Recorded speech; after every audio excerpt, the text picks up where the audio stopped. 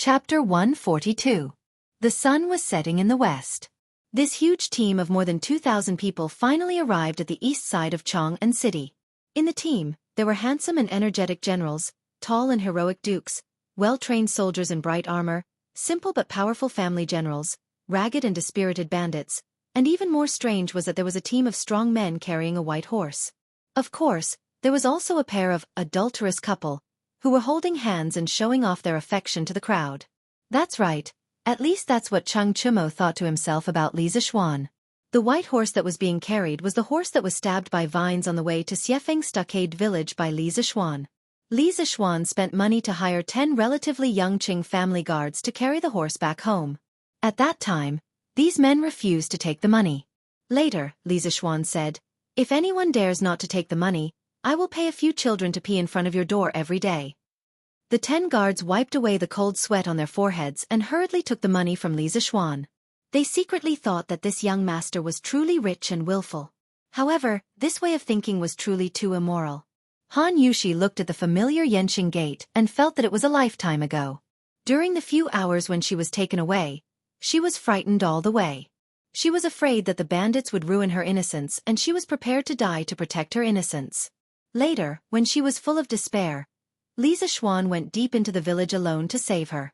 She really did not expect that she could be saved so quickly. After all, Xiaofan stockade village was in the wilderness. It was not easy to find it in such a short time. Thinking of this, Han Yushi could not help but hold his hand tighter, as if this would make her feel safer. They were about to enter the city. Han Yushi did not intend to let Li Zixuan let go of her hand. Although it was embarrassing to be pointed at by so many people, she thought that since the young master liked to hold her hand, then let him hold it. If others liked to say it, then let them say it. She was the young master's woman for the rest of her life. Even if the young master wanted her to die now, she was willing to do so. Holding hands was a small matter, and she could just follow the young master's temperament. As for Li Zixuan, ever since this fellow held Han Yushi's smooth and soft little hand, he could not bear to part with this wonderful touch. Today, he had finally won Han Yushi's hand with great difficulty, so he could not bear to let go. If he wanted to hold her hand, he would hold her hand for a lifetime. It had to be said that after experiencing life and death, Han Yushi and Li Zixuan's attitude towards each other had changed greatly. When the citizens of the city saw such a complicated and strange team, they couldn't help but discuss among themselves. "Io, where did so many troops come from? It's been a long time since I've seen so many troops move out together." "I don't know. It looks like the Featherwood Guard. Could it be that there's a war somewhere? Hey, why did the Featherwood Guard send so many people? Do you think these people are bandits? I think they are quite similar. Hey, isn't that Duke Lu? There's also Duke Yi and Duke Wu. Heavens, where are these bandits so powerful that they can even alarm these dukes to personally suppress the bandits? Hey, who said they weren't? These bandits really don't have eyes. How can they casually provoke these people in Chang'an City?" When Song Tiandao heard these people's discussion, he felt so wrong that he was about to cry. Was he willing to provoke the Featherwood Guard, Chang Yaojin, and other big shots? How could he know that a little country girl would have such great power behind her? Song Tiandao was now cursing Master Xiao in his heart. If it weren't for him, he would still be the head of the carefree camp in the mountain stronghold. As a result, not only did he not get the 3,000 string of cash, but he also became a prisoner. Thinking about how Li Zixuan was alone among thousands of people in the mountain stronghold, as if he was in a no-man's land. With a long sword, he killed people like cutting melons and vegetables. Thinking of this, Song Tiandao felt goosebumps all over his body. This was not something a 14 or 15-year-old child would do. This was much more ferocious than the authentic bandits. Song Tiandao looked at Chang Yaojin, Qin Qiong, and other big shots in front of him, and then secretly glanced back at Li Zixuan who was talking about love. He couldn't help but feel despair in his heart. He didn't know what kind of cruel punishment was waiting for him. "Yushi, let's go to the Imperial Medical Department to see Uncle Zhang first, and then turn back home." Li Zixuan thought about it and suggested. The main thing was that he was now injured all over. When he went back, his mother would definitely be distressed. Moreover, she might even resent Han Yushi because of this. After all, her son was seriously injured in order to save her. Li Zixuan was sure that according to his mother's personality, this kind of thing could really happen. In order to avoid affecting their relationship, Li Zixuan decided to go to the Imperial Medical Department to see Old Hu first, treat his wounds, and change his clothes before going home. Han Yushi didn't know that Li Zixuan had secretly thought so much for her. Hearing this, she raised her head and said, "Young master, you're going back so late. Will master and madam be worried? Why don't you go home first while Yushi goes to see Uncle Hu?" Li Zixuan smiled and said, "It's okay. I'll send someone back to report that I'm safe." He brought Han Yushi to the front of the group, bowed to Qin Qiong, Chang Yaojin, Yuqi Jingda, and Niu Jinda, and said sincerely, "I thank all of you for your help today. In 2 days, I will hold a banquet at the Drunken Immortal restaurant. I will use the strongest wine and the most delicious dishes to entertain all of you." Chang Yaojin laughed loudly and said, "Haha, good boy, I like hearing these words." Yuqi Jingda and Niu Jinda nodded with a smile. Although part of the reason they came today was because of Li Zixuan, it was mainly because of Qin Qiong. Qin Qiong smiled and said, "Little Xian, you don't have to be so polite to me.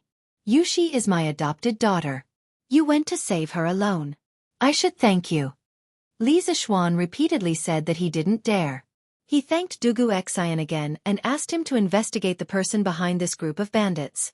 Then he bid farewell to Qin Qiong and said, "Uncle Qin, I'll bring Yushi to the Imperial Medical Department to see Uncle Hu first." Qin Qiong nodded and said solemnly, "Speaking of which, this Hu Hanyun was injured because of Yushi. It's already late today, so I won't go over. Little Xian, you have to thank him on my behalf. I'll visit him personally another day." Li Zixuan replied, "Don't worry, Uncle Qin. I will." Qin Qiong looked at Han Yushi and said, "Yushi, you have to visit your adoptive mother tomorrow. She has been talking about you. When she heard that something happened to you, she was worried sick at home." Han Yushi bowed and said, "Yes, adoptive father. Yushi will definitely visit adoptive mother tomorrow." Qin Qiong smiled and waved his hand. He said kindly, "Good child, quickly go to the Imperial Medical Department." Chapter 143. "Uncle Hu, are you all right?" Li Zixuan and Han Yushi came to the Imperial Physician's office and asked about Old Hu's room. They pushed the door open and entered. They saw that Hu was indeed serving Old Hu, who was wrapped up like a dumpling, medicine. He quickly walked over and asked. When Old Hu saw Li Zixuan come in, he quickly pushed the medicine bowl away and smiled at Li Zixuan. "Young master, you're here. I'm here today to thank you for helping Zhenjing and Zhenjing find a miracle doctor. Sai, it's great that you saved the Han family's girl so quickly. Otherwise I, Old Hu, would never have the face to return to the Han family village." Hearing this, Han Yushi said with red eyes, "Uncle Hu, please don't say that. It's all Yushi's fault that you're so seriously injured. If anything happens to you, Yushi won't have the face to see Aunt Lu." Old Hu said indifferently, "Sai, this injury is nothing. When I was fighting in the early years, I was injured more seriously than this several times, but I'm still fine. Han girl, young master, don't worry. I, Old Hu, have a tough life." "What do you mean by fine? You broke 12 bones and lost more than half a liter of blood. If your injuries were more serious, I'm afraid you would have died." At this moment, Sun Simiao walked in and said angrily. Behind him, Hu Zhan, who had a white cloth wrapped around his eyes, followed. When Old Hu heard Sun Simiao scolding, he laughed embarrassedly and didn't say anything else. Patients were always in awe of doctors. Seeing Sun Simiao come in, Han Yushi bowed to him. Then, she went to pull Hu Zhan to the side. Li Zixuan stood up and cupped his hands to Sun Simiao. "Daoist son, is Uncle Hu's injury serious?" He was shocked when he heard Sun Simiao say that it was so serious. He secretly thought that Old Hu was really tough. If it were someone else with such a serious injury, they probably wouldn't have been able to hold on. Sun Simiao said with a serious expression, "The injury is very serious. I'm afraid it will take at least 3 months to recover. Xiao Xian, your injury isn't light either. I'll get someone to bandage it for you first." Li Zixuan breathed a sigh of relief. As long as they were fine, everything was fine. He nodded and said, "Thank you, Daoist Sunday." Sun Simiao summoned 2 doctors from the Imperial Physician Department. He planned to clean and bandage Li Zixuan in this room. Han Yushi quickly brought Hu out of the door. Taoist son. How is your illness? Inside the room, Li Zixuan gritted his teeth as he endured the doctor's bandaging while looking at Sun Simiao, who was examining Old Hu's injuries. If it weren't for what happened today, he would have come to see Sun Simiao treat Hu Jing and his younger brother in the morning. In the end, he didn't come. Instead, he sent Old Hu over. It could be said that the family of three was reunited in the Imperial Medical Department. Sun Simiao replied, as expected, Hu is only born with a stutter. He is not mentally retarded. I will perform acupuncture on him for a few days and prescribe him some special medicine. In less than 10 days, he should be able to speak fluently. Li Zixuan looked at Hu Jing next to him with joy. The little fatty scratched his head and smiled gratefully at him. Sun Simiao continued, As for Hu Jing, alas, this child was born with a natural blockage in her Tong Zi Chong acupoint and Qingqi acupoint. I previously performed acupuncture on her, but I didn't manage to open these two blocked acupoints. I can only supplement it with herbs and acupuncture. Old Hu, who was lying on the bed, said worriedly, Dr. Sun, can my daughter's eyes be cured? This child can't see at such a young age. What will she do in the future? Sun Simiao thought for a moment and nodded. It can definitely be cured.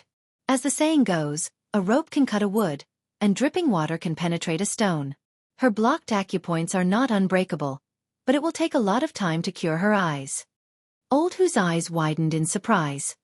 He pleaded excitedly, Dr. Sun, please save my daughter. I beg divine Dr. Sun to save my daughter. This child has suffered too much since she was young. Every time I see this child's eyes, I, Old Hu, feel heartache. As long as you can help my daughter see the light again, I, Hu Han Yun, am willing to do everything I can and serve you for the rest of my life. Li Zixuan also said, Priest Sun, since this child's eyes can be cured, please help. You can use whatever herbs you need. All the expenses will be on me. Old Hu said in surprise, Young master, how can I do that? Sun Simiao patted Old Hu on the shoulder with a smile and said, Why not? Xiaofan is so rich. Who else can pay for him? Don't worry. How can I not save a dying child? This penniless Taoist will definitely save this child. Old Hu said happily, Thank you, Dr. Sunday. Thank you, young master. Sun Simiao nodded and said, It's just that it will take a long time to cure this child's eyes, and I have to do acupuncture every day without stopping. But I can only stay in Chang'an for a month. If you want her to see the light again, this child must leave Chang'an with me in a month. After her eyes are cured, I will send her back to Chang'an. Old Hu lowered his head and thought for a moment. Sun Simiao was really a person of virtue and prestige. If his child went with him, he should be at ease. So he cupped his hands and said, Then I will leave my daughter to you, Priest Sunday. I can't repay your kindness. If you need me in the future, I will not hesitate. Li Zixuan suddenly remembered a conversation with Hu Jingjing. He suddenly had an idea and said to Sun Simiao, Priest Sun, since she will follow you from now on, why don't you teach her some medical skills? I have talked with her before and found that this child is quite interested in medical skills. You have cured countless people in your life, but your strength is limited. Why don't you teach a few disciples and pass down your medical skills so that more people can benefit? Hearing this, Sun Simiao's eyes lit up. He stroked his beard and said, This child is indifferent. She is quite suitable to learn medicine. I will teach her some basic medical knowledge in the next 2 days. If this child is really talented, I will accept her as my disciple. Old Hu said happily, Thank you, divine doctor. Sun Simiao was the best doctor in the Tang Empire. If his daughter learned medicine from him, she would have another survival skill in the future. This was a great kindness. After half an hour, Li Zixuan's wounds were all bandaged. Sun Simiao asked someone to send a clean set of clothes. Li Zixuan changed hastily and went out to find Han Yushi, planning to go home. Han Yushi saw that Li Zixuan's clothes were messy and hurried over to help him tidy up his clothes. This ambiguous posture made Li Zixuan's index finger twitch. If it wasn't for the wrong place, he really wanted to do this girl. Sun Simiao coughed dryly behind her. Han Yushi hurriedly helped Li Zixuan tidy up his clothes. Li Zixuan looked and found that from the outside, it was impossible to tell that he had been injured today. Only then did he nod his head in satisfaction. Old Hu's injuries were too serious and it was inconvenient for him to move. who actually had to stay by Sun Simiao's side recently. As expected, who had to stay in the Imperial Medical Department to take care of her father. Therefore, when they returned, only Li Zixuan and Han Yushi were with them. Chapter 144. Yongla Lane. Li Residence. Ever since Li Zixuan returned to his room in the morning with his sword and left on his horse, the entire Li residence was in chaos. When the servant girl returned to the east courtyard and reported what had happened to Madame Li almost fainted from shock. She hurriedly sent someone to invite Li Jingma back from the West City. When Li Jingma returned, he heard that Han Tianhu's daughter had been taken away and that his son had disobeyed the imperial decree and gone to the village alone to save her. He was so angry that his face darkened. He couldn't help but curse. This unfilial son. Ouch! Who are you calling an unfilial son? Our son is in danger now. As his father, you don't think of a way to save him. Instead, you're making sarcastic remarks. Are you Xian Er's father or not? Mrs. Li was already anxious. Now that she heard her husband scold her precious son as an unfilial son, how could she hold herself back? She used the 9-yin white bone claw to viciously vent her anger on Li Jingma's waist. When Li Jingma heard the second half of his wife's words, his already dark face became as dark as the bottom of a pot. However, due to his wife's many years of power, he didn't dare to say anything. He could only wave his hand and say, "Madam, calm down. Your husband will think of a way right now." Humph. Madame Li released her hand hatefully. Li Jingma rubbed his waist as his mind raced to think of a way. His unfilial son's words were of course words spoken in anger. His concern for his son was no less than his wife's. "Madam, don't be anxious. Your husband will personally go to Duke Lu's residence to ask for help. Duke Lu treats Xian Er like a nephew. He is also a veteran who has led troops for many years. He will definitely be able to save Xian Er." Li Jingma thought about it and felt that this was the only way at present. Madame Li said anxiously, "Then go quickly, master." Li Jingma nodded and spurred his horse out the door. An hour later, Li Jingma returned. "Master, how is it? Is Duke Lu willing to save Xian Er?" Madame Li asked as soon as Li Jingma entered. Li Jingma handed the reins to the servant and said to his wife, "Madam, I just went to the house of Duke and didn't run into Duke Lu. The servants in their house said that Duke Lu and Duke Yi brought their family to save Han Yushi and Xian Er." Madame Li said in pleasant surprise, "That's great. Master, with Duke Lu and Duke Yi taking action, our Xian Er won't be in any danger, right?" When Li Jingma saw his wife looking at him expectantly, he hurriedly nodded affirmatively and comforted her. Of course, High Duke Lu and High Duke Yi were both great generals who could fight against 100 men on their own back in the day. The two High Dukes didn't even take a few bandits seriously. On the way back, I heard that His Majesty had sent 1,000 Yulin guards to assist Xian Er in exterminating the bandits. "Madam, don't worry. Xian Er will definitely be fine." Madame Li was slightly relieved. When she heard the second half of Li Jingma's words, she said in disbelief, "Master, Xian Er defied the imperial edict and didn't answer the summons. Not only did His Majesty not punish him, he even sent troops to help Xian Er. What's the reason for this?" Li Jingma was also somewhat bewildered. He shook his head and said, "I don't know. Let's just wait for Xian Er to return safely." The couple waited for half a day. During this time, Lawner and Iron Egg also heard about this matter. Although the two little ones were anxious, this was an adult matter and they couldn't help much. Thus, the two children stayed in the front hall and waited with Li Jingma and his wife. The servants in the house also noticed that the atmosphere in the house wasn't right today. Every one of them was extremely careful, afraid that they would make a mistake. In the evening, Sanbao rushed in and said excitedly, "Master, Madam, the Yulin guards have already entered the city. Young Master and young Miss Yushi are inside and will probably be back soon." Madame Li stood up excitedly and looked at Li Jingma. She said in a trembling voice, "Master, Xian Er is back. Xian Er is back." As she spoke, she couldn't help but cry. Although Li Jingma comforted her that her son would be fine, she had waited for so long without seeing her son.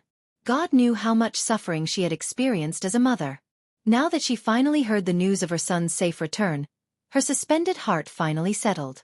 Li Jingma patted Madame Li's shoulder lightly and said with a smile, "Madam, you don't have to worry now. I said before that Xian Er will be fine." At this time, Lon also cried out happily. Mother, don't cry. Lon knows that Big Brother is the best. He will definitely be fine. Iron Egg heard that his sister and young master were fine, and he couldn't help but breathe a sigh of relief. After waiting for half an hour, what they waited for wasn't Li Zixuan, but their family's white horse. Madame Li asked the horse carriers where Li Zixuan went and was told that Li Zixuan and Han Yushi had gone to the Imperial Medical Department to visit Hu Hanyun. When Madame Li heard this, she was secretly annoyed at her son's thoughtlessness. He didn't even know to come back and see his parents first. It wasn't until nightfall that Li Zixuan led Han Yushi back home. Lon was the first to run over. She held Li Zixuan's hand and asked, Big Brother, are you okay? Lon and Mother were worried sick. When Li Zixuan heard this, he patted Lon's head with heartache and said, Big Brother is fine. Madame Li and Li Jingma also walked out at this time. Madame Li hurriedly stepped forward and held Li Zixuan's arms with both hands. She carefully examined Li Zixuan's body for a while before saying, Xian, are you hurt? Li Zixuan hurriedly pretended to be relaxed and said, Mother, I'm not hurt at all. Don't worry, I've learned martial arts for so many years. I'm very powerful. Lon interjected, Mother, you see, Lon already said that Big Brother's martial arts are the best. He'll definitely be fine. At this time, Iron Egg ran over to greet Li Zixuan first. Then he went to Han Yushi's side and asked softly, Big sister, are you okay? Han Yushi shook her head and whispered, Big sister is fine. At this time, Madame Li looked at Han Yushi with a complicated expression. Every mother was selfish when it came to their children. She did like Han Yushi before, but today, her son was in danger because of her. Madame Li's heart more or less had a knot in it. Miss Han, it's good that you're okay. Madame Li thought for a long time, but still said this in a neutral tone. Han Yushi's pretty face turned pale when she heard these obviously distant words. She immediately realized that Madame Li had distanced herself from her because of what happened today. She was so anxious that tears almost rolled out. She held back her sadness and hurriedly bowed down. Madam, it's Yushi's fault.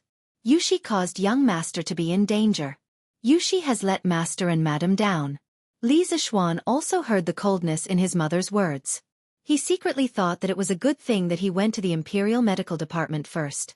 Otherwise, if he came back covered in blood, wouldn't his mother turn the sky upside down? He quickly went over to help Han Yushi up and said to his mother, Mother, you can't blame Yushi for this. Those bandits kidnapped her mainly to get the formula for our family's new wine from her. In fact, it's still my fault. If I didn't ask Yushi to help me brew wine, she wouldn't have gone through this disaster now. On the way back, Han Yushi told Li Zixuan everything that had happened during the time when she was captured. When Madame Li heard Li Zixuan's words that were obviously protective of Han Yushi, she couldn't help but roll her eyes at her son. She thought to herself that her son had forgotten his mother when he had a wife. She couldn't help but say unhappily, Mother didn't blame Yushi. Why are you in such a hurry to jump out and say this? Actually, she just had a knot in her heart. She didn't really have a problem with Han Yushi. Li Jingma saw that the atmosphere was awkward, so he quickly coughed dryly and said, Cough cough Shen, Yushi, you haven't eaten yet, right? Don't stand here.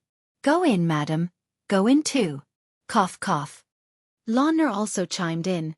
That's right, mother. Hurry up and eat. Lon didn't even eat lunch.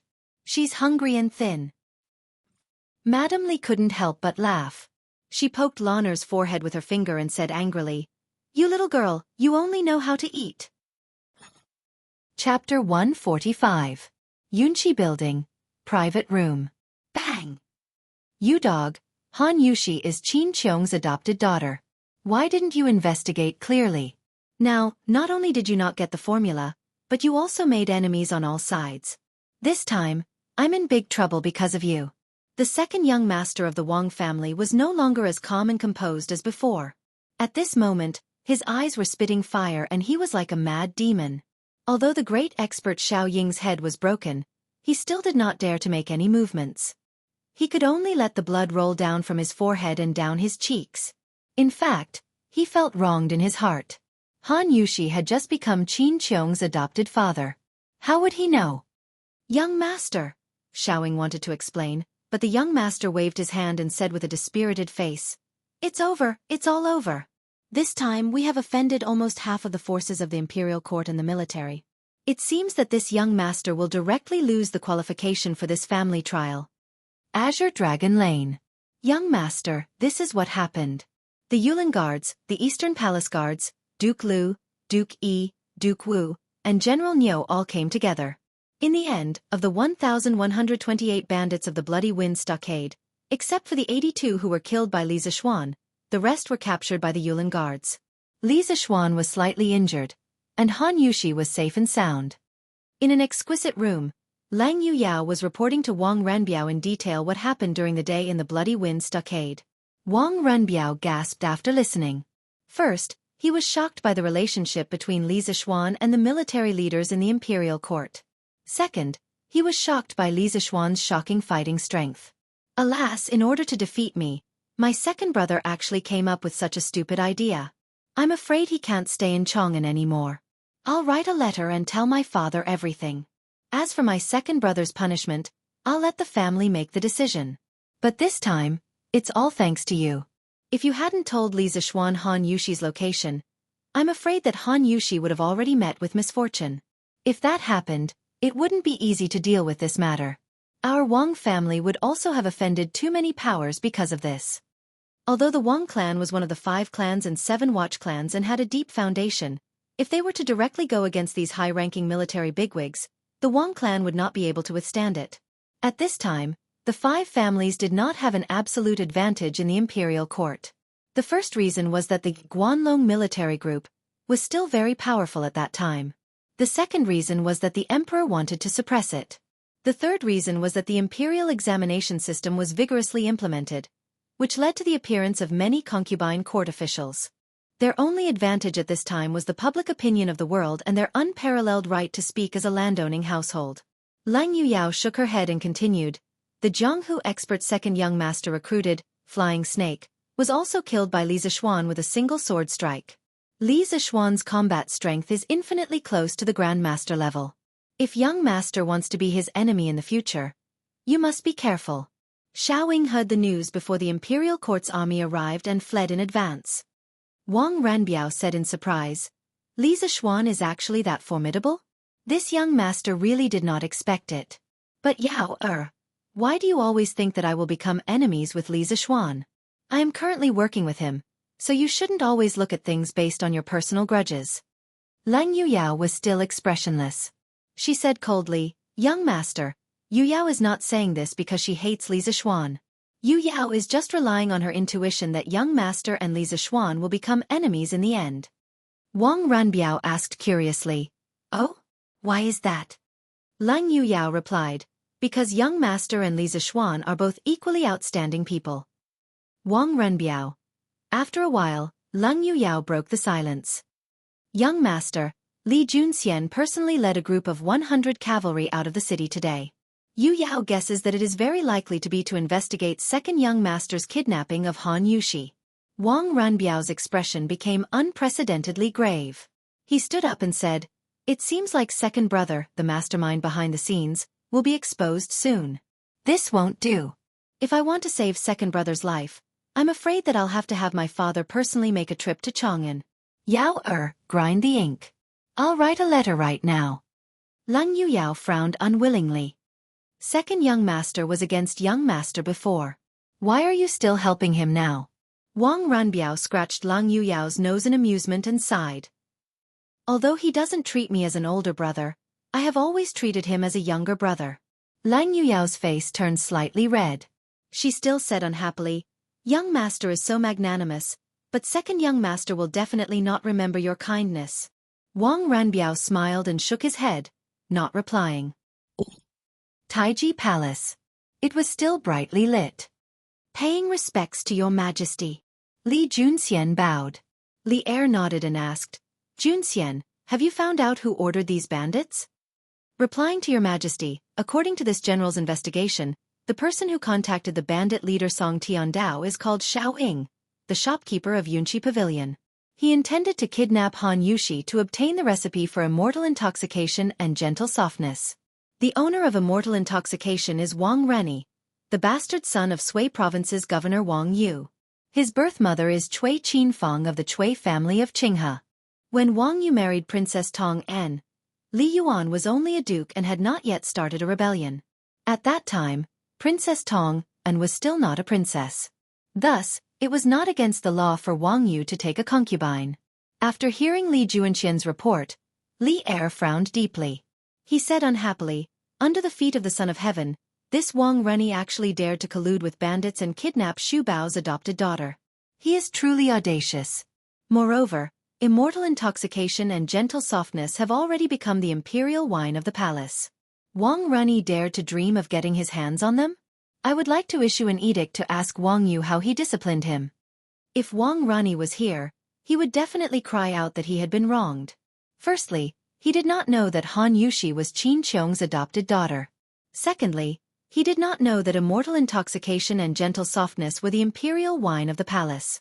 If he had known either of these points, he would definitely not have done so. This was completely a disaster caused by the lack of information. Tonight, Chang'an City was not peaceful. Those who were observant would be able to find out what had happened during the day. Thus, those who had hedonistic sons were all taught not to offend the girl called Han Yuxi. Of course, they could not offend Li Zishuan either. The military forces supporting them were simply too powerful. Yongla Lane. Li Mansion. This place was filled with laughter. Li Zishuan did not even have time to eat lunch. Later on, he had used up so much energy that he was so hungry that his chest was sticking to his back. Now that he saw a table full of delicious food, how could he endure it? Not long later, he was full to the point of groaning.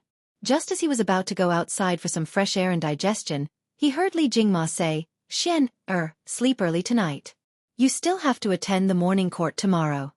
Li Zishuan opened his eyes wide in disbelief. "Father, why do I have to attend the morning court?" If he attended the morning court, he would not be able to sleep in. He did not want to attend the morning court. Li Jingma said angrily, "His Majesty sent someone to pass on a message this afternoon. He wants you to attend the morning court tomorrow. You have to go this time.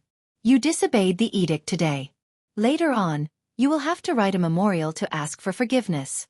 Go and ask for forgiveness tomorrow." Li Zishuan was dumbfounded. Chapter 146. Li Residence. Study. Xian, why are you looking for me? Why are you being so secretive? After dinner, Li Zishuan quickly invited his mother to the study while everyone else went back to their rooms to rest. Li Zishuan smiled as he poured a cup of tea and handed it to Mrs. Li. "Mother, have some tea." Mrs. Li looked at her son suspiciously but still took the teacup. She took a sip and asked, "Xian, why are you looking for me? Tell me." Li Zishuan laughed dryly. "Hee, mother, look at what you're saying. Can't I chat with you if I have nothing to do?" Mrs. Li rolled her eyes and said in disbelief, "TSK, do you think I don't know you? You've been back for so long, and when have you ever chatted with me? If you have something to say it quickly." Li Zishuan was embarrassed. No one knew him better than his mother. He said awkwardly, Mother, what do you think of Yuxi?" Mrs. Li replied in confusion, "She's okay." "What's wrong?" Li Zishuan scratched his head and said embarrassedly, "That mother, I want to. Mrs. Li saw her son's shy and stuttering look. She thought for a moment and immediately understood. She couldn't help but find it funny. She had just told her husband about this a few days ago. She had already been looking for a matchmaker to arrange this matter. She didn't expect her son to be so impatient. Mrs. Li deliberately teased, "Xianner wants to get married?" Although Li Zishuan was a little embarrassed, if he didn't step forward to arrange this matter, was he going to wait for Han Yuxi to bring it up? Li Zishuan couldn't do such an irresponsible thing. Mother, I want to marry Yuxi. What do you think?" Mrs. Li was relieved. This blockhead of a son was finally enlightened. You. Mother has already arranged this matter for you. In a few days, a matchmaker will go to Han Tianhu's house to propose marriage." Mrs. Li smiled. Li Zishuan opened his mouth in surprise. "Mother, how did you know?" Mrs. Li said unhappily, "Mother carried you for 10 months and gave birth to you.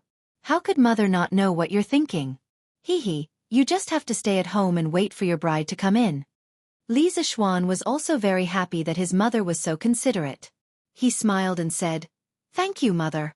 Thinking that her son was about to have a family and start a career, Mrs. Li was truly happy. She got up and said with a smile, "Well, look at how proud you are. Go back and rest. You still have to go to the morning court tomorrow." After Madame Li finished speaking, she went out with a smile. The next day, after the bell and drum of Chang'an City had been struck 4 times, the lights in the Li mansion began to be lit one by one. The maids and servants were busy lighting the fire and boiling water, preparing to wash their masters and make breakfast. The groom washed the horse clean. Li Jingma and Madame Li hurried back and forth, not daring to be careless in the slightest. Today was their son's first official appearance in court. Last time, Li Zixuan had been summoned by Li Er to denounce him for his crimes, not to have an official appearance. Li Zixuan was still asleep when he was pulled up. Mrs. Li gave Xiao He a strict order. The little girl ignored Li Zixuan's muddle-headed complaints and wiped his face and brushed his teeth. The bitterness of the willow branches didn't drive away Li Zixuan's sleepiness. He put on the official uniform and the golden crown. He was underage, so he couldn't wear the official hat. He changed into thin deerskin boots and fastened the ceremonial sword to his belt. He came to the front hall and ate a big bowl of porridge hastily. He felt a little less sleepy, so he checked his equipment again. Under the gaze of the whole family, he got on the horse and went out. It was about 4 o'clock in the morning, and it was not yet time to open the doors.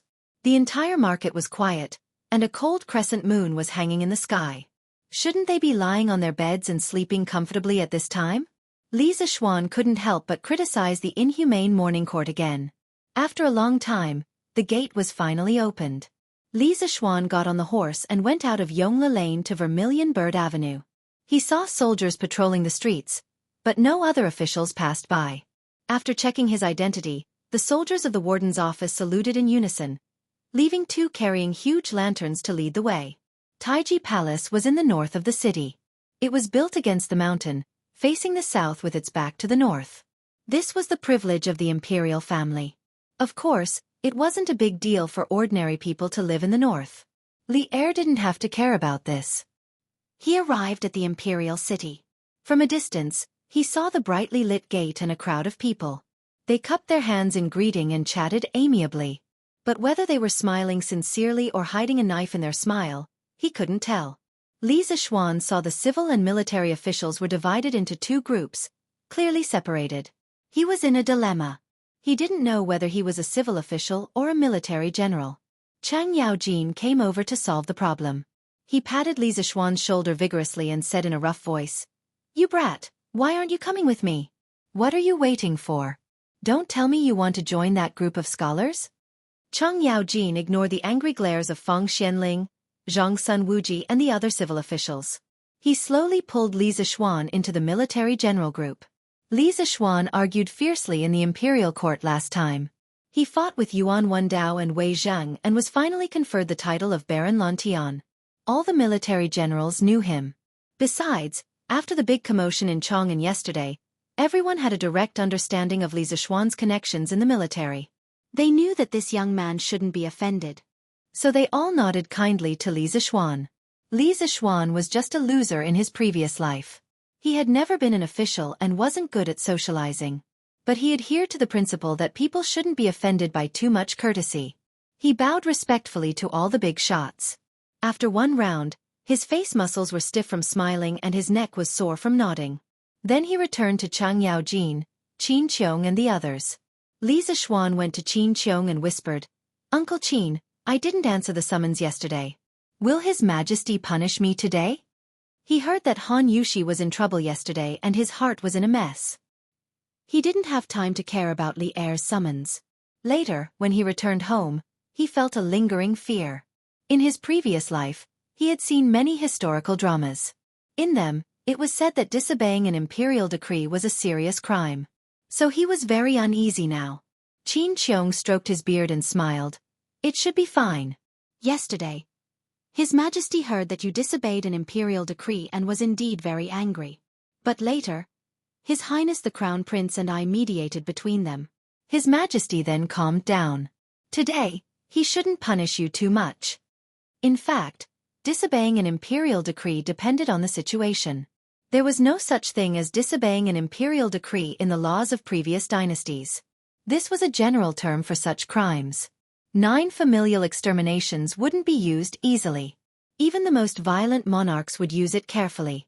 If disobeying an imperial decree was disobeying an imperial decree, then there wouldn't be an immortal poet who said that he was a wine immortal. After hearing Qin Qiong's words, Li Zishuan heaved a huge sigh of relief in his heart. He secretly praised Li Chengqian, this brother, and Qin Qiong, this elder, for being too reliable. He bowed deeply to Qin Qiong and thanked him. "Many thanks, Uncle Qin." Qin Qiong waved his hand and didn't care. At this time, a servant came forward and shouted, "Go to court." The officials immediately quieted down and lowered their heads. They carried the imperial decree and slowly entered Taiji Palace. Chapter 147. Following the crowd, Li Zishuan entered the Taiji Palace. It was his first time attending the court, so he didn't know where he should stand. Adhering to the principle of not standing out, he quietly hid at the back of the army, where there was a big pillar. After the officials greeted Li Er, the deacon eunuch announced, "If there's something to report, the court is dismissed." The morning court officially began. The first one to stand out was Feng Xianling. Old Feng spoke a lot of words. Li Zishuan listened for a long time before he understood the general idea. The general idea was that the people of Jinzhou, Bazhou, Chenzhou, Luozhou, and other provinces far away from Chong and had heard that a better plough had appeared near Chong'an. They had gathered at the local government office to petition for the court to give some of the curved ploughs to them. Li Er waved his hand and ordered the Ministry of Works to increase production and promote the curved ploughs to the whole country. Li Zishuan listened for a while and felt a little sleepy. He had woken up too early in the morning. He secretly glanced around and saw that no one was paying attention to him, so he leaned against the red pillar behind him and took a nap. At the same time, he couldn't help but feel lucky that he had chosen a good position. This feeling was just like when he was in university. He always sat at the back, and the teacher didn't notice him. It had to be said that Li Zishuan's action was quite confusing. He leaned against the pillar, hugged the table, arched his back, and closed his eyes to sleep. From afar, he looked no different from the other officials. After a while, he fell asleep. Li Zishuan had a strange dream. He dreamed that he was back in university, back in the classroom. On the podium was the beautiful advanced mathematics teacher who had taught him before. She was talking about the Taylor series, which troubled Li Zishuan the most. Strangely, his girlfriend was sitting next to him. After all, his girlfriend and he were not in the same school. In the dream, Li Zishuan didn't raise any questions about this. He held his girlfriend's hand and leaned over the table to chat with her in a low voice. As they chatted, they even started to play kissing in class. Li Zishuan, get up and expand this function into a Taylor series. The teacher slammed the table and yelled at Li Zishuan. Li Zishuan quivered and was immediately startled awake. Lord Li, His Majesty is calling for you. Quickly wake up and let go of my hand." When Li Zishuan opened his eyes, he saw a military official with a face full of pimples and wearing a green robe beside him. The military official was calling him to wake up in a low voice, and at the same time seemed to be pulling his hand. Li Zishuan was shocked.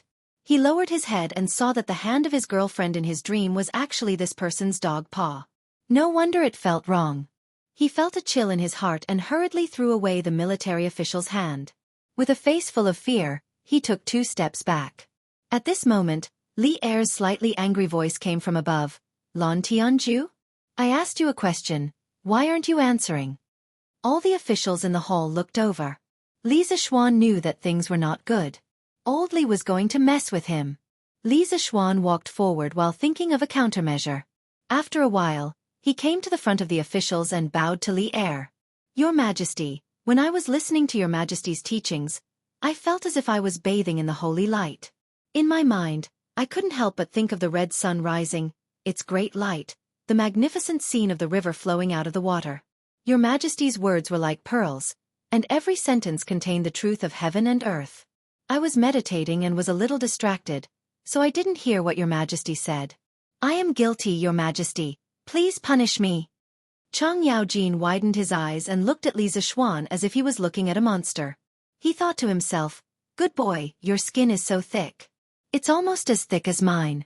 Qin Qiong turned his face away and pretended not to know this shameless junior. Li Chengqian, who was standing below Li Er, didn't know whether to laugh or cry as he looked at his good brother. This was the first time he saw Li Zixuan being so shameless. Some of the civil officials were shocked, but most of them were indignant. Scholars valued integrity. As a baron of the Great Tang, Li Zixuan actually flattered Li Er in such a blatant manner to cover up his crime. This was too shameless. He could be called a treacherous traitor. Li Er's face darkened. He had clearly seen the little movements of Li Zixuan and that military official from his seat above. He had not expected that Li Zixuan would come up with such blatant lies, his mouth full of nonsense. Moreover, he could make the matter of sleeping in court sound so fresh, refined, and reasonable. In the entire Great Tang, perhaps only this brat could do such a thing? Shut up! Li Er angrily slapped the dragon table and pointed at Li Zixuan. He was burning with anger, but he didn't know how to reprimand Li Zixuan. Li Er took a few deep breaths and calmed himself down. Then he said again, "I just said, Lord Lantian, you disobeyed the imperial decree yesterday. What should be your punishment?" Qin Qiong had already told him about this matter. Li Zixuan already had an idea in his heart. Li Er was probably trying to scare him. Li Zixuan pretended to be terrified and bowed down. "Your Majesty, I am young and inexperienced. I didn't know the severity of the matter and was confused for a moment. I made a big mistake. Your Majesty, please punish me." "All right, I'm only 14 years old. I'm young and don't know any better. You are the emperor, you can't be so calculative with a kid, right? Moreover, as to why I disobeyed the imperial decree, I'm sure you know the reason better than anyone." Li Zixuan thought to himself. This was the advantage of being young. Li Er choked on Li Zixuan's words. It was rare for someone to be conferred a title at the age of 14. After experiencing so many things, Li Er had almost forgotten Li Zixuan's true age. The matter of disobeying the imperial decree, there is a reason for it. I can temporarily not pursue it. Li Zixuan quickly thanked him. "Thank you, Your Majesty, for your kindness." Li Er said in annoyance, "Don't be in a hurry to thank me.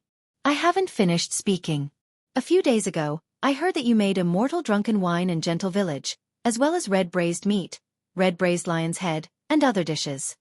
When Li Er said this, some of the officials in the hall couldn't help but swallow their saliva. It was obvious that these people had eaten the new dishes and drunk the new wine of the drunken immortal restaurant. When Li Er mentioned this, although his mouth was a little greedy, he still continued to speak with a serious face. "As a baron of a country, you don't do proper work. Instead, you spend all your time studying, eating and drinking. What a scandal." A few days ago, the Imperial College's mathematics doctor, Lu Qingshan, retired. I originally planned to let Su Hongji teach on his behalf, but Mr. Su wrote a letter saying that your mathematics ability was above his and recommended you to teach.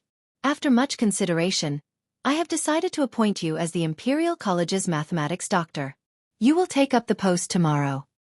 Li Zixuan was immediately dumbfounded. Letting him teach a group of hedonistic brats, wasn't this a scam? How could this be more comfortable than being an otaku at home and hugging his goddess? Old Li couldn't bear to see him idle. Your Majesty, this official's talent is shallow. I'm afraid I can't take on this heavy responsibility." Li Zixuan weakly protested. Li Er waved his sleeves and said decisively, "Stop talking nonsense. If I tell you to go, then go. Do you still want to disobey the imperial decree?" After he finished speaking, he stared at Li Zixuan with a murderous gaze. Li Zixuan felt Li Er's deep malice and full of threat. He secretly scolded Li Er for not talking about human rights and democracy and for forcing women into prostitution. This official obeys the imperial decree. All right, the arm can't win against the thigh. Li Zixuan could only admit defeat. Only then did Li Er nod his head in satisfaction. He looked at the group of civil officials and said, "Chancellor Kong, from now on, Li Zixuan will be supervised by you at the Imperial College. If this person is lazy, late, or leaves early, inform me. I will deal with him." An elegant white-haired old man walked out and bowed. This old official obeys the imperial decree. Li Zixuan secretly wiped the cold sweat from his forehead. Not only did old Li give him work, he even sent an old man to be his supervisor. The imperial court schemes are deep. I have to go back to the countryside. I can't live like this anymore. Chapter 148. Imperial Palace. Taiji Palace. Li Zixuan, who felt that there was no more joy in life, wanted to return to his original position but was interrupted by a cold snort from Li Er. He obediently walked to the position that Li Er pointed to, which was the 6th row of the civil officials. In front of him stood Chancellor Kong, who had previously stepped forward to answer. Li Zixuan guessed that this Chancellor Kong should be Kong Ingda. This little old man was quite famous in the Tang dynasty. Li Zixuan had heard of him in the future. The morning court session was still going on. Li Zixuan stood there listlessly with his head drooped as he listened to the various big shots tear each other apart. Although the battle was intense, he was not interested in it at all. This kind of scheming imperial court really did not suit him. There was no table in front of him to lie down on and no pillar behind him to lean on. Standing in this awkward position, Li Zixuan could not fall asleep even if he wanted to. After waiting in a daze for nearly 2 hours, the morning court session finally ended. Li Zixuan could not help but want to look up to the sky and howl. It finally ended. After moving his sore thighs and rubbing his hungry stomach, Li Zixuan followed the civil and military officials out of the main hall and prepared to go home to eat. He saw that the person walking in front of him was Kong Ingda. He thought that in the future, he would be going to the Imperial College to teach. This old man was equivalent to the principal of the Imperial College. In order to ensure that he would not be bullied in the future, he had to pay his respects and build a good relationship with the leader. Chancellor Kong, please wait. When Kong Ingda heard someone calling him, he slowed down his footsteps. Li Zixuan quickly walked forward and cupped his hands. This little one greets Mr. Kong. Mr. Kong has abandoned the regional prejudice of the southern and northern schools. Mr. Kong is a famous scholar of the present age. This little one has admired Mr. Kong for a long time. This little one feels extremely honored to be able to work under Mr. Kong in the future. As the saying goes, flattery never fails. Li Zixuan came up and started to flatter Kong Ingda. However, Kong Ingda had experienced the vicissitudes of life and was indifferent to fame and fortune. Li Zixuan's flattery had no effect on him. He looked at Li Zixuan with his wise eyes and said with a smile that was not a smile. If this old man remembers correctly, Lan Tianjue should belong to the Taoist lineage, right? Why would he admire our Confucian culture? Li Zixuan almost choked to death in an instant. He secretly thought that this old man was not an easy character to get along with. He laughed dryly and said, "Master, I'm afraid that you are mistaken. So what if it's Confucianism or Taoism?" Back then, Kong Shi eliminated the views of the Confucian school of scripture and the Taoist school of thought and selected the best school of thought from the various schools of thought. Thus, he brought an end to the various disputes that had existed since the Western Han dynasty. Later on, he abandoned the prejudice of the northern and southern schools of thought and embraced the various schools of thought. He merged the northern and southern schools of thought together and preserved the results of the Western Han dynasty. This way, the teachings of the predecessors would not disappear and the scholars of the future generations would be able to look up to him. Since Kong Shi was able to embrace different schools of thought within the Confucian school, why couldn't he jump out of the Confucian school and look at the other schools of thought with a tolerant attitude? Since ancient times, the existence of the two schools of thought is reasonable. Confucianism and Taoism have existed for thousands of years, and there are many similarities between the two schools of thought. Why can't they learn from each other's strengths and make up for their weaknesses? Li Zixuan was just speaking casually. However, as he spoke, he couldn't help but reveal some of his understanding of Confucianism and Taoism from the depths of his mind. In the memories that he inherited, he had an extremely deep impression of the Taoist school of thought. Kong Ingda had previously seen Li Zixuan flattering Li Erda without a shred of integrity in the imperial court, so he had some contempt for Li Zixuan. Hearing Li Zixuan's words now, he couldn't help but praise in his heart that this kid really had some real talent. He couldn't help but clap his hands and laugh. What a good existence is reasonable. What a good learn from each other's strengths to make up for their weaknesses. Your understanding of the Confucian and Taoist schools of thought is truly insightful. Not bad, not bad. Child, since you have such talent, why did you try to flatter the emperor in the royal court? How can a scholar not have strength of character? Seeing that Li Zixuan was a talent that could be molded, Kong Ingda couldn't help but offer a few more words of advice, hoping that Li Zixuan would realize his mistake and mend his ways. Li Zixuan sweated inwardly. It turned out that his performance in the royal court had left these civil officials with a bad impression of flattery. He couldn't help but curse these civil officials. They could have strength of character, admonishing the emperor, and leaving their name for generations to come. However, he didn't want these empty titles. He only wanted to hug his wife and live happily for the rest of his life. What did the strength of a scholar have to do with him? Master Kong, this child has just entered the royal court and isn't clear about the matters of the royal court. Today, when I was reprimanded by His Majesty, this child recalled the time when I was young and was scolded by my master for doing something wrong. This is why this child spoke without thinking. Master Kong, please don't take offense. Li Zishuan racked his brains and came up with an excuse that wasn't an excuse. Right now, I'm still a child. You big shots have the nerve to talk to me about the strength of a scholar? What kind of person was Kong Ingda? He immediately understood the meaning behind Li Zishuan's words. Only now did he remember Li Zishuan's age and couldn't help but feel a little embarrassed. He stroked his beard to alleviate the awkwardness. Cough. This old man naturally won't blame you. I just hope that when you take up a post in the Imperial College in the future, you will do your best to educate people. This old man believes that a person who can create a curved plow and bring prosperity to the people naturally has an excellent character. He finally managed to settle this new superior. It wasn't easy at all. Li Zishuan secretly let out a sigh of relief. He clasped his hands and said, "This child will remember Master Kong's teachings." Kong Ingda smiled and waved his hand, saying, "All right then. This old man will wait for Lan Tianju to take up his post at the Imperial College tomorrow." The two of them chatted for a while before parting ways. Li Zishuan wanted to chase after Qin Qiong and the others. Han Yushi was going to visit Madame Qin in the morning, so he could bring Han Yushi home while he was at it. Ever since he and Han Yushi revealed their feelings for each other, Li Zishuan always wanted to be by Han Yushi's side. Even if he didn't do anything, just looking at Han Yushi's beautiful face and feeling Han Yushi's gentle personality was also very good. However, Li Zishuan didn't allow him to be idle and always caused trouble for him. Thinking about how he was going to work at the Imperial College tomorrow, Li Zishuan couldn't help but let out a deep sigh. Just as he was about to leave the Gate of Heaven Influence, he heard someone shout from behind, "Sir Li, please wait. His Majesty has something to say." Li Zishuan's face darkened. This was too much. This was too much. What was old Li trying to do? Could he still let him go home to eat? Li Zishuan silently drew countless small circles in his heart, cursing Li Zishuan for not being able to get it up at night. Then, he calmed himself down and turned around.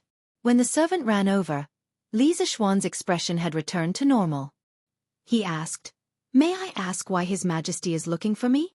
The servant took a few deep breaths and said, "Sir, I don't know. Please move, His Majesty is waiting." All right. All right. Damned feudalism. Evil imperial power is supreme. Then let's go. Chapter 149. Greetings, Your Majesty. Li Zishuan followed the eunuch to the inner hall behind Taiji Palace. He saw Li Er eating and drinking at a few tables above. Li Zishuan couldn't help but curse inwardly. If you want to eat, just eat. Why did you call me over? Do you want me to watch you eat? Li Er swallowed the food in his mouth and nodded at Li Zishuan. No need for formalities. I asked you to come because I want to show you something. You will definitely be very interested in it. With that, he asked the eunuch beside him to deliver a booklet to Li Zishuan. Li Zishuan received it with both hands and curiously flipped it open. He saw rows of densely packed words without even punctuation marks.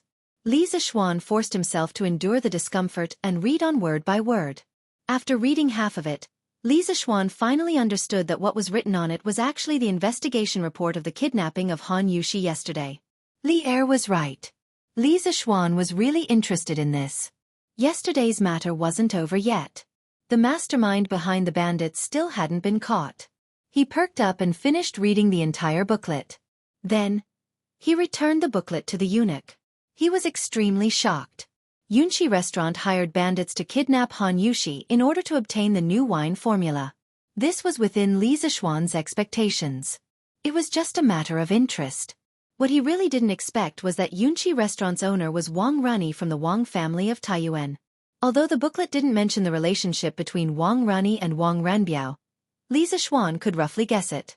The last time Wang Ranbiao came to seek cooperation, He said that the reason he came out to do business was because of a trial for his family's disciples.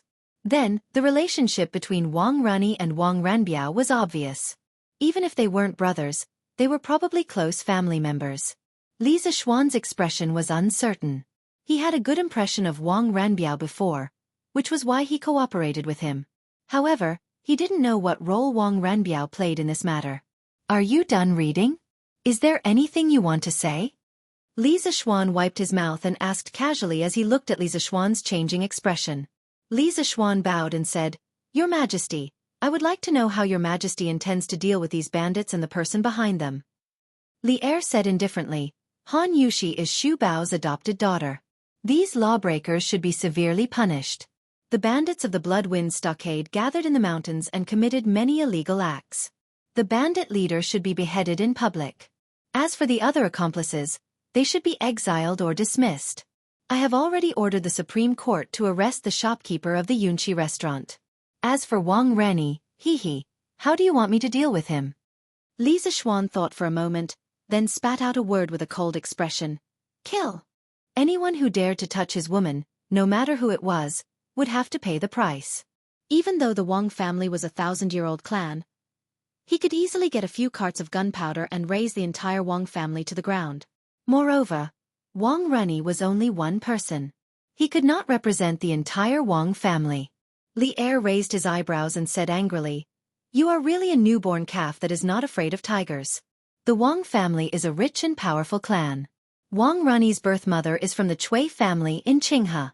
If I kill Wang Rani because of this, won't the Wang family and the Cui family fall out with me? Won't all the noble families in the world be in danger because of this? Li Zixuan was not convinced and said, Your Majesty, you are the ruler of a country.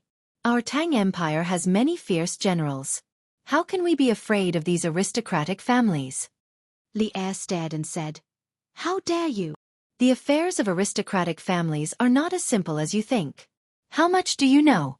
Don't use these words to provoke me. Wang Rani's birth father, Wang Yu, married my imperial aunt. I must give him some face. Wang Rani cannot be killed. At most, I will make sure he never appears in Chang'an. Wang Yu will come to Chang'an soon. He will talk to you about this. Li Zixuan did not give up and said, Your Majesty, you really can't kill him? Li Er angrily threw a book on the table at Li Zixuan. However, Li Zixuan cleverly dodged it. Li Er said angrily, Why is your killing intent stronger than mine? You are from the Taoist school. But then again, Han Yushi did not suffer any harm in this matter. She is not anxious. Why are you so anxious? Li Zixuan said, Your Majesty, Han Yushi is already my fiancé. Of course I am anxious. I see. No wonder you are jumping around like someone stepped on your tail. All right, let's end this matter here. Don't think about killing people in private to vent your anger. Unless you don't want to be a baron anymore and want to take your family and flee for the rest of your life. Li Er made the final decision and drew an imperfect end to this matter. Li Zixuan was helpless. He really wanted to wait for Wang Rani to leave Chang'an to kill him. He did not expect to be blocked by Li Er's last sentence, which was slightly threatening. Your Majesty, if Wang Rani threatens my family again in the future, even if Your Majesty does not kill him, I will definitely do it. Even if the Wang family and the Cui family join forces to seek revenge, I am willing to bear it alone. At most, I will perish together with tens of thousands of people from the two families. I definitely have the ability to do so. Since he could not kill him this time, he had to be prepared. If Wang Rani did not give up and continued to court death, then he, Li Zixuan, would not be polite. Li Er narrowed his eyes and said with a smile that was not a smile, Heh, you brat, talk big. But don't worry, after Wang Rani returns to the Wang family, he definitely won't have the ability to stand out again, let alone have the ability to deal with you. Oh, by the way, I have seen the trial of the Supreme Judiciary and found that the bandits of Xiaofan Stockade Village also did a case 2 months ago. You were there at that time, right? It is said that you were sneakily attacked and fell off the cliff? Li Er paused for a moment and then continued. But his eyes were full of gossip and ridicule. Li Zixuan was speechless. Li Er was so shameless and always exposed people's shortcomings. Your Majesty, it was my first time to go down the mountain and I did not know how sinister people were. I was careless and was killed by a villain. Li Er laughed and said, I did not expect that an immortal like you would almost be killed by a group of bandits, haha. Your Majesty, what happened to the girl in the end? Was she taken away by the bandits? Li Zishuan's heart stirred as he changed the topic. No. Later, the soldiers arrived and the bandits fled. The soldiers took advantage of the chaos and caught the second and third leaders of Xiaofan Stockade Village. Why? You saved the beauty. Did you take a fancy to her? Li Er asked with a smile. Bah, Li Er is so shameless. Li Zishuan quickly shook his head and said, Your Majesty, what are you talking about? When I see injustice on the road, I draw my sword to help. I did not even see the girl from the beginning to the end. How could I like her? Li Er was surprised and said, Haha, I did not expect you to be so chivalrous. A few days ago, I heard that you gave Xu Bao 2 bottles of medicinal wine. I saw that Xu Bao's complexion had greatly improved these 2 days. You did a good job. Li Zishuan hurriedly said, Uncle Qin treats me like a nephew. This is what I should do. Li Er nodded with relief and said, Okay, then you can leave. Li Zishuan suddenly thought of something and asked, Well, Your Majesty, I want to ask if the doctor of the Imperial College needs to attend the morning court? Li Er thought that this kid was good, but now he almost spat out blood when he heard this. He really wanted to take him out and chop him up to feed the dogs. Li Er impatiently waved his hand and said, No, get out. The doctor of the Imperial College belonged to the lower 5th rank. Only officials of the 5th rank and above were qualified to attend the morning court every day. Li Zishuan happened to be at the threshold. Hearing that he did not need to attend the morning court in the future, Li Zishuan did not mind Li Er's bad tone at all. He smiled and bowed to Li Er and said, I will leave. Then, he retreated out of the room. Li Er looked at Li Zishuan's back. After a long time, he suddenly felt funny and shook his head and murmured, This kid, I have nothing to do. Why should I bother with him? Chapter 150. In the back hall of Taiji Palace. Li Er supported his chin with his hand and was thinking about what Li Zishuan had said. The foundation of the 5 surnames and 7 hopes was too huge, and they had a high reputation everywhere. It was easier said than done to weaken the aristocratic families. The eunuch in the hall picked up the memorial that Li Er had used to hit Li Zishuan and carefully placed it beside Li Er's hand. Then, he quietly retreated to the side. Li Er's eyes inadvertently swept over and realized that the memorial was the secret memorial that Qin Qiong had presented to him yesterday. It was over. He was so angry that he forgot about the important matter. Men, quickly summon Li Zishuan back. Li Er hurriedly ordered. Yes. Although the eunuch was puzzled, he did not dare to ask. He quickly retreated and chased after Li Zishuan. Waves. Waves. Waves. I don't need to go to court and don't wake up early. I'll sleep until daybreak tomorrow. Li Zishuan happily walked on the palace road. Although he was unable to kill the mastermind behind the scenes, Li Er had promised him that Wang Runny would not come to provoke him in the future. More importantly, he would no longer have to attend this damned morning court. Guessing that Han Yushi should have come out of Qin Manor by now, Li Zishuan planned to go home and eat. He only had a bowl of porridge in the morning and did not even eat a steamed bun. Now, he was so hungry that his chest was sticking to his back. He almost forgot that the steamed buns of the Tang dynasty were too disgusting. They were sour and had a strange taste. He once vomited after eating a mouthful. Lord Li, wait. His Majesty summoned you back. It was the same voice, the same place. Li Zishuan really wanted to jump into the pond and drown. Greetings, Your Majesty. Li Zishuan bowed weakly. You dare not to come back when old Li asked you to? You could say that he was a coward, but if you transmigrated, why don't you try being a coward? Don't make trouble. I just forgot something. I'll let you go after this. When Li Er saw Li Zishuan fooling around, he wanted to laugh. He shook his head and said, This is the secret memorial that Xu Bao presented yesterday. Take a look. A servant passed the secret memorial to Li Zishuan. Li Zishuan took it and flipped it open. It was a prophecy about the locust plague. It seemed that Qin Qiong could not wait any longer. Li Zishuan skimmed through it and was stunned when he saw the last few lines. This old subject believes that the prophecy of the plague of locusts is 80% true. I hope that your majesty will make early preparations to prevent the plague of locusts from coming. Every time this old official thought about this, I couldn't bear it and boldly wrote a letter to inform his majesty. If the plague of locusts does not arrive next year, I am willing to relinquish my title of duke and hand over all of my family's assets to the national treasury to make up for the losses suffered by the imperial court. Li Zishuan was deeply touched. At the time, he had agreed with Qin Qiong to write a joint letter and share the responsibility if something happened. However, he did not expect Qin Qiong to go back on his word and take all of the responsibility. Li Zishuan was both angry and touched. This was an old man worthy of his lifetime of respect. Is the prophecy of the plague of locusts true? Li Er saw Li Zishuan finish reading and asked in a low voice. Li Zishuan sorted out his emotions and said seriously, Your Majesty, my master did say that in June next year, there would be a plague of locusts on the Guangzhong plains.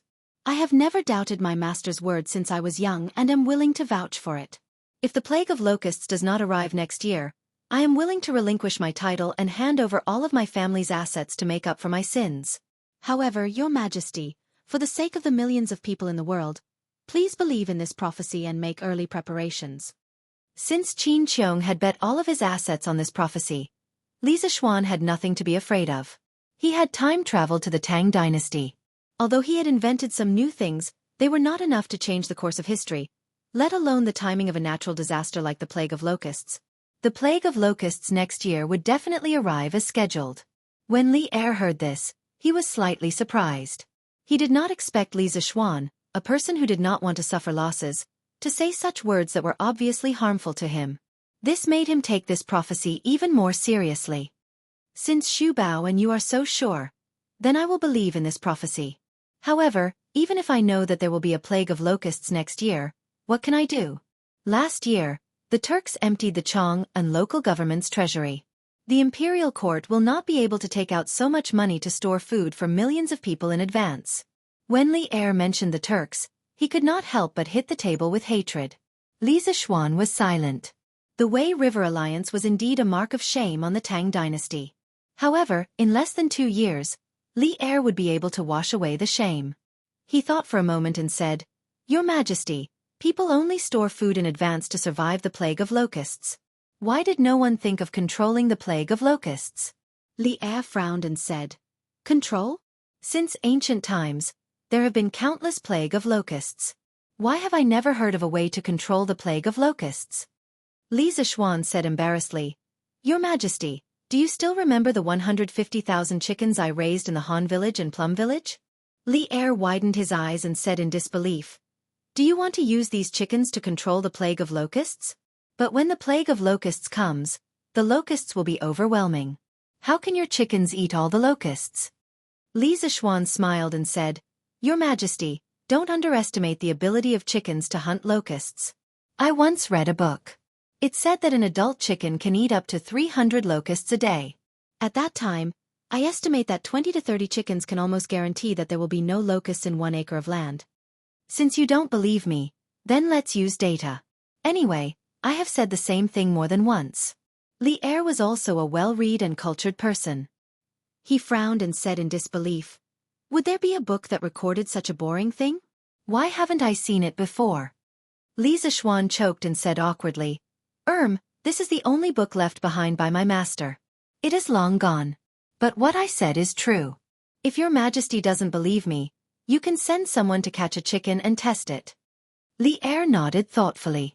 Suddenly, he pointed at Li Zishuan's nose and scolded in a bad mood. No wonder you bought so many chickens. Last time, you deliberately quibbled in the imperial court. You said that you bought the chickens for the farmers and for the chicken feast next year. You are deceiving the emperor. Tell me, what do you think you should be punished for? Old Li was really unkind. He actually killed the donkey after it had outlived its usefulness. Li Zishuan was speechless. He cried out in grievance, Your Majesty, the 2 reasons I mentioned are indeed true. As for the locust plague prophecy, this is a matter of great importance. This humble subject would not dare to speak nonsense. Your Majesty, the Empress said that it is time for lunch.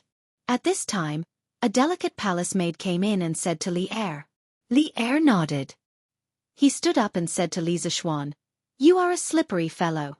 Later, Write a detailed plan of your plan and present it to me. Li Zishuan suddenly felt tired. He said listlessly, "As you wish." Li Er was angry when he saw him like this.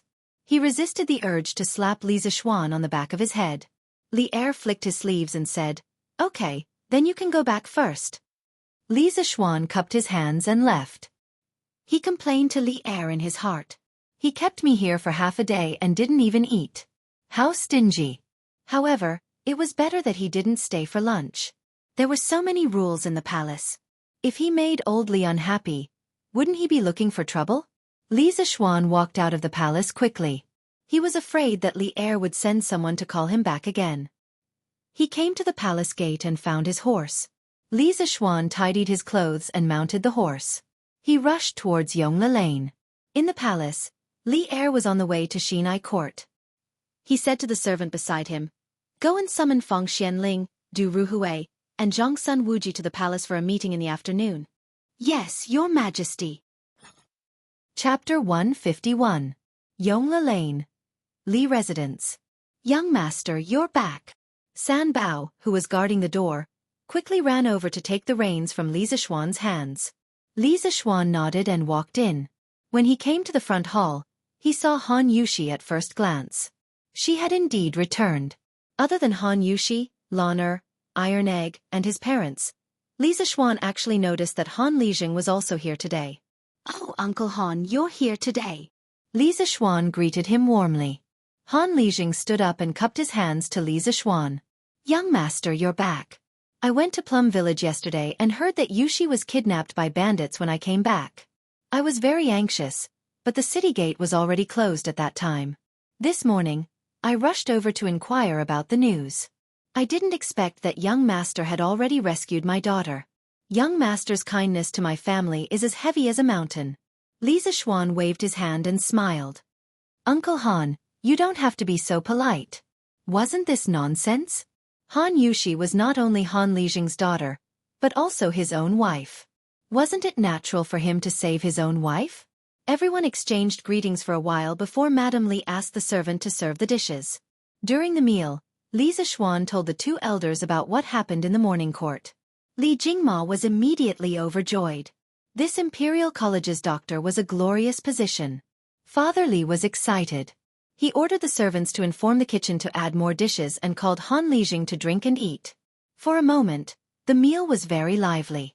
Li Zishuan was speechless. Not only did his parents not sympathize with him, but they were also excited as if they had picked up money. It was really unreasonable. After the meal, other than Li Zishuan who was eating gloomily, everyone else ate happily and were satisfied. After dinner, Li Zishuan accompanied his parents and Han Lijing to talk for a while. Then, he went to Mingyue Xian to look for Han Yushi. Han Lijing came here today, so Han Yushi would probably go back with him in the afternoon. He had to cherish this last good time. When he arrived at Mingyue Xian, he found Han Yushi, Iron Egg, and Lan sitting in the pavilion in the middle of the pond, chatting and laughing. "Sister Yushi, quickly tell me, how did my brother defeat that bandit leader?" "How would I know? I was tied up in a room far away. I couldn't see anything." "Sister, are you hurt?" "Iron Egg, don't worry. I'm fine." Li Zishuan heard their conversation from afar and thought to himself, "Are these two brats done yet? According to their questions, I won't have a chance to be alone with Han Yushi today." He had to think of a way to send them away. "Young master." "Master." "Brother." When the three of them saw Li Zishuan coming over, they all stood up and greeted him.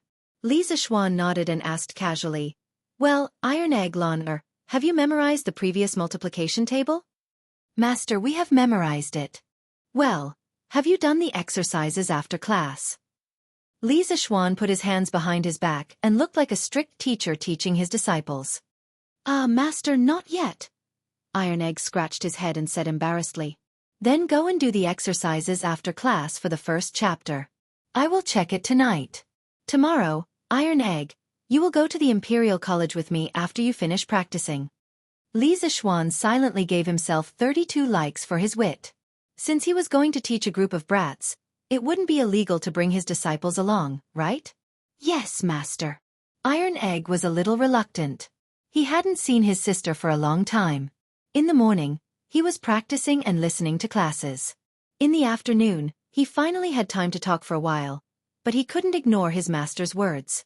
He could only go back unhappily. Humph. Smelly brother, Lon, wants to go tomorrow too. Li Zixuan thought for a while and said, okay, as long as Lon can do 90% of the exercises correctly, I will let you go. Okay. It's a deal. Lon smiled slyly and followed Iron Egg to do the exercises. Li Zixuan saw that they had gone far away and laughed. He sat down on the bench next to Han Yushi. Han Yushi was shocked and quickly moved to the side. Li Zixuan touched his nose and said gloomily, why are you moving so far away? Am I that scary? When Han Yushi heard this, her ears were dyed red. She said in a low voice, young master, others will gossip if they see us. Li Zixuan glanced around and said with a smile, hee, don't be afraid. There's no one in this courtyard. Didn't I just send Lon, Iron Egg, and the others away? Yushi, did you miss me today? I haven't seen you all morning. Han Yushi was stunned. She didn't expect Li Zixuan to be secretly scheming when he pretended to be a strict teacher lecturing his disciples. Then she was embarrassed again and said in a mosquito-like voice, young master, how can you say such shameful things? Li Zixuan saw that Han Yushi's cheeks were red and she was about to bury her head in her chest.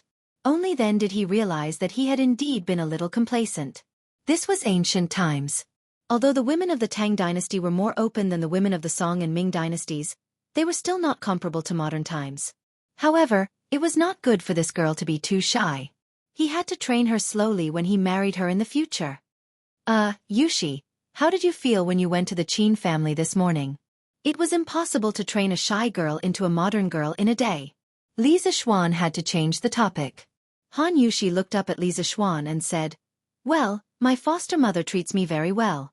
She even asked me to visit her often. Oh, that's good. Li Zixuan quietly moved his butt towards her and whispered in Han Yushi's ear, Yushi, I told my mother about us yesterday. Han Yushi was shocked by Li Zixuan, who suddenly came up to her. When she heard his words, her heart couldn't help but tighten. She quickly focused and waited for the rest of the story. Li Zixuan smiled in his heart and continued, my mother said that she would send a matchmaker to your house to propose marriage in the next 2 days. As long as your father agrees, the auspicious date will be set.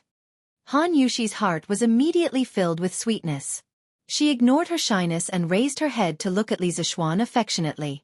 She said softly, young master has saved Yushi's life more than once. You don't mind Yushi's humble background and marry Yushi. Yushi will definitely help young master in the future.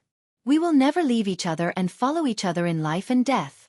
Although her voice was soft, it was sonorous and powerful. It was as serious as if she was making a grand vow. Oh my God, who said that ancient women didn't know how to say romantic words? Li Zixuan's heart melted in an instant. He couldn't help but hug Han Yushi and let her lean on his shoulder. He sniffed the fragrance of her hair and said gently, silly girl, who dares to say that your status is humble? You are Uncle Qin's foster daughter now. Besides, even if you are just a commoner, I am still willing to marry you. I only like you as a person. I don't care about being well-matched in terms of social status. When we are married, I don't want you to follow me in life and death. We will live well. I will take you to travel all over the world, eat all the delicacies in the world, and be a celestial couple for 100 years. Han Yushi was shocked by the future life that Li Zixuan described. She said longingly, young master, you are so good. But how can a person live for so long? Besides, after a few decades, Yushi will become an old woman. Will young master still like her? Haha, won't I become an old man by then? Don't be afraid, I will be crazy for you for 1,000 years. You will be with me for 10,000 reincarnations. Li Zixuan was full of heroism and laughed loudly. I will be crazy for you for 1,000 years. You will be with me for 10,000 reincarnations. Han Yushi muttered for a while.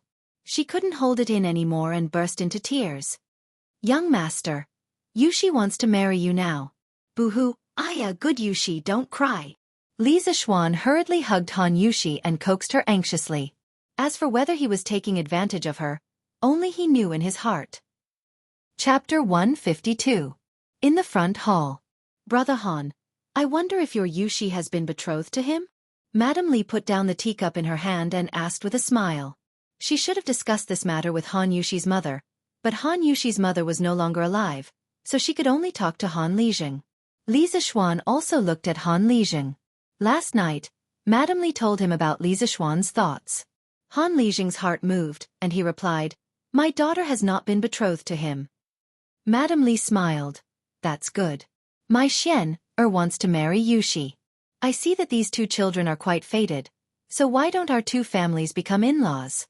What do you think, Brother Han?" Han Lijing was shocked. He did not expect Madame Li to take the initiative to mention this matter. He had been worried about his daughter's marriage. Young master has a high position and is proficient in both the pen and the sword. Naturally, he is a rare son-in-law. But my family is just a small family. I'm afraid we can't match him. Li Jingma smiled. "Brother Han, why do you say that? My Li family does not have any prejudice against family backgrounds. Moreover, Yushi is now the adopted daughter of Duke Yi. If we are talking about matchmaking, I'm afraid it's our Li family that is matchmaking, right?" Han Lijing quickly stood up and cupped his hands. "What are you saying, old master? Our Han family is just a country family. What matchmaking?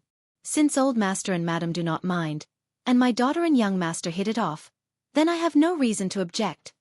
Madame Li slapped the table. "That's good. 2 days later, I will send the best matchmaker in Chong and to Brother Han's house to propose marriage." Han Lijing was relieved. He cupped his hands and said, "I will definitely wait at home. What should go must go." After all, Han Yushi was not his wife yet. Around 3 p.m., Han Lijing brought Han Yushi and left the Li family. Li Zixuan looked at Han Yushi's beautiful back and felt lost. Shaking his head, he returned to his courtyard and called San Bao over. "San Bao, have you gotten Faubert to make a blackboard and chalk for me?" That day, when he taught Iron Egg and Launer for the first time, he realized that he was not used to not having chalk and a blackboard. Thus, he wrote down the method of using chalk and blackboard and asked San Bao to send it to the workshop. He asked Faubert to make a batch first. San Bao replied, "Young master, it's all done. Yesterday, Manager Fu sent someone to send it over. At that time, I saw that young master was busy, so I put the blackboard and chalk in the storeroom."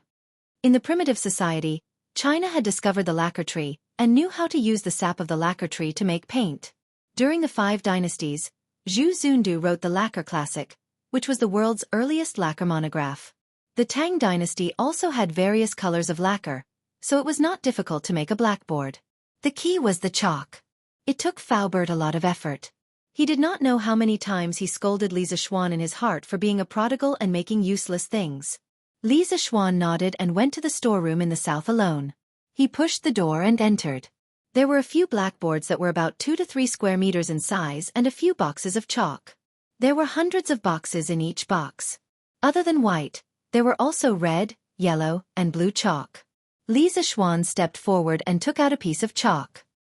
He casually drew a few strokes on the blackboard in front of him and couldn't help but nod in satisfaction. Although the chalk wasn't as fine as the modern ones, the words written were still clear and barely enough. That's right.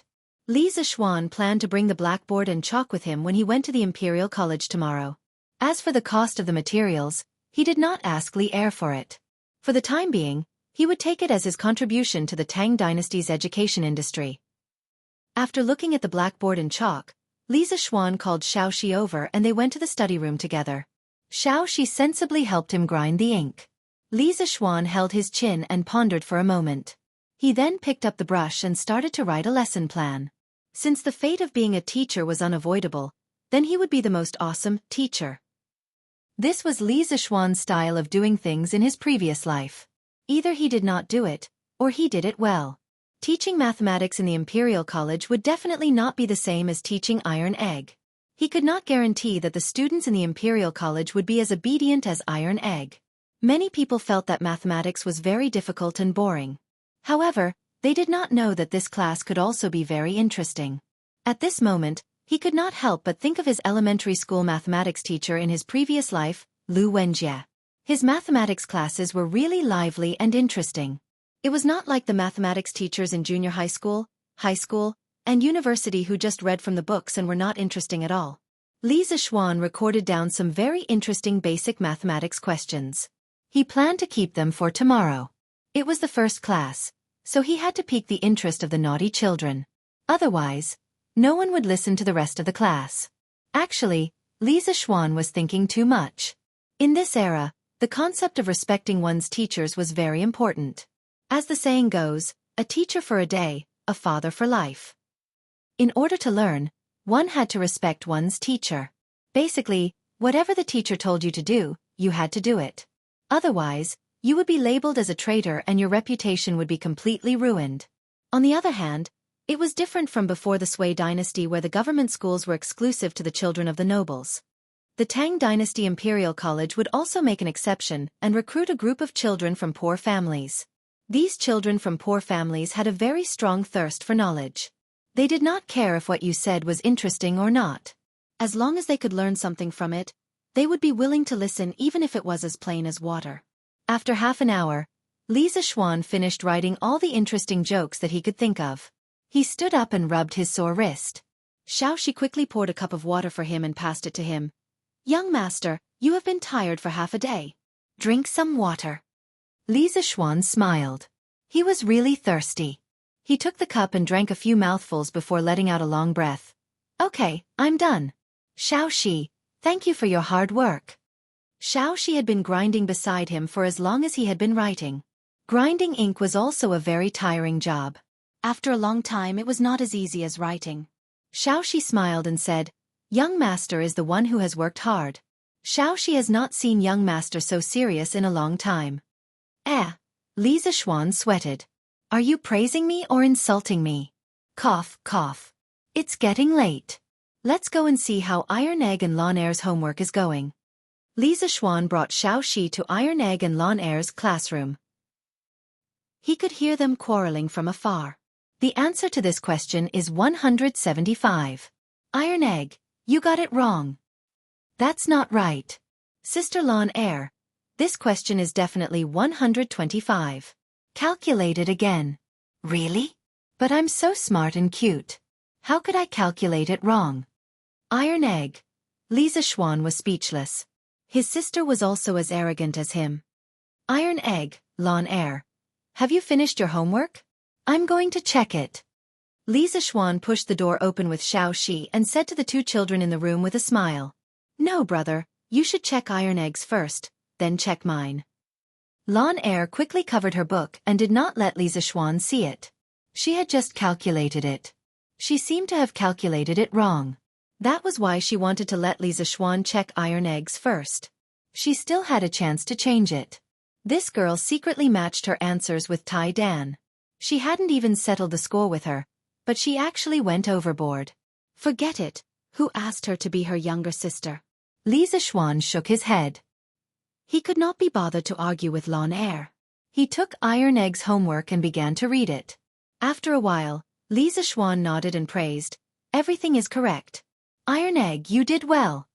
Iron Egg was instantly happy. Lawn Air quickly changed the answers and passed the book to Li Zixuan. "Brother, I've finished. Quickly check it." After saying that, she stood in front of Li Zixuan with her head held high. She looked as if she was waiting for praise. Li Zixuan was speechless. "You've already matched the standard answers. What's there for me to check?" "No need. Lawn Air, you've passed the test. Tomorrow, you'll go to the Imperial College with me. Iron Egg, you have to continue to work hard. As my direct disciple, you can't be beaten by the Imperial College's supervisors." Iron Egg immediately felt pressured. However, he still clasped his fist and said, "Master, don't worry. Iron Egg will definitely not embarrass you." Li Zixuan nodded with satisfaction and left. "Hey, stinky brother, you haven't praised me yet. I also got it all correct." Iron Egg covered his face. Li Zixuan staggered and almost fell to the ground. Chapter 153. The next day. Li Zixuan finally did not have to be dragged out of bed at 4 in the morning. The Imperial College was not as perverted as the morning court, where classes started so early. Xiaoshi came over to wake him up at 7:15 a.m., 7 a.m. in modern times. This was the time that Li Zixuan told her yesterday. Li Zixuan stretched out his arms and closed his eyes. allowing Xiaoxi to help him dress and wash up. After transmigrating for so long, he had gradually gotten used to the corrupt life of a rich second generation. When he came to the front yard, he met Iron Egg, who had just finished his training and running. Li Zishuan casually asked, "Iron Egg, how is your training going? Did you find the qi?" Iron Egg wiped the sweat off his face, scratched his head and said dejectedly, "Master, Iron Egg has not found the qi yet, but I can run faster." Li Zishuan smiled and shook his head. He went forward and patted Iron Egg's head, saying, "Don't be discouraged. It's normal that you can't find the qi in such a short time. It doesn't matter if you have ordinary talent. As long as you are willing to work hard, you will definitely become an outstanding person in the future." Iron Egg felt warm in his heart. He raised his head and asked, "Master, can someone like Iron Egg become as powerful as you?" Yesterday, Iron Egg heard from his sister that Li Zishuan alone went deep into the stronghold of thousands of people. He fought against thousands of people alone and killed nearly 80 bandits, including a master. Just hearing this made his blood boil. He could not help but hate himself for being too slow in his training. Otherwise, he would be able to kill with his master. Li Zishuan nodded affirmatively and said, "As long as you work hard, of course you can. Iron Egg, there are indeed some talented and intelligent people in the world. For example, your master, me." Bruiser choked and tried his best to hold back his laughter. Li Zishuan continued, "But if ordinary people work hard, they can also succeed. Master has heard of a story about an ordinary person who didn't give up and eventually crushed all the geniuses. It was said that in ancient times, there were immortals. At that time, many mortals could also cultivate immortality. However, among mortals, there were good and bad ones. At that time, there was an ordinary mountain village boy named Han Li. He accidentally entered a small Jianghu sect and became a registered disciple. His status was low, and his natural talent was extremely mediocre. But in the end, he relied on his own efforts and reasonable calculations to successfully establish himself in the sect and enter the ranks of immortal cultivators. From then on, he laughed proudly in the 3 dimensions. Early in the morning, it wouldn't be too much to use The Legend of a Mortal's Journey to Immortality to give his disciple a bowl of chicken soup for the soul, right? Master, can you explain in detail?" Iron Egg's eyes lit up as he said excitedly. "Well," Li Zishuan said unhappily in his heart, "damn, this novel has a total of nearly 9 million words. If I were to tell you in detail, wouldn't it take 3 days and 3 nights? But why was this boy so excited? Even if this bowl of chicken soup had some motivations for him, the effect shouldn't be so obvious. Let's eat first. This story is quite long, and we have to go to the Imperial College later. But Iron Egg, why are you so excited?" Iron Egg said embarrassedly, "Well, Master, Iron Egg's real name is Han Li. Iron Egg is just my nickname." Damn, Li Zishuan almost knelt down in front of his cheap disciple. What a coincidence. You are going to heaven. He didn't expect that a random bowl of chicken soup would cause a collision and cause a car accident. He had suspected that the name Iron Egg was just a nickname. After all, this name was too vulgar. He had never thought that Bruiser would have such an ordinary-looking name, but in fact, it was amazing. Li Zishuan wiped the cold sweat on his forehead and sighed. "Well, Iron Egg, I still think Iron Egg is a good name. Let's go, let's eat." If he was really called Iron Egg Han Li, he would probably be out of character and wonder if he had walked into the wrong scene. After breakfast, Li Zishuan took Iron Egg, and a few servants who were carrying chalk on the blackboard to the Imperial College. The Imperial College of the Tang Dynasty was built next to the Imperial City, not far from Yongla Lane. That was why Li Zishuan dared to sleep until 1:15 in the morning. Half an hour later, the group arrived at the entrance of the Imperial College. After making their identities known, Li Zishuan led the group through the gate under the strange gaze of the gatekeeper. The Imperial College was called the Imperial College during the Wuda era, and it was called the Imperial College during the Sui Dynasty. It was only this year that Li Er officially named the Imperial College as the Imperial College.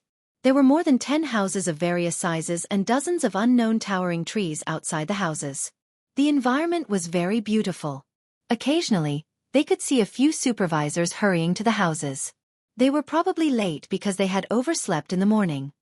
"Mr. Li, you're here?" Kong Yingda walked out from an exquisite room and greeted Li Zishuan. "Yes, Mr. Kong, I'm not late, right?" Kong Yingda looked at the sundial in the courtyard and pointed at Li Zixuan. He said in a good mood, "You're just in time. You really know how to rush." Li Zixuan thought to himself, "It's good enough that I'm here on time, yet you're still being so picky. But why did you bring these people here?" Kong Yingda looked at the strange group behind Li Zixuan and couldn't help but be confused. What's the use of that black wooden board? Also, why did you ask them to carry that big box? Are you here to teach or to move? Li Zixuan smiled proudly and said, "Mr. Kong, this is a good thing.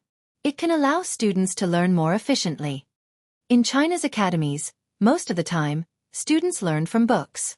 If they had any questions, they would ask the teacher and the teacher would give them a face-to-face lecture and answer. Sometimes, when a famous teacher came, the teacher would hold several lectures. The students would sit below and listen to the lecture and take notes. There was no blackboard to help with the teaching. However, research showed that people always received information through their various senses. However, the proportion of information received through each of the senses was different. Among them, vision accounted for 83%, hearing accounted for 11%, smell accounted for 3.5%, touch accounted for 1.5%, and taste accounted for 1%. If you knew the proportion, you would understand that the greatest effect of the blackboard was to provide visual information to the students.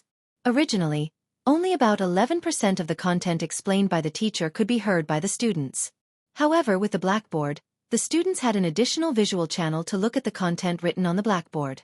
In theory, at least 94% of the information could be perceived by the students. From the perspective of information acquisition, the blackboard was an extremely important event in the history of education.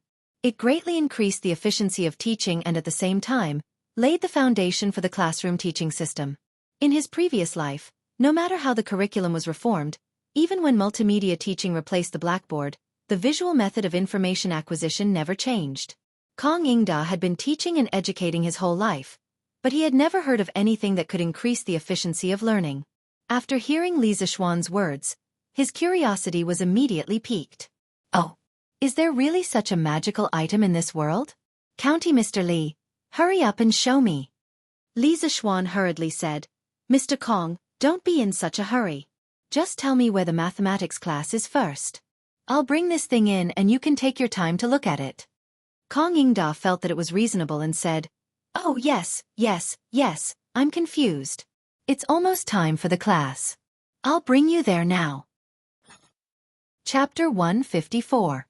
Under Kong Yingda's personal guidance, Li Zixuan passed through rows of neat and magnificent buildings and came to an obviously shabbier and smaller building to the south of the Imperial College.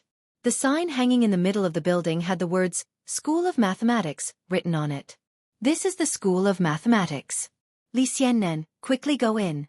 Today, this old man wants to see what kind of magical things you brought." Kong Yingda pointed at the building in front of him and smiled while stroking his beard. Li Zixuan frowned slightly.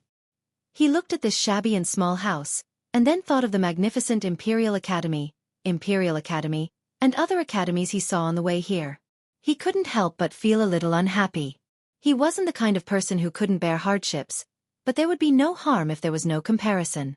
Why was the Imperial College's building grand while his was short and shabby? Kong Yingda waited for a long time but didn't hear Li Zixuan speak. He looked back curiously and saw that Li Zixuan's expression was somewhat ugly. He thought for a moment and understood. "Haha, Li Xiannen, please don't blame me. The Imperial College is short on space and the School of Mathematics has the least number of students. Therefore, in order to save resources, the School of Mathematics was allocated here. Although the building is a bit shabby, I believe Li Xiannen won't mind. How can scholars like us be affected by external conditions?" Li Zixuan was speechless. What was this? Just because there were few students, the conditions were bad? He cursed in his heart. Then he thought and asked, "How many students are there in the School of Mathematics?" Kong Yingda remembered this very clearly. He answered without thinking, "The School of Mathematics currently has 32 students and 1 teaching assistant. It is far less than the other schools, so it was arranged here." "Oh, your teaching assistant is Mr. Su. He should be inside now." The Imperial College of the Tang Dynasty belonged to the central government. Its educational resources were not only rich in variety but also of high quality. The Imperial College was divided into 6 schools. The Imperial College, the School of Imperial College, the School of Four Gates, the School of Calligraphy, the School of Law, and the School of Mathematics. Students of different backgrounds were assigned to different academies. It was recorded in the history books. The Imperial College has 300 students.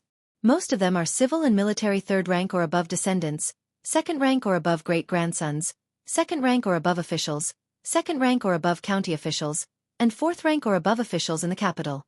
The Imperial College gave birth to 500 people. Most of them were descendants of 5th rank officials or above, great-grandsons of officials who were close to 5th rank officials or 3rd rank officials, and sons of officials who were titled 3rd rank officials or above. The 4 schools would produce 1,300 students. 500 of them would be military officials of 3rd rank and above without a title, 4th rank and above with a title, and civil and military officials of 7th rank and above. 800 of them would be commoners. The study of law will produce 50 people, the study of calligraphy will produce 30 people, and the study of mathematics will produce 30 people. Only those who are of the 8th rank and below, and those who are well versed in common folk. In the Tang dynasty, the students from the prefectural and county government schools also had the opportunity to be promoted to the central government. This allowed the children of the common people to enjoy more educational resources. After passing the examinations, the children of the common people in the prefectural and county government schools would be promoted to the central government schools in mathematics, calligraphy, law, or the 4 schools. After that, if their results were outstanding, they could be promoted to the Imperial College. The students of the Imperial College could make up for the Imperial College. This kind of education policy not only made it possible for the children of the common people to obtain better educational resources through hard work, but it also made the Tang dynasty's official education expand the range of people and increase the number of people. This was something that had never happened in any of the previous dynasties.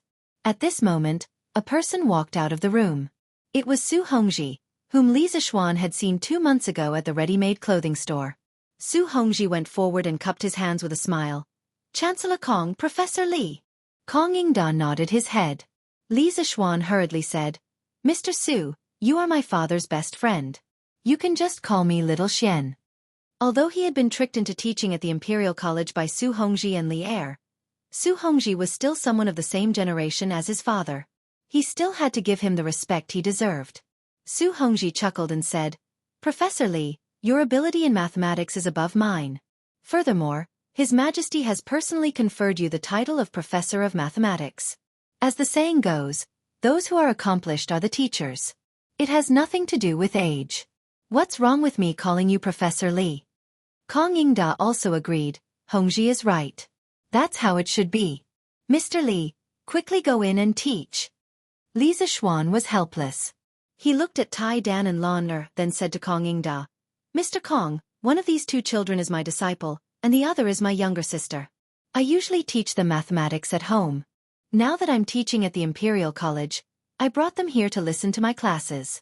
Kong Yingda frowned and said hesitantly, "But there has never been a precedent for a woman entering the Imperial College in our dynasty." Li Zixuan shook his head and said, "They're only listening from the side. They're not considered entering the college."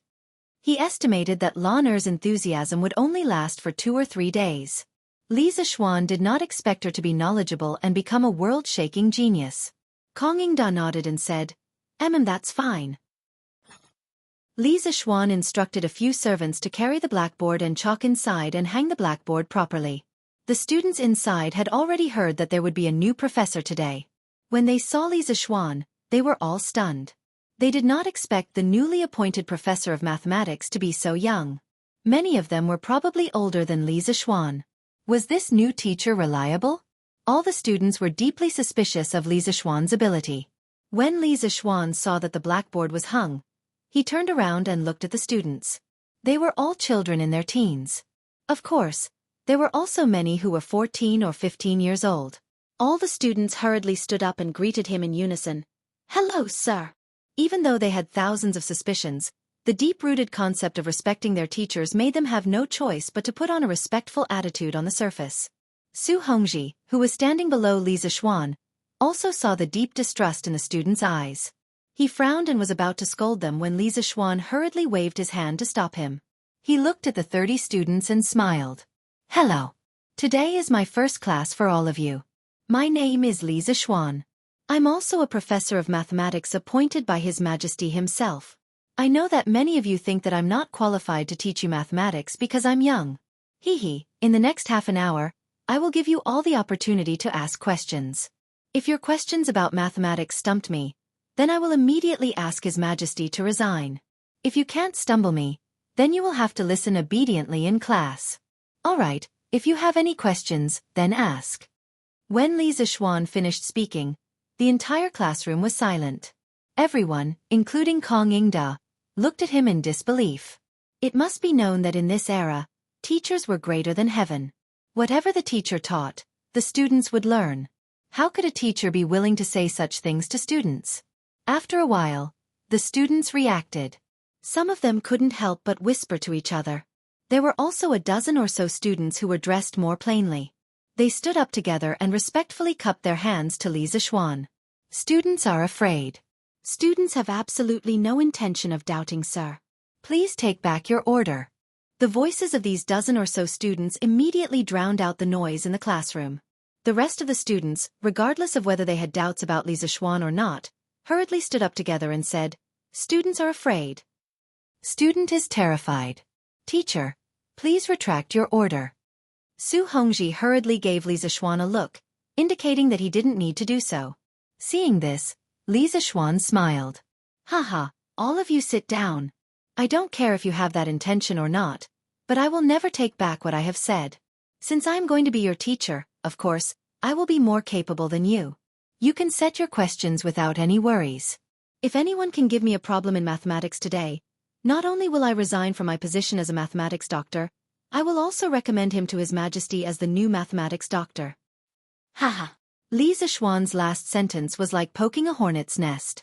Many of the students in the Institute of Mathematics were poor children who had been selected from other provinces and counties to enter the directorate. Weren't they studying hard for the sake of a good future? If they could baffle Li Zixuan, then they would very likely have a meteoric rise. How could they not be tempted? Su Hongji was so anxious that his forehead was sweating. Kong Yingda, on the other hand, was relatively calm and thoughtful. Iron Egg and Loner, who were sitting at the back, were not worried at all. They were full of confidence in Li Zixuan. Student Ku Shiqing from Bazhou. May I be so bold as to ask for your guidance? The students below were noisy for a long time. Finally, one of them could not help but stand up and cup his hands to challenge Li Zixuan. It's Ku Shiqing. He has the best grades in our school. That's right, Dr. Liu even praised him for his outstanding talent before. I'm afraid this new teacher is going to fail. Li Zixuan heard the discussion below and nodded with satisfaction. Ku Shiqing came at the right time. If he wanted to come, he would send the best. This would save him a lot of time. Good. Ku Shiqing, right? Whether you can baffle me today or not, your courage is worthy of praise. Give me your question. Li Zixuan said with a smile. Chapter 155. Imperial College, School of Mathematics. Everyone's attention was on Ku Shiqing, waiting for him to give the question. I would like to ask you to solve a question in 15 minutes. The question is 1352 multiplied by 2781. What is the result? Ku Shiqing thought for a moment and gave a multiplication question with a huge number. Wow, such a huge number. It would take a whole day to solve it, right? That's right. Ku Shiqing's question is too ruthless. As early as the pre-Qin dynasty, people learned to count and multiply with arithmetic. First put the multiplier above, then put the multiplicand below, and align the last digit of the upper digit with the first digit of the lower digit. From left to right, use the first digit of the upper digit to multiply the lower digit, put the product in the middle of the two numbers, then remove the first digit of the upper digit, move the lower digit one to the right, multiply the second digit of the lower digit, add the product in the middle, and remove the second digit of the upper digit.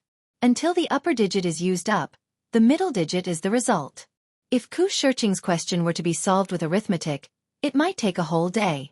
Kong Yingda and Su Hongji listened to the question with a dignified face and frowned. Li Zixuan smiled casually and said, Haha, it's not difficult. Ku Shiqing, you don't need me to solve this question. My eldest disciple can do it for you. Iron Egg, come up and solve this question on the blackboard. This was the multiplication of two 4-digit numbers. With Li Zixuan's strong spiritual power, he didn't need to do it at all. He could directly deduce the answer in his mind. It was not challenging at all. It was better to let Iron Egg practice. Yes, master. Iron Egg walked from his seat to the blackboard, picked up a piece of chalk, and began to calculate with the elementary math knowledge Li Zixuan taught him.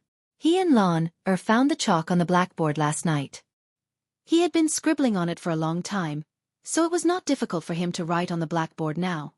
Wow, did I hear it wrong? Teacher said this question is easy? Can his disciple really do it? Too arrogant. Ku Shiqing also frowned and secretly thought that this new mister was really arrogant. At that moment, he stopped talking and focused on the iron egg to solve the problem. However, he was dumbfounded by what he saw. What is this black wooden board? Why was he able to write on it? Why was the handwriting so clear? He could see it from so far away. Also, that guy called Iron Egg, what kind of words did he write? Why does it look like scribbles? The rest of the people also noticed that something was wrong and started whispering to each other. This blackboard is so magical. It can actually be used to write. In this way, when teacher teaches in the future, won't we be able to listen to and read at the same time? Moreover, it will be more convenient to take notes. That's right. In the past, Sir spoke too fast and I couldn't remember everything. With this, I'll definitely be able to learn better. Now, I hope that you can defeat Ku Shiqing, so that you won't have to leave. Hey, look at what that kid wrote. How come I don't know him? I don't know either. Why does it look like scribbles? When Kong Ingda saw Bruiser scribbling on the blackboard, he instantly understood what Li Zixuan was talking about outside the classroom. He had been teaching for many years, so he could tell at a glance that teaching on the blackboard was much more effective than teaching in front of a book. Kong Ingda had been teaching for many years, so he could tell at a glance that teaching on the blackboard was much more effective than teaching in front of books. Kong Ingda was extremely excited. He thought to himself that such a good thing should be given to all the teaching rooms in the directorate. He had to ask Li Zixuan for a batch later. When he looked at Iron Egg's handwriting, he could not help but frown. He thought to himself, did Li Zixuan not teach this kid to write before? Why is his handwriting so crooked? I can't recognize it at all. Su Hongji had seen this kind of handwriting before, but he was still shocked at this moment. He did not expect Li Zixuan to be so confident that he could calculate such a huge multiplication problem with his strange handwriting. Time ticked by. After about 7 minutes, which was equivalent to 4 or 5 minutes in modern times, Bruiser left 7 lines of Arabic numerals on the blackboard. He had already calculated the result, but he was still a little worried. He checked it again and found that the result was the same. He then turned to Li Zixuan and said, Li Zixuan, Master, Iron Egg has calculated. The answer is 3,759,912. Li Zixuan nodded slightly. He had calculated it in his mind and it was indeed the answer. Gulp. The sound of saliva swallowing could be heard. Even though they did not know whether the result was correct or not, they were shocked by such a huge number. They really could not understand how Iron Egg could calculate such a huge number in such a short time. Well, Iron Egg, you can sit back down first. Ku Shiqing, what do you think? Is the answer correct? Li Zixuan smiled and looked at Ku Shiqing. Ku Shiqing was shocked and could not believe it since he heard Iron Egg's answer. When he heard Li Zixuan's question, he came back to his senses and bowed deeply to Li Zixuan seriously. Master, the answer to this question is indeed correct. But I really don't understand why Iron Egg could calculate it in half an hour when it took me a whole day to calculate it. Master, please teach me this efficient algorithm. I'm willing to pay any price. As soon as Ku Shiqing finished speaking, the hall was in an uproar.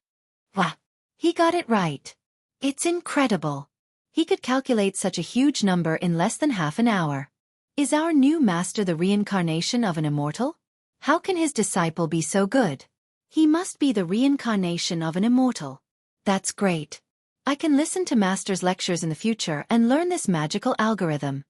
If I can learn this algorithm, I will definitely be able to enter the Four Gates Academy next year. Even the seniors in the Four Gates Academy are not this good.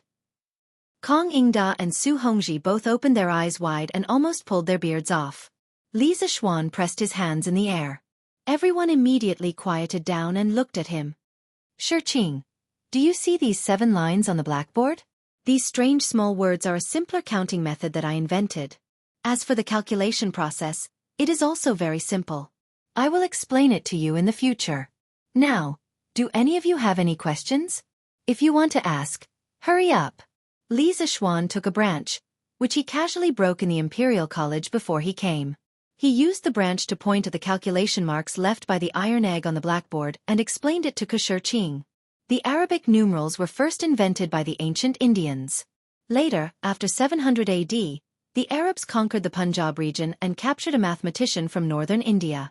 The Arabs then learned the Indian numerals and mathematical symbols and spread them to Europe, where they were then modernized by the Europeans. During the Zhenguan period, there were no Arabic numerals in the world. Li Zishuan only thought of it later. Therefore it was not wrong for him to say that he invented it. When Qing heard that he would have the opportunity to learn from Li Zishuan in the future, he could not help but be very excited. He respectfully bowed to Li Zishuan and said, "Thank you for your teaching, Mr. Li Zishuan. I have no more questions." Mr. Li Zishuan has opened up a new path and created his own school of mathematics. I can't catch up with you in the field of mathematics. Kong Ingda and Su Hongji looked at each other and saw a trace of horror in each other's eyes. It was easy to create one's own school of mathematics, but it was easier said than done to construct a complete and rigorous school of thought. Since ancient times, those who were able to create their own sects and schools were all famous grandmasters or even great sages. For example, Confucius, Laozi, and others. If Li Zishuan's self-created school of thought could stand up to scrutiny, he would probably become a saint in the future. Was this the emergence of a saint in a golden age? Li Zishuan was secretly pleased by Qing's praise. He waved his hand and said with a smile, "All right, if anyone has any questions, please ask. If there are no questions, I will officially start the class." The rest of the students looked at each other. Li Zishuan's disciple was already so powerful. How would they dare to go out and look for trouble? Therefore, Li Zishuan waited for a long time, but no one stood up to ask a question. Just as he was about to officially start the class, he heard a loud voice coming from outside the room. "Haha, I have a question. Dr. Li, please answer it." Chapter 156. First Class, Little Fatty's Revolt. Following a loud laugh, Li Tai, the little fatty, walked in with a smile on his face. He was dressed in luxurious clothes. Kong Ingda and Su Hongji, who were near the door, quickly stood up and cupped their hands. "Greetings, Prince of Wei." Li Zishuan was also surprised. He cupped his hands at Li Tai and said, "Greetings, Prince of Wei." The rest of the students looked at Li Tai in surprise. Just as they were about to stand up and bow, Li Tai smiled and waved his hand. "No need to be so polite. I came to the Imperial College today to listen to the class. From today onwards, I am also a student of the School of Mathematics. We will be classmates in the future." Buzz buzz. The students in the hall couldn't help but discuss among themselves. The buzzing sound was endless. "Oh my God, Prince of Wei will be classmates with us in the future. Did I hear wrongly? This is unbelievable. Our new mister is too amazing. He even managed to attract His Highness King Wei over. I have decided. I will stay in the School of Mathematics from now on. With such an impressive teacher and Prince of Wei as my classmate, why should I go to the Four-Gate School? Brother Meng is right. As the saying went, learn literature and martial arts, and you will be a part of the Emperor's family." Scholars like them studied hard so that they could be recognized by the Emperor and become successful. Now that Prince of Wei, who was the Emperor's favorite, was in the School of Mathematics, why should they leave? When Kong Ingda heard that Li Tai wanted to study in the School of Mathematics, he couldn't help but be shocked. He quickly tried to dissuade him. "Your Highness, you can't do this." Li Tai smiled and said, "Chancellor Kong, my father has already agreed to this. From today onwards, I will be a student of the School of Mathematics." Kong Ingda shook his head helplessly and retreated to the side. Li Tai looked at Li Zishuan and said, "After we parted at Strange Taste Pavilion that day, Brother Li was first conferred a noble title and then appointed by my father as a doctor of mathematics in the Imperial College. Brother Li is really successful. I wonder if Professor Li is willing to accept little Wang as his student?" Li Zishuan heard that Li Tai was going to be a student in the school. Although he looked calm on the surface, he felt a little strange in his heart. He didn't know what this little fatty was going to do. Could it be that he hadn't been tortured enough last time and wanted to get back at him? Haha, come. He wasn't afraid of this little fatty. Your Highness, why do you say that? As the saying goes, education is open to all. Since I am teaching in the School of Mathematics, I can teach anyone. However, if Your Highness enters the School of Mathematics, there will only be teachers and students. There will no longer be any Wei Wang. He had to give this little fatty a heads up. If he were to come over and put on airs in front of everyone, how would he be able to teach? How would the other students learn? Li Tai understood the meaning behind Li Zishuan's words. He smiled and said, "Of course. From now on, in this School of Mathematics, Mr. My fellow students can call me Qing Quebec. I will not put on the airs of a prince." Last time in front of Strange Taste Pavilion, he was asked 10 questions in a row by Li Zishuan until he was speechless. Li Tai had regarded this as the shame of his life. He had been doted on by Li Er's eldest grandson since he was young and had been praised for his intelligence many times. How could he be willing to lose to Li Zishuan, who was previously a nobody? Yesterday, when he heard that Li Zishuan was going to be a postdoc in mathematics, he was moved. He thought that it would be better if he could learn all of Li Zishuan's knowledge and use it to defeat him. Therefore, Li Tai asked Li Er to enter the School of Mathematics to study. Li Er had always doted on this child. Moreover, this was not a big deal, so he naturally agreed. When Li Zishuan heard Li Tai's promise, he nodded and said, "Qing Ke, go and find a place to sit." Li Tai looked around and finally sat between Iron Egg and Lawner under the disappointed gazes of some students. Kong Ingda and Su Hongji, who were next to him, widened their eyes in disbelief. The Prince of Wei was naughty and mischievous, which was known by all the civil and military officials. Li Zishuan spoke to him in such a commanding tone, but he was not angry at all. Was this an illusion? After Li Tai sat down, Li Zishuan looked at him and asked, "Qing Ke, you said you had a question before. Now say it." Li Tai looked like an obedient child. He stood up and cupped his hands and said, "Teacher, this student's question is, today, there are 2 people together. The first line is 7 steps, the second line is 3 steps, the second line is 10 steps to the east, the first line is 10 steps to the south, and the third line is in the northeast." After saying this, Li Tai's lips curled up into an evil smile. This question was one that he had asked several scholars in the Prince of Wei's literature hall to find. It was an extremely difficult math question. He had specifically memorized it and wanted to find an opportunity to make trouble for Li Zishuan today. He hadn't expected Li Zishuan to take the initiative to give him a chance to ask. Wah! In the classroom, other than Li Zishuan and Li Tai, everyone else was in an uproar when they heard this question. This question is so difficult. Where did the Prince of Wei find such a difficult question? I don't know. Brother Ku, do you know? It should be from the 9-chapter arithmetic, Pythagorean chapter. I've seen it before, but it was too difficult, so I couldn't solve it. Oh, it's the most difficult Pythagorean chapter. This time, Mr. Li is in trouble. Yes, the situation is not good. Li Zishuan had inherited the memories of his predecessor, so he could still understand simple ancient Chinese. The translation of this question was, it is known that A and B set off from the same place at the same time.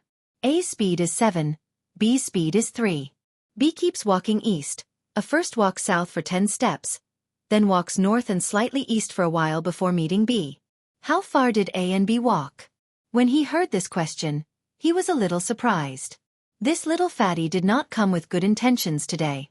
If he wanted to solve this question, he would need to use the Pythagorean theorem and a quadratic equation. If it was someone else, they would definitely be stumped. However, how could Li Zishuan be stumped by a junior high mathematics question? However, what Li Zishuan did not expect was that the ancient people had already learned the Pythagorean theorem. This was something that his previous mathematics teacher did not tell him. It seemed that he could never underestimate the wisdom of the ancient people. In fact, the Pythagorean theorem was recorded in detail in the 9-chapter arithmetic, but it was mainly used in astronomy. The Pythagorean chapter of the 9 chapters of arithmetic begins with the introduction of the Pythagorean theorem and its variations. The Pythagorean theorem states, the Pythagorean and the Pythagorean are multiplied by each other, and the Pythagorean and the Pythagorean are multiplied by each other, and the Pythagorean and the Pythagorean are multiplied by each other, and the Pythagorean are multiplied by the Pythagorean and the Pythagorean. Therefore, the Pythagorean technique can be understood as a method of deducing the third side of a known right triangle from both sides. Li Zishuan quickly listed the equations in his mind and solved them. In a few breaths, he got the answer. This was the benefit of having a strong spiritual power. It allowed his brain to react as fast as a computer. Qing Ke, this question is very good. Some of you may think that this question is very difficult, but in fact, as long as you learn my new mathematics, this question can be solved in less than 10 minutes. After Li Zishuan finished speaking, the rest of the students widened their eyes in disbelief and whispered to each other. Li Tai looked at him indifferently. In fact, he thought that Li Zishuan must be bragging. Li Zishuan smiled and said, "The answer to this question is that A took 10.5 steps, and B took 24.5 steps. Am I right, Qing Ke?" Li Tai could no longer stay calm. He opened his mouth and said, "How is this possible?" It took the Grand Secretary of the Prince's mansion 2 days to calculate. When the rest of the students heard this, they knew that Li Zishuan had answered correctly again. They could not help but cheer. "That's great," Mr. Li answered correctly. "He doesn't have to leave the school anymore." "That's amazing. Mr. Li is really amazing. It's great that we can learn such amazing mathematics in the future, haha." Li Tai was stunned for a long time and finally came to his senses. He cupped his hands and said to Li Zishuan, "Mr. Li is very talented and knowledgeable. I am sincerely convinced." Seeing this, Lana smiled with her small eyes. She was very proud to have such an amazing brother. Bruiser also had a proud look on his face. Kong Yingda and Su Hongji were both shocked and speechless. They thought to themselves, "It seems that a great person has come to the Imperial College. Well, half an hour is up. Since you didn't stump me, I will be your teacher from now on. From today onwards, I will lead you to the real door of mathematics. At that time, you will find that you have come to a new world." Li Zishuan looked at the time and said to the group of children in a clear voice. Chapter 157. Inside the School of Mathematics. The students sat up straight and listened attentively to Li Zishuan's speech. A capable person would be respected wherever he went. Li Zishuan had already won everyone's respect with his powerful arithmetic ability. Students, in my class, if you have any questions, you can raise your hand to interrupt me at any time. If you have any questions, we can discuss them together. Don't bury your doubts in your heart because of embarrassment. That will only accumulate more and more questions. Li Zishuan saw that they all looked serious and sat up straight. He couldn't help but say a few words to make them relax.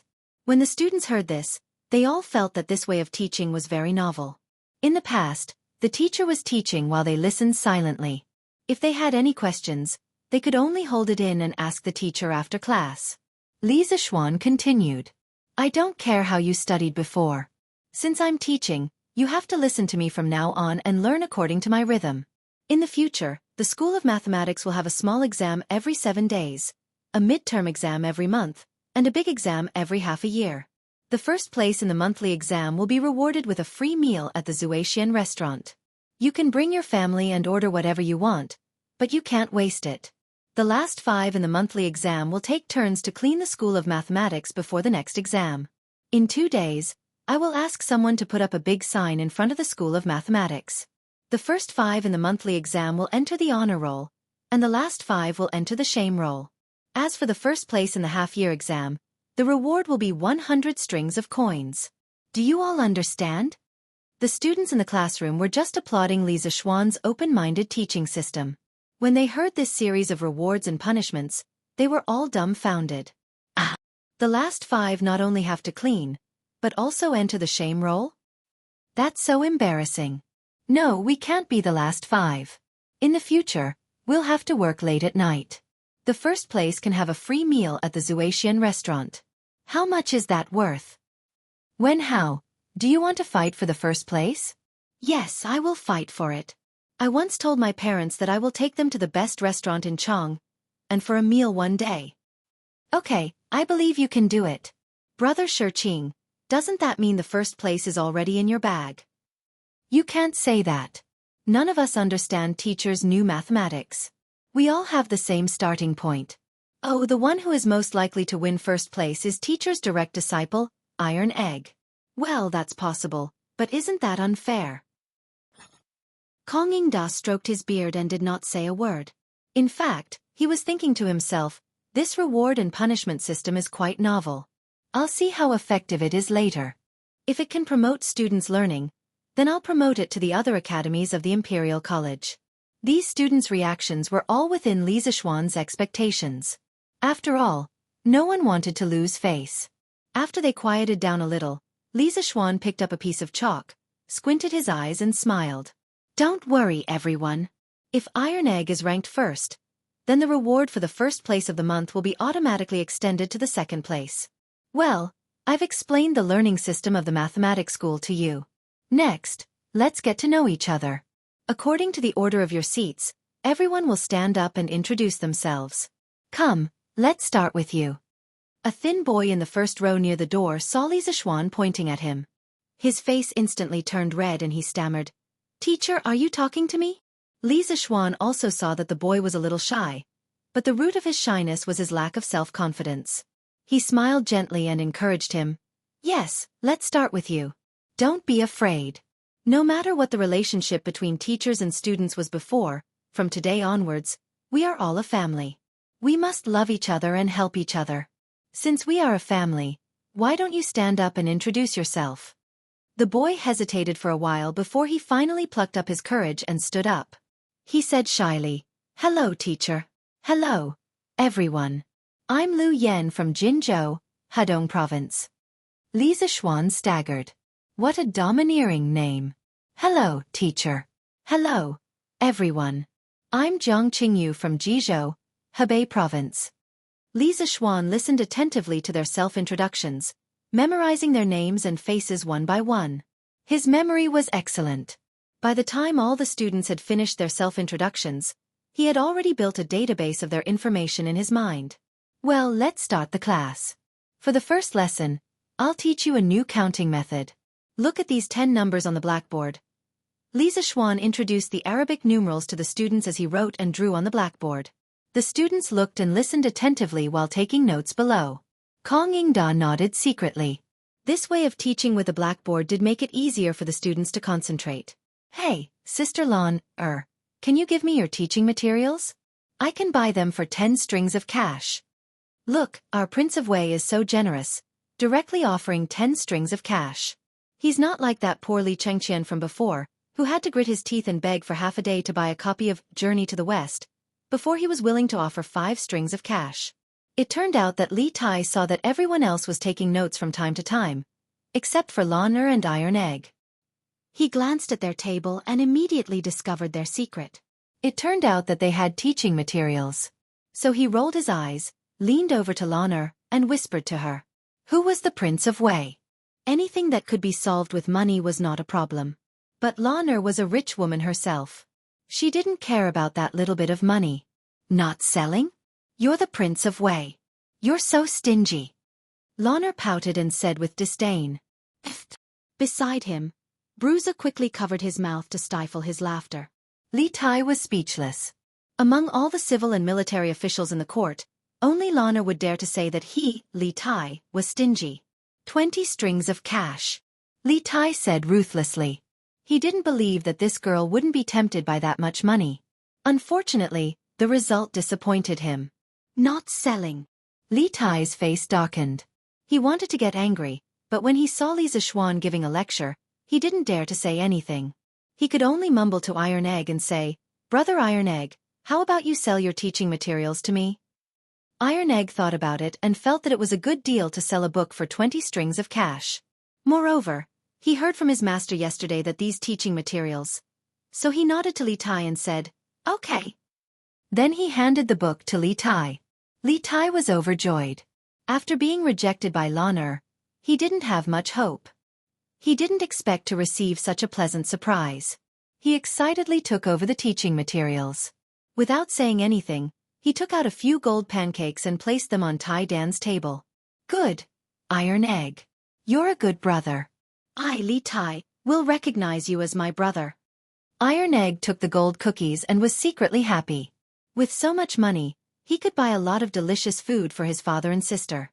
I've explained the new counting method, the new symbols, and the 4 arithmetic rules. Here is the multiplication table. Copy it down. You must memorize it by today. I'll check it tomorrow. Li Zishuan wrote the multiplication table on the blackboard and said to the students.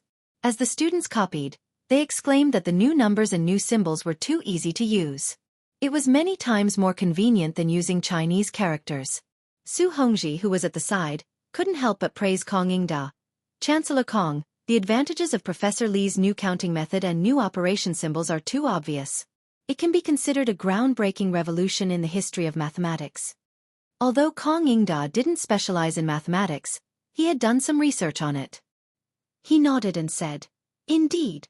I'm afraid that your school of mathematics will officially rise in the future." After a while, when they finished copying, Li Zishuan wrote 5 addition, subtraction, multiplication, and division problems on the blackboard and said, "Now, use the knowledge I just taught you to solve these 5 problems. I'll ask 5 people to come up and do it on the blackboard." Chapter 158. Ku Shiqing, Wang Meng, Meng Wenhao, Zhang Ziran, Li Tai.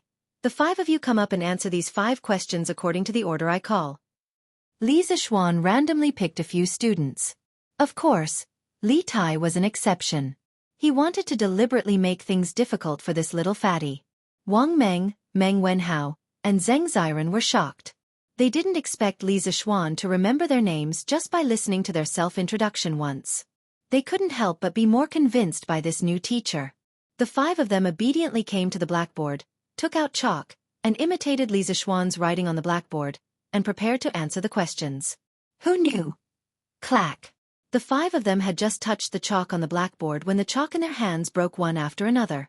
Kong Yingda and Su Hongji, who were watching from below, felt their hearts ache. To them, chalk was a good teaching material. It was normal for people who were used to writing with a brush to not control their strength when using chalk for the first time. Li Zishuan didn't scold them. It was just a few pieces of chalk. He didn't feel bad. Li Tai frowned. He tried a few more times and finally got used to the strength of the chalk. When he looked at the question carefully, he was dumbfounded. It was a combination of addition, subtraction, multiplication, and division, and the 2 numbers multiplied by each other were 3 digits. It was his first time learning this new type of arithmetic. Did it have to be so ruthless? The little fatty pouted and looked at Li Zishuan bitterly. He was sure that Li Zishuan must have done it on purpose. But Li Tai wasn't someone who would admit defeat so easily. He gritted his teeth and gave it his all. Accompanied by the squeaking sound of chalk rubbing against the blackboard, the few of them began to answer the questions. After a while, Ku Shiqing, Wang Meng, Meng Wenhao, and Zhang Ziran finished their calculations. They put down the chalk and returned to their seats. Only Li Tai was still sweating profusely as he calculated. Li Zishuan smiled and didn't provoke him. He looked at the answers of the other 4 students first. Slowly, his smile froze on his face. Wang Meng, stand up. Sir. Wang Meng realized that he had miscalculated. He stood up and stammered. Who taught you that 9 times 6 equals 45? See. Sir, it's you. You taught me. Wang Meng asked curiously. Li Zishuan was furious. Bullshit. Show me the multiplication table on the blackboard. Let's see what 9 times 6 equals.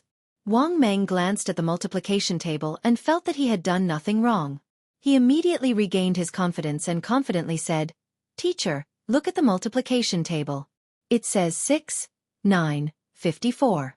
Doesn't that mean 6 equals 45? Holy shit. Li Zishuan felt like 10,000 alpacas were galloping through his heart. The other students in the classroom were silent for a moment, and then they couldn't help but laugh. Li Zishuan explained the commutative law of multiplication to Wang Meng, and punished him by making him copy the multiplication table 10 times. At this time, Li Tai finally finished his problem.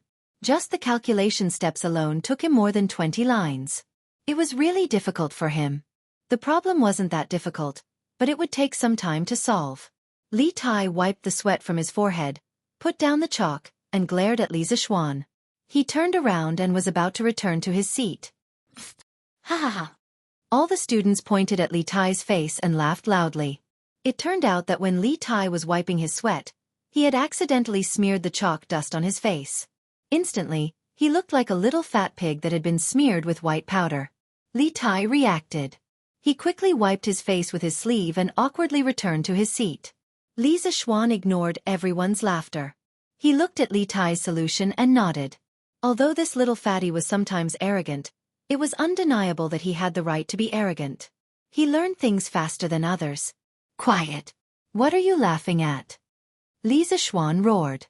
The students in the classroom immediately quieted down. Li Zixuan nodded with satisfaction and said, other than Wang Meng, the other 4 students all got it right. They are worthy of praise. Especially Li Tai. His problem was the most difficult, but he still managed to solve it. Everyone applauded him. After that, Li Zixuan took the lead and clapped his hands. But the other students looked at him strangely and did not applaud. Li Zixuan calmed down and suddenly understood something. In ancient times, there was no such thing as applauding when praising others. In fact, the origin of applause was said to be in ancient Rome before the Christian era. In a barbarian tribe that was at war with Rome, there was such a habit. When the leader finished speaking or issued a call, the soldiers would tap the weapons in their hands to show their support. This was much easier and more powerful than the Roman soldiers shouting to respond to the leader. Therefore, the Roman soldiers gradually learned this method and it eventually evolved into applause. In ancient China, there was also applause. However, it was not to welcome or praise, but to express happiness or anger. There was an idiom that proved that, clap and laugh. Ahem, in the future, when a student is praised, we will all applaud and congratulate him. This is the tradition of our school of mathematics. Do you all hear me? If there is no such rule, then I will make the rule, Li Zixuan thought. Right now, Li Zixuan had absolute authority in this class.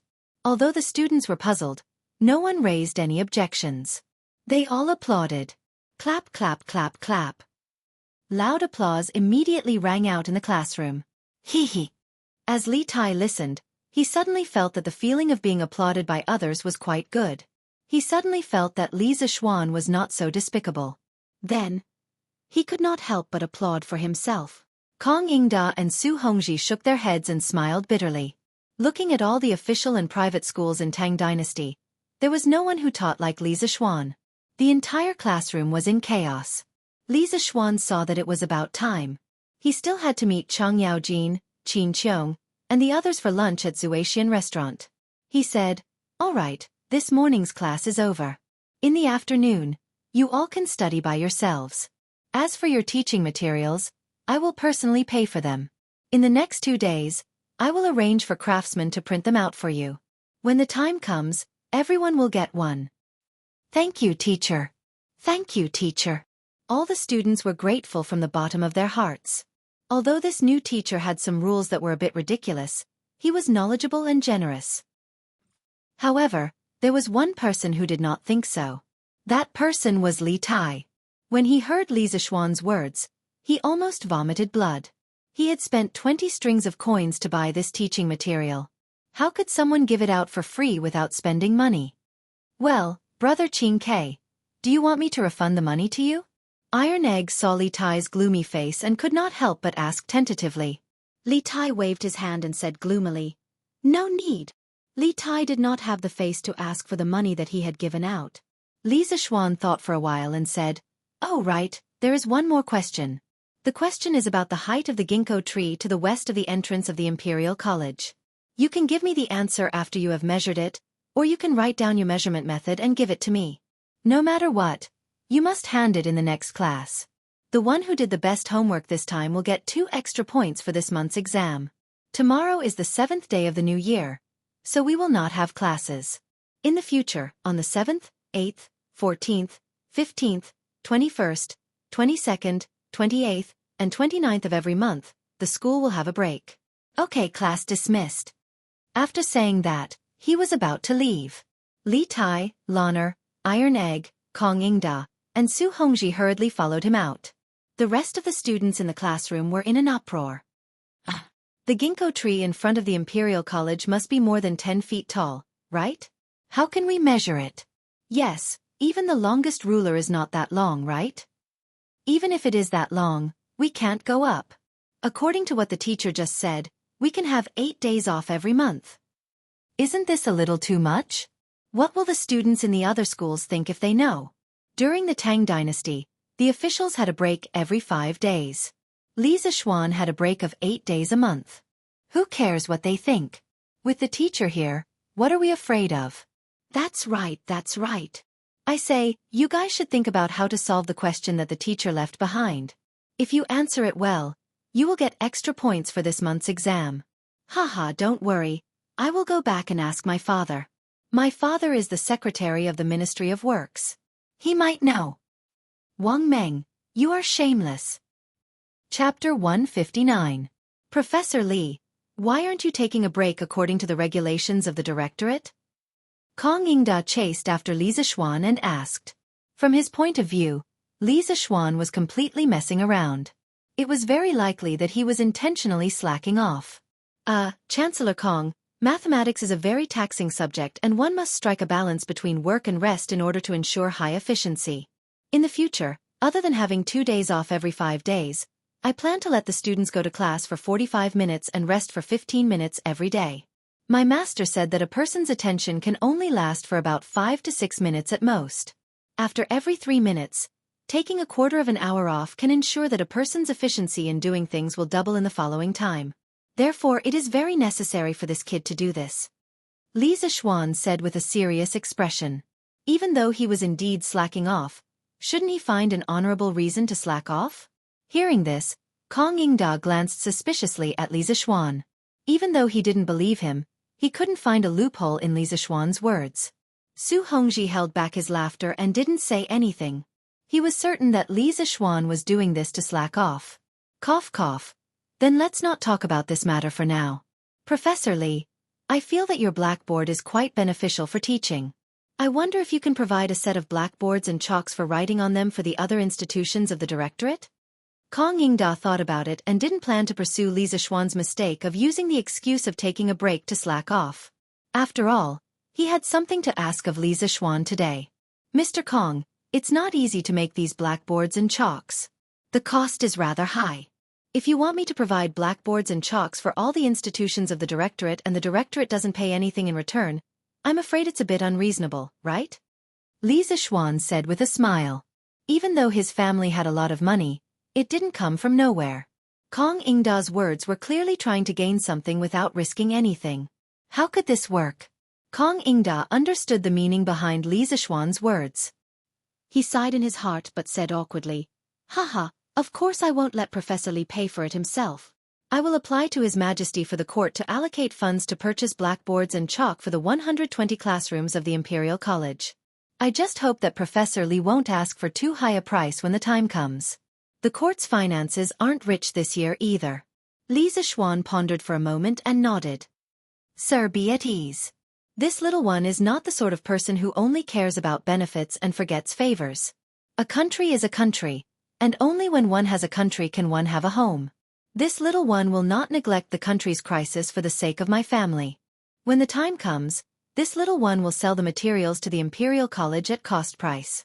I only hope that the students can study hard and make my great Tang even more prosperous. Kong Yingda cupped his hands in gratitude. Li Xian is a righteous man. Li Zixuan smiled. Righteous? If this were the modern world, many keyboard warriors would call him a fool for not making money. After saying goodbye to Kong Yingda and Su Hongji, the group walked out of the Imperial College.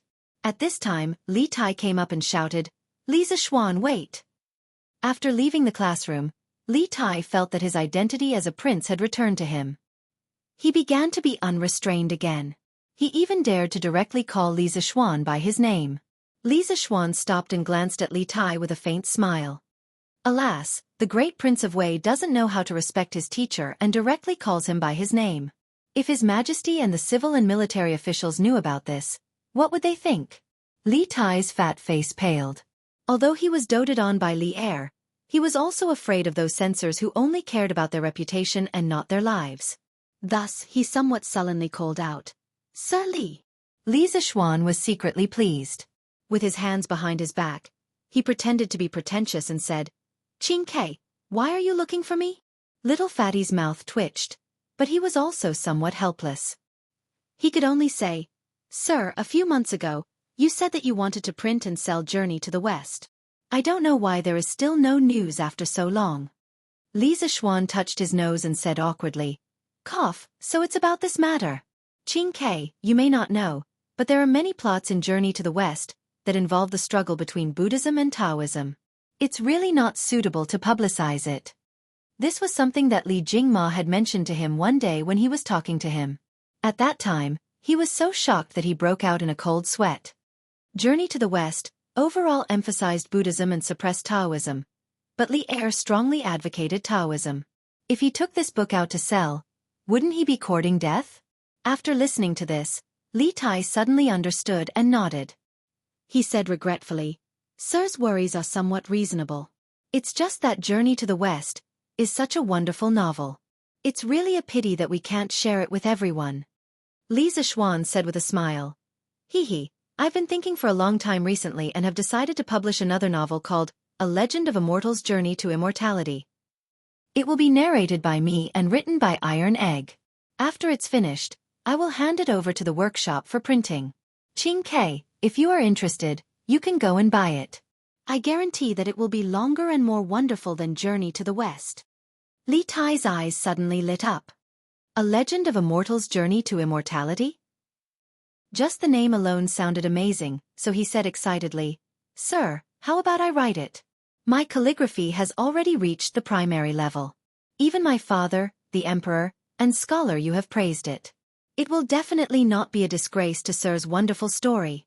Iron Egg couldn't help but feel anxious when his job was snatched away. However, he also knew his own limitations. He knew that his doggy paddle calligraphy was indeed not as good as Li Tai's, a prince. Li Zishuan found it funny. There was actually someone who was willing to fight for such a difficult job? Hee, if Qing Ke is willing, you can come to my house every day during your rest days. You can write it. When you're not around, Iron Egg will write it. Iron Egg felt relieved. It seemed that his master was still thinking about him. Li Tai said happily, "Thank you very much, sir. Then this student will go to Sir's house tomorrow." With a straight face, Li Zishuan said, "Qing Ke, you can't slack off on your studies because of this. Mathematics is the foundation of all learning other than Confucianism. You should first solve the problem that I left behind for you." Li Tai said gloomily, "Yes, sir." After parting with Li Tai, Lana and Iron Egg didn't want to join in the fun with Cheng Yaojin and the others, so they went straight home. Li Zishuan asked San Bao and the others to protect Lana and Iron Egg while he rode his horse to the Drunken Immortal Tavern. "Hey, young master, you're here. Master and the other dukes are waiting for you upstairs." When he arrived at the Drunken Immortal Tavern, shopkeeper Lu welcomed him with a smile. Li Zishuan nodded. Today's banquet was mainly to thank Cheng Yaojin, Qin Qiong, Yuqi Jingda, and Niu Jinda for their kindness in leading the family to the rescue that day. As the father, Li Jingma naturally had to personally accompany them to drink. Otherwise, wouldn't that be too disrespectful to the dukes? Li Zishuan handed the reins to the servant and went up to the 4th floor alone. From afar, he could hear Cheng Yaojin's hearty laughter. "Haha, brother Jingma is right. No matter how I look at you, you don't look like a businessman at all. Instead, you look more like a group of rough soldiers like us, haha." Chapter 160. Li Jingma had traveled extensively in the business world for more than 20 years. He had long since mastered the ability to talk to people and ghosts.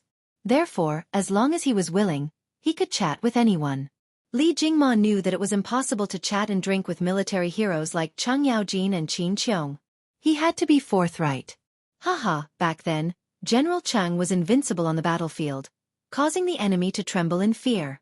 At that time, I was just a small peddler, but I could often hear stories about General Cheng in the marketplace. Li Jingma gave Cheng Yaojin a little flattery. "Haha, old Heiyuchi, how is it? I, old Cheng, have a greater reputation among the people than you." Cheng Yaojin laughed proudly. Everyone in the room was speechless at this shameless old man. "Uncle Cheng, Uncle Qin, Uncle Yuchi, Uncle Niu, I was delayed by some matters at the Imperial College. I'm really sorry to have made you all wait for so long." Li Zishuan pushed open the door and cupped his hands apologetically.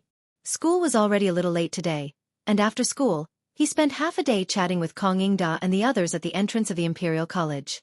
As a result, He was a little late when he arrived at the Drunken Immortal restaurant. But he couldn't be blamed. The Imperial College didn't have an alarm or something. No one knew when school was over. It seemed that he would have to assign someone to ring the bell in the Institute of Mathematics. Chang Yaojin pointed at Li Zixuan and said angrily, "Haha, you really have guts. You actually made us elders wait for you. You're really something. You'll punish yourself with 3 cups later." Niu Jinda also echoed, Yes, you should punish yourself with 3 cups. Li Jingma looked at his son with some worry. After spending so much time together, he knew that his son wasn't good at drinking. But at this time, he obviously couldn't refute. Li Jingma could only suppress his worry and wait for the changes. Li Zixuan's face did not have the slightest trace of fear. He ordered the waiter to serve the dishes while personally pouring a cup of tea for Chang Yaojin and the other 3. "Uncle Cheng, you're right. I should be punished for making you wait for so long. Today, I've prepared a special pot of immortal drunken wine for you. It's stronger than the one on the market. Because this wine is rare, I won't fight with you for it later. I'll punish myself by drinking 3 cups of immortal drunken wine as an apology." Chang Yaojin looked at Li Zixuan meaningfully, then laughed and said, That's right. That's right. Little Xian, you can go and drink the sweet home. You can leave that special immortal drunken wine to me, old Cheng. Niu Jinda and Qin Qiong pointed at Chang Yaojin and scolded him for being shameless. Li Jingma heaved a sigh of relief in his heart. He was happy that his son had cleverly resolved the awkward situation. When the dishes were served, everyone sat around the table, drinking and chatting merrily. They toasted each other. It was very lively. Little Xian, today seems to be your first day on duty at the Imperial College. How was it? Did that group of scholars make things difficult for you? Chang Yaojin asked as he drank. Li Zixuan could hear the concern in Chang Yaojin's words and felt warm in his heart. Although old Cheng was a boorish person, he treated his own people well. Li Jingma also looked at Li Zixuan with an inquiring gaze.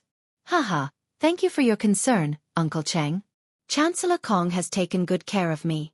The teaching assistant of the School of Mathematics is an old friend of my father. Moreover, the Imperial College speaks with one's strength.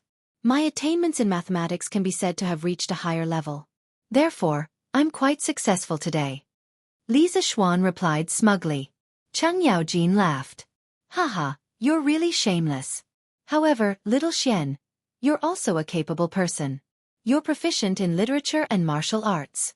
Unlike my family's Chou Niu, who only knows my 3 axes. Qin Qiong interjected and asked, Little Xian, did spiritual master Ling Su teach you the art of mathematics? Uncle Qin, the art of mathematics is only the foundation of my master's lifetime of knowledge. He said that only by mastering mathematics can one create sturdier cities, more powerful weapons, faster vehicles, and more efficient farming tools. The curved plow from before also contained the knowledge of mathematics. Qin Qiong asked curiously, Your master also knows the art of refining weapons. Oh, I almost forgot.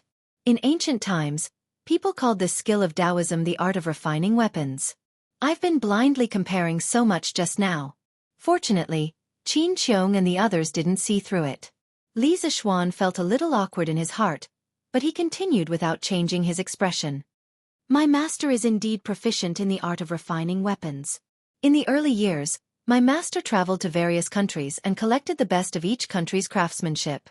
He once created a strange object that could allow people to fly. Once, my master was in a small country in Nanyang and was surrounded by tens of thousands of local aborigines. He relied on this object to float away without a single injury. Bragging wasn't against the law. Li Zixuan described his master to his heart's content. In any case, he had learned a little through various means in the past few months. Spiritual Master Ling Su was indeed an otherworldly expert. The number of people in the world who had truly seen him could be counted on one hand. There probably wasn't a single person who was truly familiar with him. Thus, no matter how he bragged, he wouldn't be exposed. Hiss, the few old people in the room widened their eyes in shock. Yuqi Jingda couldn't help but mutter, There are really people in this world who can fly? Isn't this the means of immortals? Li Zixuan shook his head and said, Uncle Yuqi, this is just borrowing the help of external objects. There are no immortals in this world. In fact, When the technology in the world is developed to the extreme, it isn't impossible for mortals to fly in the sky. Cheng Yaojin's eyes turned and he chuckled. Little Xian, does your school of mathematics still lack students? What do you think of my family's Chou Niu? As a brother, you have to give him a hand. Li Zishuan was stunned. He hesitated for a while before stammering, Uncle Cheng, it's not that I'm unwilling to accept, but I'm afraid that Brother Chou Niu won't be able to learn this. Cheng Yaojin glared and said, He dares? See if I don't break his legs. My Tang Empire's internal affairs have basically been stabilized. Those clowns outside will also vanish in a puff of smoke in less than 5 years.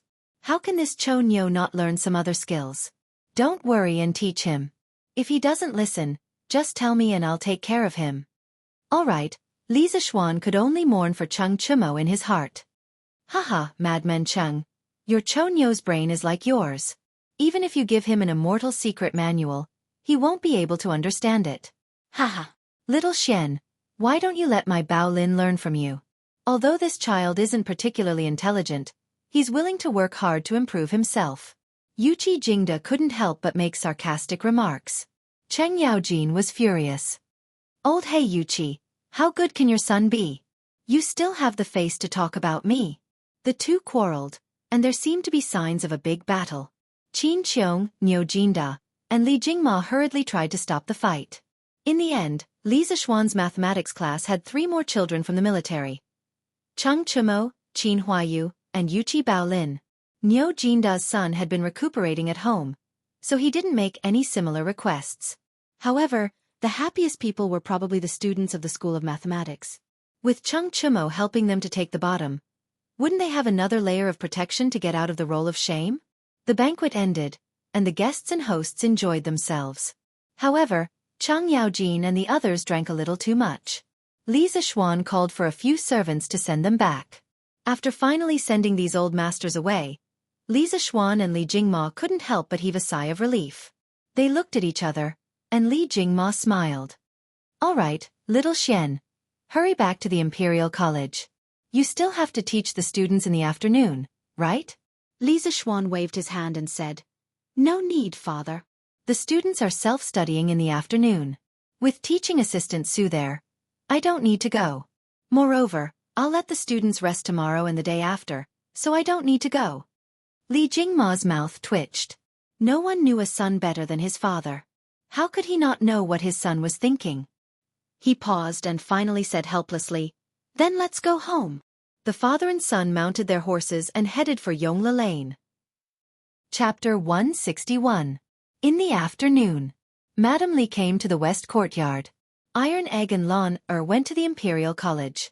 Li Zishuan was lying on a deck chair in the pavilion in the middle of the lake in the West Courtyard. He opened his mouth and took the grapes that Xiaoshi fed him. Cough cough. Grapes from the grape trellis. Madam. The 2 maids saw Madame Li come over and bowed. Li Zishuan also quickly sat up. Mother. Yes. Madame Li smiled and sat down on the bench next to her. Xiaohe cleverly poured a cup of tea and placed it on the stone table in front of Madame Li. Xian, are you doing well in the Imperial College? Mother, I'm doing well. With my skills, who can bully me? Madame Li rolled her eyes at her son and took a sip of tea. She smiled and said, You Lana is too much. She must go to the Imperial College to cause trouble for you. How can a girl get married in the future if she doesn't learn how to be a seamstress? Mother, there's nothing wrong with Lan learning more. Why must she learn how to be a seamstress? She can just find a tailor to make clothes. Li Zishuan said indifferently. He didn't understand why girls in ancient times had to learn how to be a seamstress. Did she marry to make clothes for her husband's family? Madame Li said angrily. Nonsense. If a girl doesn't know how to be a seamstress, which family will want her? Yushi is not bad. I saw a few of her work before and it's better than mine. Hee hee. How can it be better than mother's? Mother's skills are naturally the best in Chang'an. This was clearly a trap. If Li Zishuan followed his mother's wishes and praised his wife, there was no guarantee that his mother wouldn't feel jealous. Thus, he shamelessly flattered her. Madame Li was happy when she heard this, but she said, You little sly, trying to make me happy. I've already discussed your marriage with Yushi with Han Lijing. Tomorrow, I'll send a matchmaker to the Han family to propose marriage. Li Zixuan was happy when he heard this. He quickly went forward and poured tea for his mother. Thank you, mother. It just so happens that I have a day off tomorrow. Why don't we go together? A day without seeing her felt like 3 autumns. They had not seen each other for several days. Every night, when it was quiet, he really wanted to hug his wife. Mrs. Li Zixuan pointed her finger at Li Zixuan's forehead. You child, how can you be so ignorant of the rules? How can the groom personally propose marriage? Tomorrow, your father and matchmaker Song will bring people to the Han family to propose marriage. You just stay at home. You and Yushi are not allowed to meet before you get married. Ah! Li Zixuan was dumbfounded. Mother, when will Yushi and I get married? Madame Li laughed and said, Look at how anxious you are. This is just the beginning of the marriage proposal. Later on there is still the ceremony of receiving the bride, asking for the name of the bride, accepting the bride, and then the date of the invitation, setting an auspicious date, and finally the welcoming ceremony. You have to learn the wedding procedures properly. Don't make a fool of yourself when you get married. Li Zixuan almost fainted as he listened. Did it have to be so troublesome? Couldn't they just have a flash marriage? Mother, then you should set the wedding date earlier. Otherwise, it won't be good if your daughter-in-law runs away. Li Zixuan wiped the sweat off his forehead and hurriedly ran away after saying that. Madame Li looked at Li Zixuan's back as he ran away. She shook her head and smiled dotingly. This child. Xiao He and Xiao Shi, who were at the side, couldn't help but cover their mouths and chuckle. Li Zixuan went out of the mansion and went to the workshop to find Lu Yidao, Lu Dingy. Ever since Li Zixuan bought the original Heavenly Craft Pavilion and poached him, this old man had been idling in the Strange Interest Pavilion. After Yan Xiaoning gave his workshop to Li Zixuan also transferred Lu Yidao to the workshop. This old man usually helped Faubert carve some ornaments on the skateboard in the workshop, so he was free and relaxed. Master Lu, you used to carve all kinds of strange objects. Do you know how to carve words? Li Zixuan motioned Lu Yidao to sit down first and then asked. Lu Yidao smiled and said, Young master, carving words is much easier than carving wood. Of course I know how to do it. What kind of words do you want to carve? Li Zixuan took out the mathematics book and said, I want to print about 30 copies of this book. I want to trouble you to carve a set of templates. Lu Yidao hesitated and said, Young master, if you want to carve a block plate, it will take a lot of time and effort. It's better to ask a group of poor scholars to copy it. Li Zixuan heard and suddenly understood. There was no movable type printing in the Tang dynasty. Master Lu, I don't want you to carve a block plate for each page. You can use the clay to make blanks of the same size. Carve a single word in reverse at one end. The height of the word protrusion is like the thickness of the edge of a copper coin. Burn it hard with fire and make it into a single movable type of clay. Then, print it according to the content of each page. Good, young master's method is good. In this way, all the books can be printed on a large scale in our workshop and passed down to the future generations. It's really a great merit. Faubert just walked in and heard Li Zixuan's new printing method. He couldn't help but applaud loudly. Manager Fu. Lu Yidao stood up and greeted him. Faubert, you came at the right time. I plan to set up a printing department in the workshop. You can transfer some people to Master Lu. In the future, there will be a lot of books for the workshop to print. Li Zixuan said to Faubert. Faubert sat down and said, Yes, young master. Li Zixuan nodded and said to Lu Yidao, Master Lu, set up the printing department as soon as possible. Help me print this book in 2 days. I need it urgently. Lu Yidao took the book from Li Zixuan's hand and replied, Yes, young master. Young master, what are these curved words on the book? And these circles and dots, what do they mean? Why haven't I seen them before? Lu Yidao opened it and was dumbfounded. These are my new arithmetic numbers, arithmetic symbols, and some punctuation marks. Master Lu, you can print according to them. Li Zixuan explained. Lu Yidao scratched his head. Although he didn't understand, he still agreed. He didn't care what it meant. He just needed to print according to it. Faubert, how's my carriage? Li Zixuan asked Faubert after Lu Yidao went out. Faubert wiped the sweat on his forehead and said, Young master, it's not done yet. This carriage is far more difficult than I thought. I think it will take a few more days. Li Zixuan nodded and took out a drawing. He said with a smile, Faubert, help me make something else. Faubert was a little dizzy when he saw Li Zixuan take out the drawing. He didn't know what his young master was going to do. He took a look and couldn't help but be puzzled. Young master, what are you going to do with this thing? Faubert, this is a custom-made shoe for horses. When the horse wears it, its hooves will never be injured again. The life of the horse will also be greatly increased. Li Zixuan went to see the injury of the white horse at home yesterday. Looking at its hooves that were wrapped in a circle, Li Zixuan suddenly realized that there were no horseshoes in the Tang dynasty. Looking at the white horse's pitiful eyes, Li Zixuan asked someone to measure the size of the horse's hooves. He planned to make a pair of shoes for it. After listening to Li Zixuan's explanation, Faubert suddenly felt a little doubtful. His young master was already so prodigal that it made people's hair stand on end. It wasn't enough for him to make something for himself, but he also wanted to make shoes for the horse.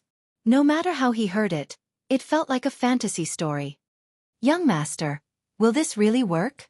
Li Zixuan smiled and said confidently, Faubert, just do it. It will definitely work. Faubert felt helpless and could only agree. Chapter 162.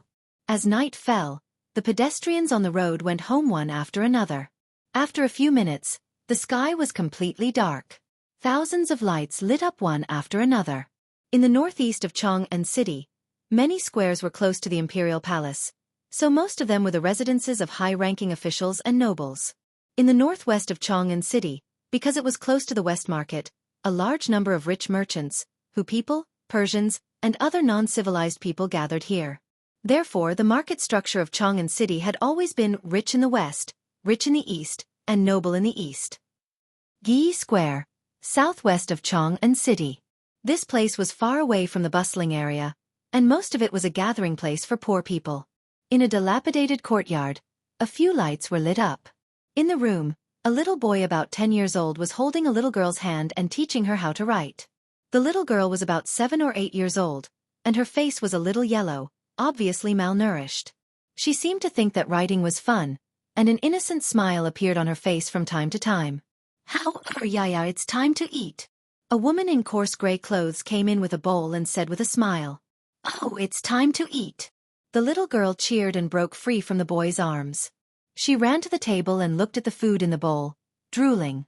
The boy shook his head in amusement and asked the woman, Mother, won't father come back for dinner tonight?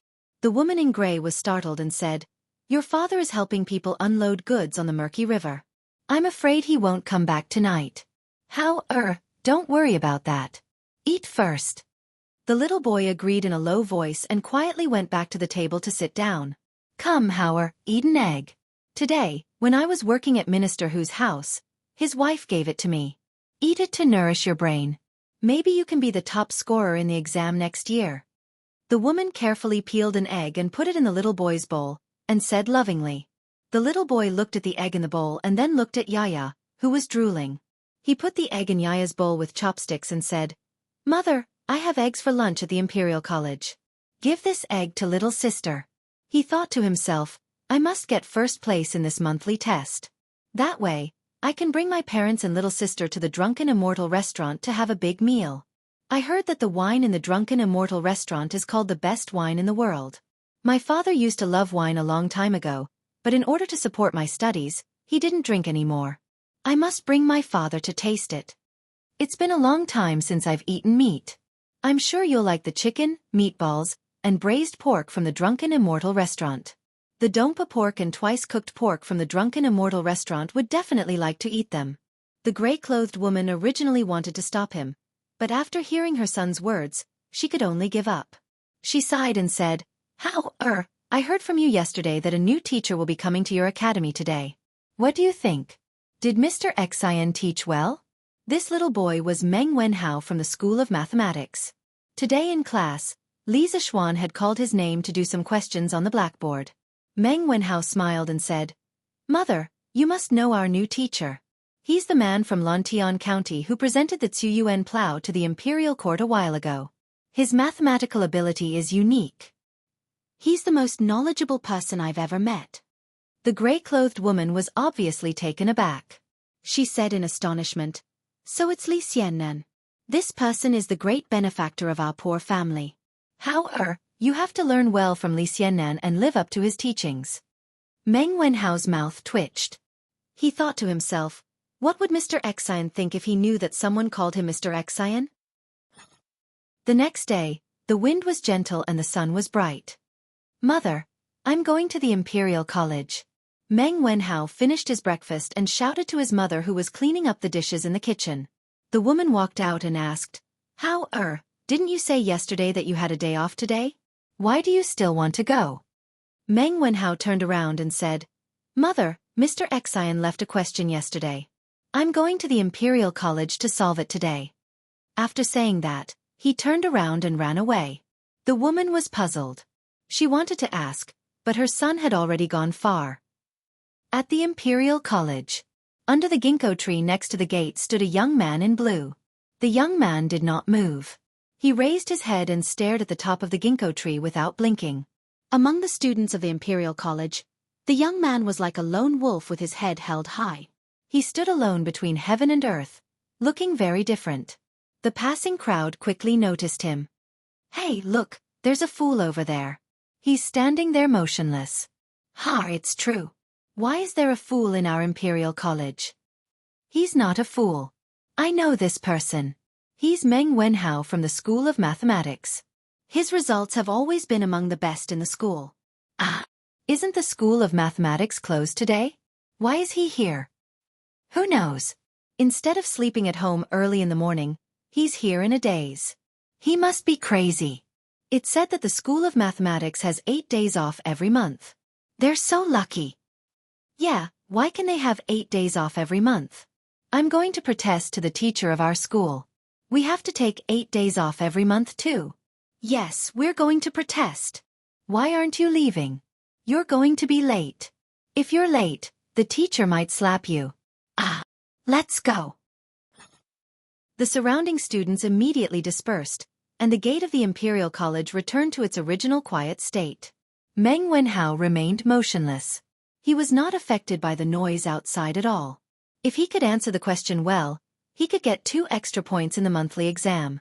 If he could get these 2 points, he would have a much better chance of getting first place in the monthly exam.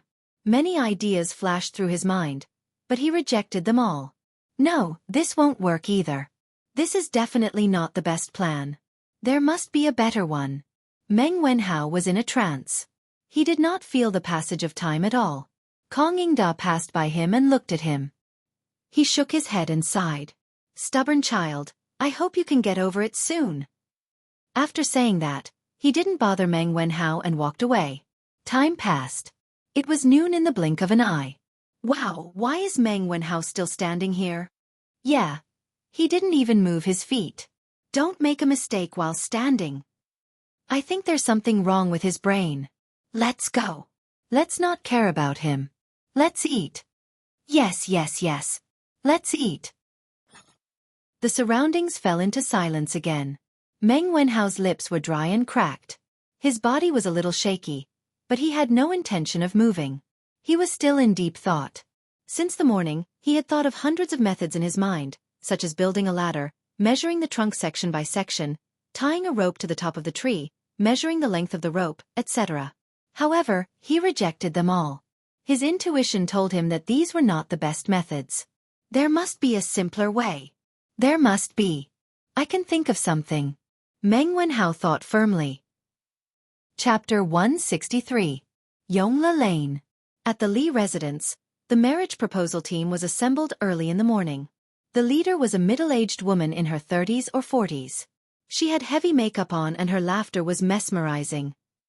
Li Zishuan's eyes were red and he hurriedly returned to the west courtyard. Xiaoxi, you're going too? Li Zishuan asked curiously when he bumped into Xiaoxi, who was in a hurry. Yes, young master. Madam asked Xiaoxi to deliver something to young mistress. Xiaoxi replied with a smile. Li Zishuan laughed and joked. Haha, little girl, you're calling her young mistress so soon? Xiaoxi, wait a moment. Help me deliver something to Yushi too. Yes, young master. Li Zishuan smiled and returned to his room. He spread out a piece of paper and began to write, "I'm willing to win the heart of my beloved. When your hair is white and you're past your prime, I'll still hold your hands and give you the gentleness of the world. Be good, Yushi. Stay at home and wait for me to marry you." After he finished writing, he suddenly had an idea. He folded the letter into a paper crane and pressed it flat into an envelope. He sealed it and walked out. "Young master, you're going to deliver a letter to young mistress?" Xiao was carrying a bag and came to the entrance of the courtyard. She was probably going to follow the marriage proposal team to the Han residence. Li Zixuan passed the letter to Xiao and said to Xiao, "Little girl, don't peek on the way." Xiao was the timid type while Xiao was more lively. It was just that her chest was a little small. Ahem, what was he thinking? Xiao pouted and said, "Xiao won't peek. Young master must have written some mushy words of love to young mistress. Xiao will die of jealousy if I read it." "You little brat." Li Zixuan's face turned black and he pretended to knock her head. Xiao screamed and ran away with Xiao. Tai Chi Palace, Sweet Dew Hall. This was where Li Er would read and deal with government affairs after the morning court. At this moment, Li Zixuan was sitting at the top with a book in his hand. He frowned as he read, "Zhao Song, is this Li Zixuan's new mathematics? Why have I never seen these strange words before?" Zhao Song stepped forward cautiously and said, "Your Majesty, this is indeed a new type of mathematics that Li Xiannan invented. It is said that this book was compiled by him personally. As for the strange words in the book, I don't understand them either. However, I'm sure that Your Highness, Prince of Wei, will be able to understand them." After Prince of Wei finished listening to the lecture yesterday, he even solved a very difficult question that Li Xiannan set. Li Er smiled happily. "Great. My Qing Ke is indeed talented and learns everything quickly. Haha." Zhao Song smiled and said, "It's all thanks to His Majesty's teachings." Li Er laughed heartily, accepting the flattery. "Your Majesty, the male student from Li County left a question after class yesterday. He said that he wanted the students to figure out a way to measure the height of the 1,000-year-old ginkgo tree in front of the Imperial College. He also said that the student with the best method would get 2 extra points in this month's exam." Zhao Song saw that Li Er was very interested in the matter between Li Zixuan and Li Tai, so he continued. Li Er was stunned and asked, "Monthly exam? What monthly exam?" Zhao Song explained, "Your Majesty, this is the examination system that Li Xiannan set for the School of Mathematics. It is said that the School of Mathematics has a small exam every 7 days, a midterm exam every month, and a major exam every half a year. The top student in the monthly exam will be treated to a meal at the Drunken Immortal restaurant with Li Xiannan's personal funds.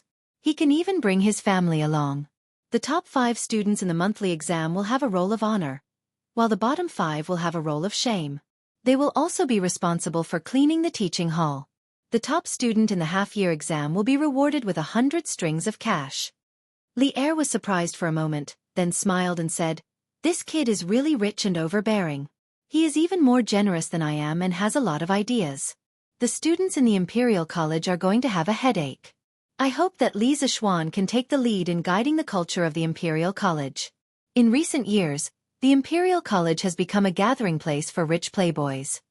Zhao Song said respectfully, "Your Majesty is far-sighted and wise." Li Er waved his hand and pondered for a moment, then said, "But this kid really knows how to make things difficult for others. The ginkgo tree at the entrance of the Imperial College is probably more than 100 feet tall, right? How are the students going to measure it? Zhao Song, can you fly that high with your lightness ability?"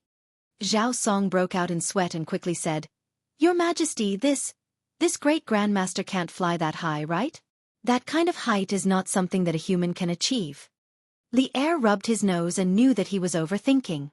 "Your Majesty, are you still reviewing the memorials?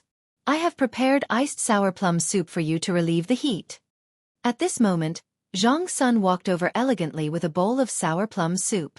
Seeing this, Zhao Song quickly retreated to the side and became one with the pillars in the hall like an old monk in meditation. "Haha, Guanyin, you have troubled yourself. In the future, let the servants do these things. You are not in good health and should not be overworked. Come and sit."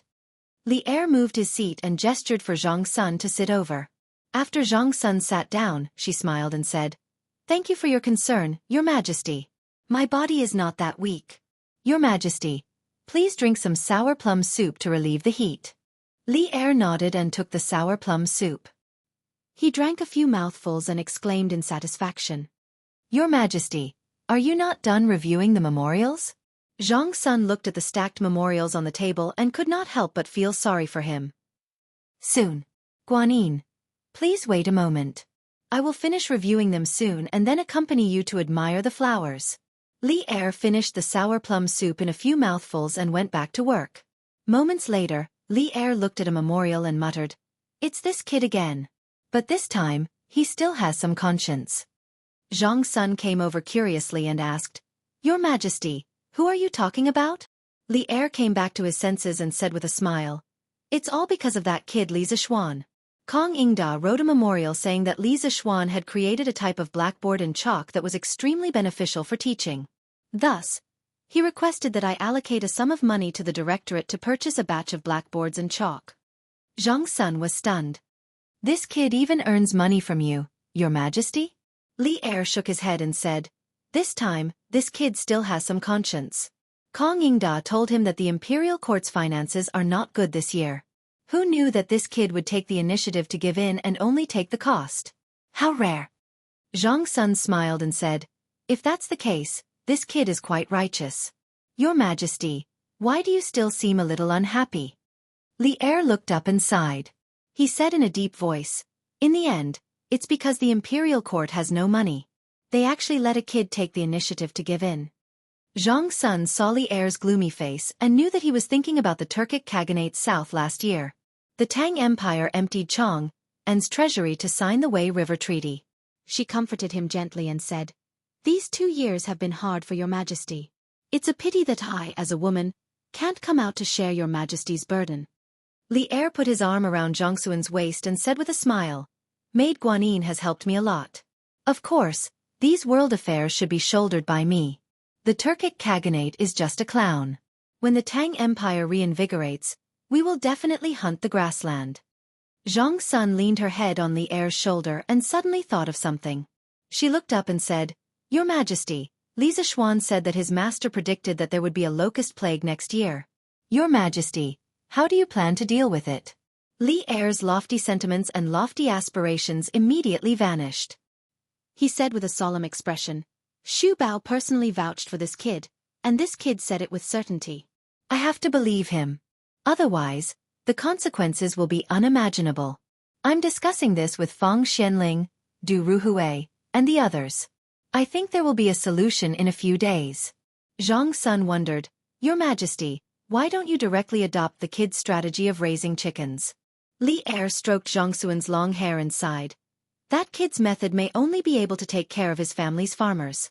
What I want to take care of is the people in the world. The imperial court doesn't have the money to raise so many chickens. For this matter, there must be a detailed plan for the specific areas." Zhang Sun nodded thoughtfully. Chapter 164. Afternoon. I who can't hold on to love, always watch it slip away. There are so many happy people in the world. Why can't you count me in? Love must be courageous with every setback. Love must be firm and persistent. Every single person has to see through it. If you want to love, don't be afraid of pain. Find someone you love the most, someone you love deeply, someone you want to love, to say goodbye to being single. Someone who is passionate, infatuated, heartless, and ruthless, to scar me. He was afraid that he wouldn't be able to see his wife for the next 2 months. Most importantly, his 2 personal maidservants had left today. He didn't even have a girl to flirt with. Li Zishuan was lying alone on a deck chair in the pavilion of the West Courtyard, singing the single love song in solitude to comfort himself, a pitiful single dog. As he sang, Li Zishuan felt like he was letting go of himself. His singing became louder and louder. The servants watched from afar as their young master went crazy.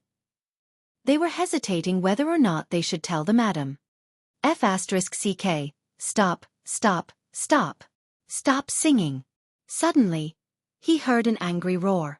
Li Zishuan subconsciously stopped singing. He opened his eyes and looked to the side. It was Li Tai. The little fatty covered his ears and looked at him with a strange expression. Li Zishuan was speechless. His singing wasn't bad, okay? Why did this fatty look so disgusted? Moreover, this is my house. It's bad enough that you didn't greet me when you came in, but you still have the cheek to look down on me? What? Could it be that Qin Kei's ears have become pregnant after hearing your master singing? Li Zixuan asked with a smile.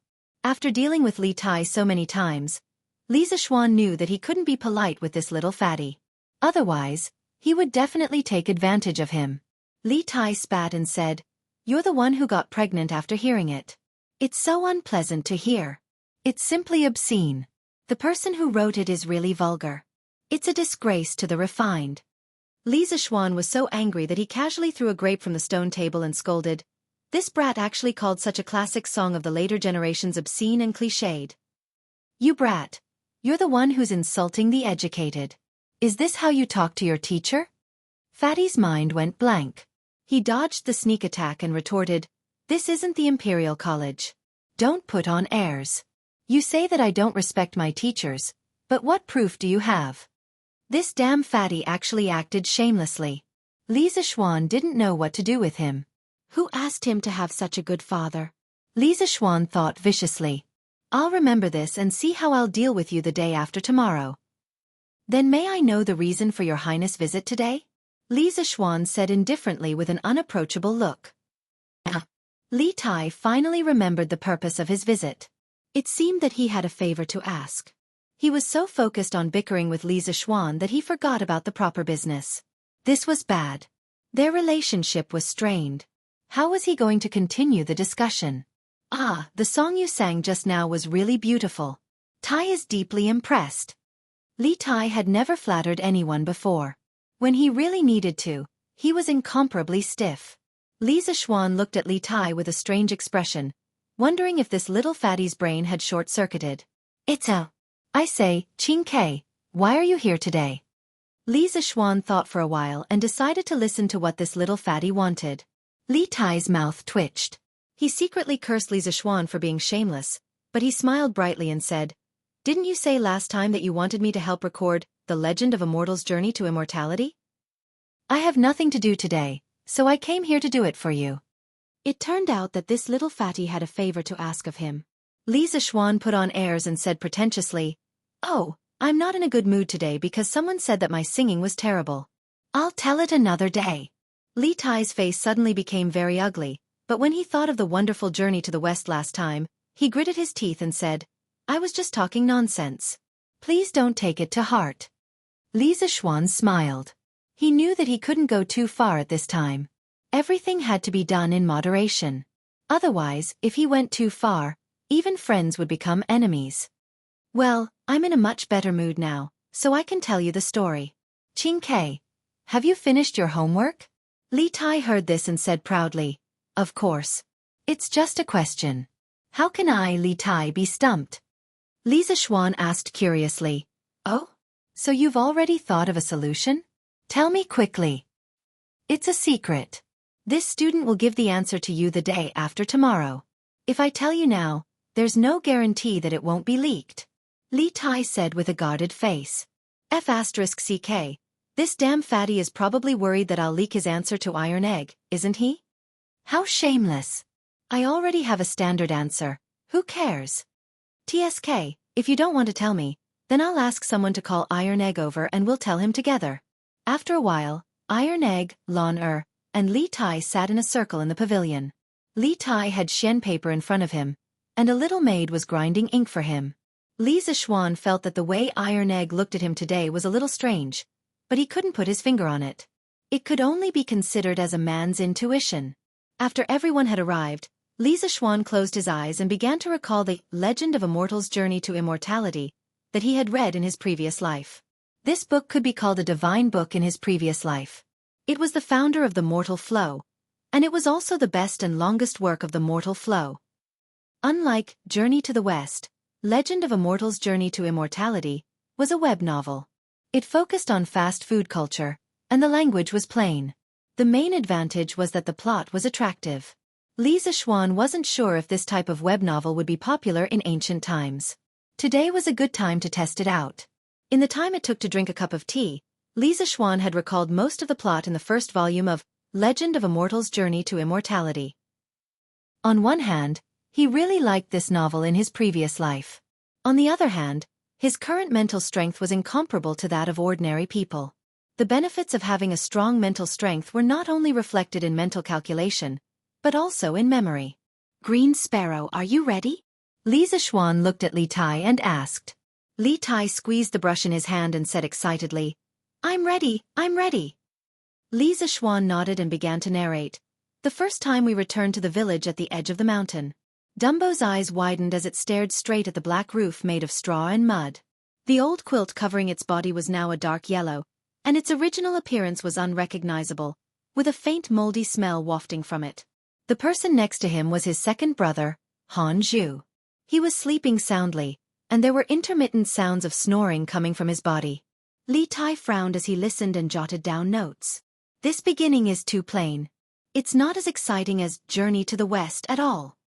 Although that was what he thought, Li Tai didn't interrupt him. The excellent education from the royal family urged him to continue listening patiently. Chapter 165. Under the Pavilion. From time to time, Li Tai would frown slightly. Naturally, Li Zishuan would notice this. He could understand this. The beginning of A Mortal's Journey to Immortality was indeed not outstanding. This could be seen from its early results. But there's a saying that goes, if you can endure loneliness, you can hold on to prosperity. Although the system of Mortal was based on Xiao Qian's masterpiece, Misty Journey, in the novels before Mortal, the cultivation system was only the background of the story. The main characters all leveled up very quickly, and the story still relied on other contradictions to progress. Just like World of Warcraft, leveling up was only a small part of the story. However, in Mortal, leveling up was the main content. Every small improvement was incomparably difficult, but it could also make the reader deeply immersed in it, unable to extricate themselves. The entire story revolved around how to take every step to level up. Through accumulation step by step, the legend of Mortal was finally created. As the story went deeper and deeper, Li Tai also discovered the strengths of Mortal. Unlike Journey to the West, which was unconstrained and passionate, the main plot of Mortal only revolved around Han Li's cultivation and leveling up. Every step was filled with setbacks. As Li Tai listened, he could not help but put himself in the shoes of the character. The Seven Mysteries sect, the eternal spring arts that seemed ordinary on the surface, but contained profound mysteries, and the small mysterious bottle that Li Zishuan had accidentally picked up. All of these tempted Li Tai to continue listening. Li Tai's fat right hand held the brush as it danced on the paper. He didn't feel the slightest bit tired. His heart was completely immersed in another world as he listened to Li Zishuan. Even Li Tai was like this, not to mention Iron Egg. The main character of Mortal had the same name as him. Moreover, their family circumstances were very similar. Thus, after listening to the story twice, Iron Egg was already completely immersed. It was as if he was Han Li in the novel, following the ups and downs of the plot, with twists and turns. Lana, on the other hand, had no interest in this story. After listening to it for a while, she felt that Han Li wasn't as interesting as Sun Wukong. After bidding farewell to Li Zishuan, she returned to the backyard. Li Zishuan also breathed a sigh of relief. Previously, he had only asked Iron Egg to come over. He did not expect Lana to come over as well. Many of the later parts of the novel were not suitable for her to read. It was good that the little girl had left. Han Li dripped a drop of green liquid on a green three-crow grass, turning it into a yellow three-crow grass with 100-year medicinal effect. A few days later, he dripped another drop of green liquid on it, and it actually became another 100 years old. Seeing that this method was indeed effective, Han Li repeated the same method for the next 2 months. Every time a new green liquid was produced from the small bottle, he would drip it on the three-crow grass. And the three-crow grass lived up to his expectations. Its leaves gradually turned from yellow to yellow-black, and then from yellow-black to black. Finally, when its leaves were completely black and shiny, it became a rare 1,000-year-old three-crow grass in the world. Li Tai's eyes widened, and he was shocked in his heart. So this mysterious bottle can infinitely accelerate the maturity of spiritual herbs. This is really amazing. Han Li will definitely be able to completely turn the tables this time.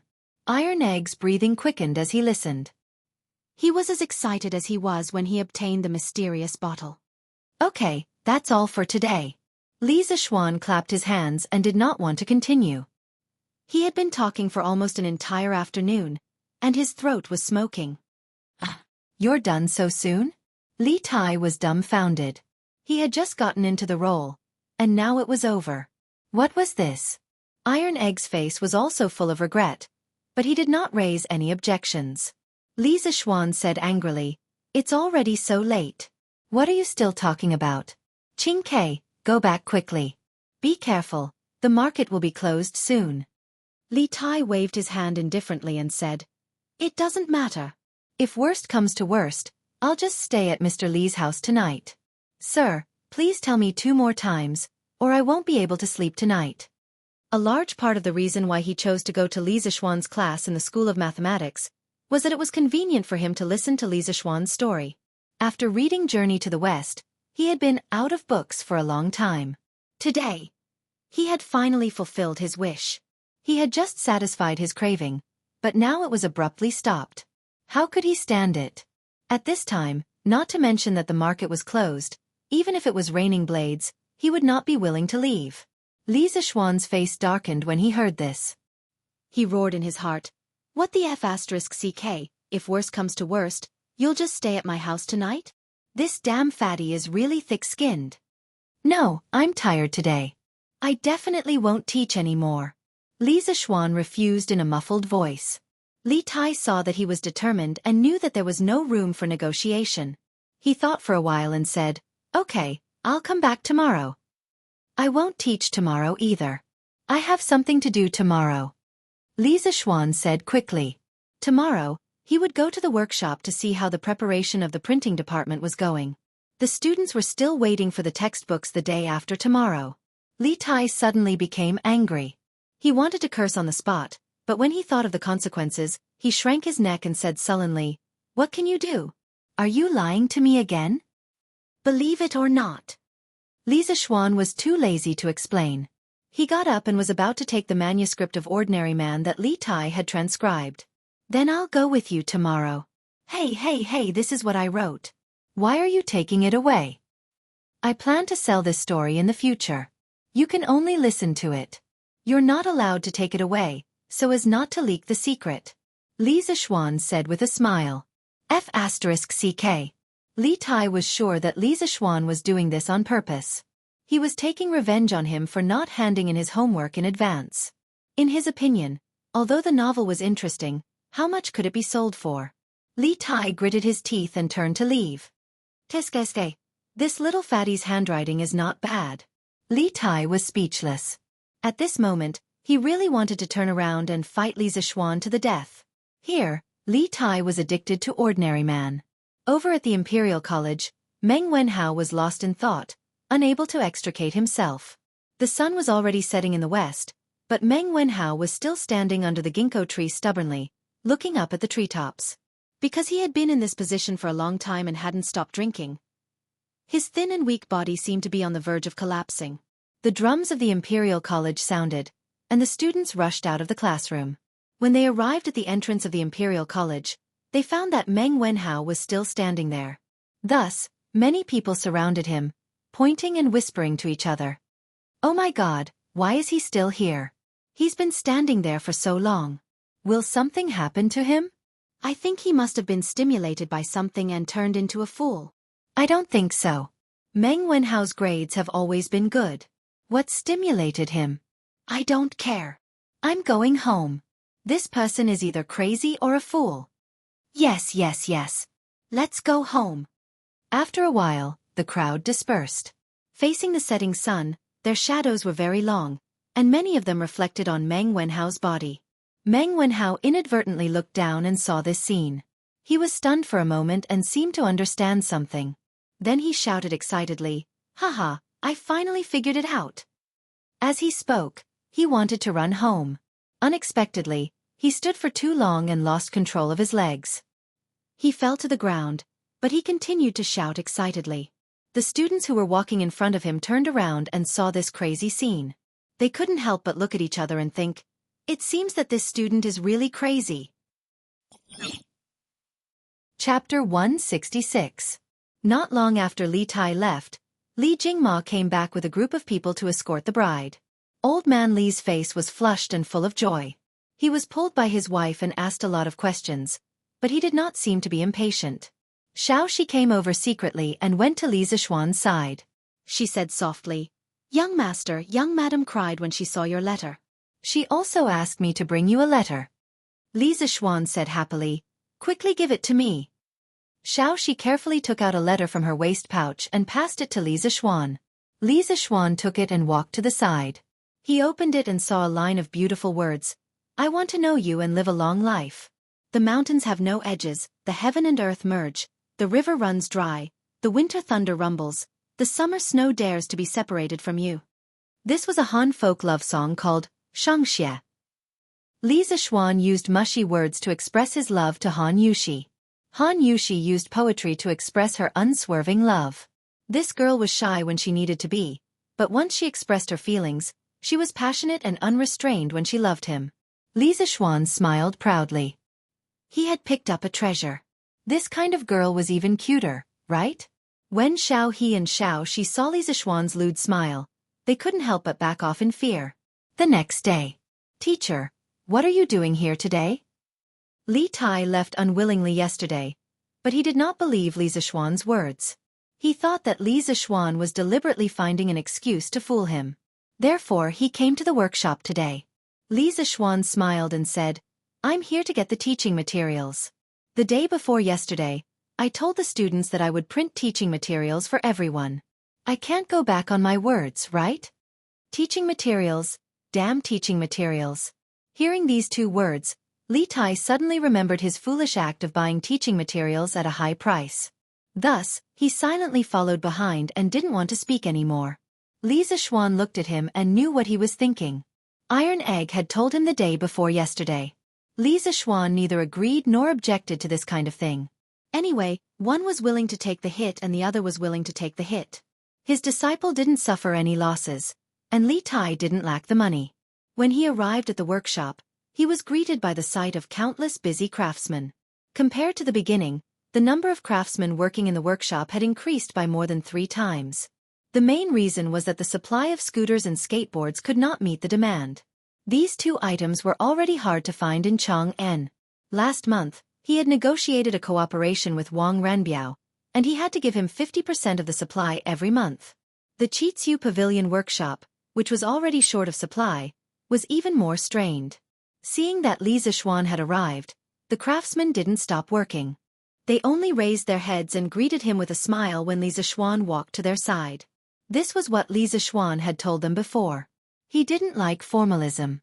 For him, efficiency was the way to go. The craftsmen were now full of a sense of belonging to the workshop.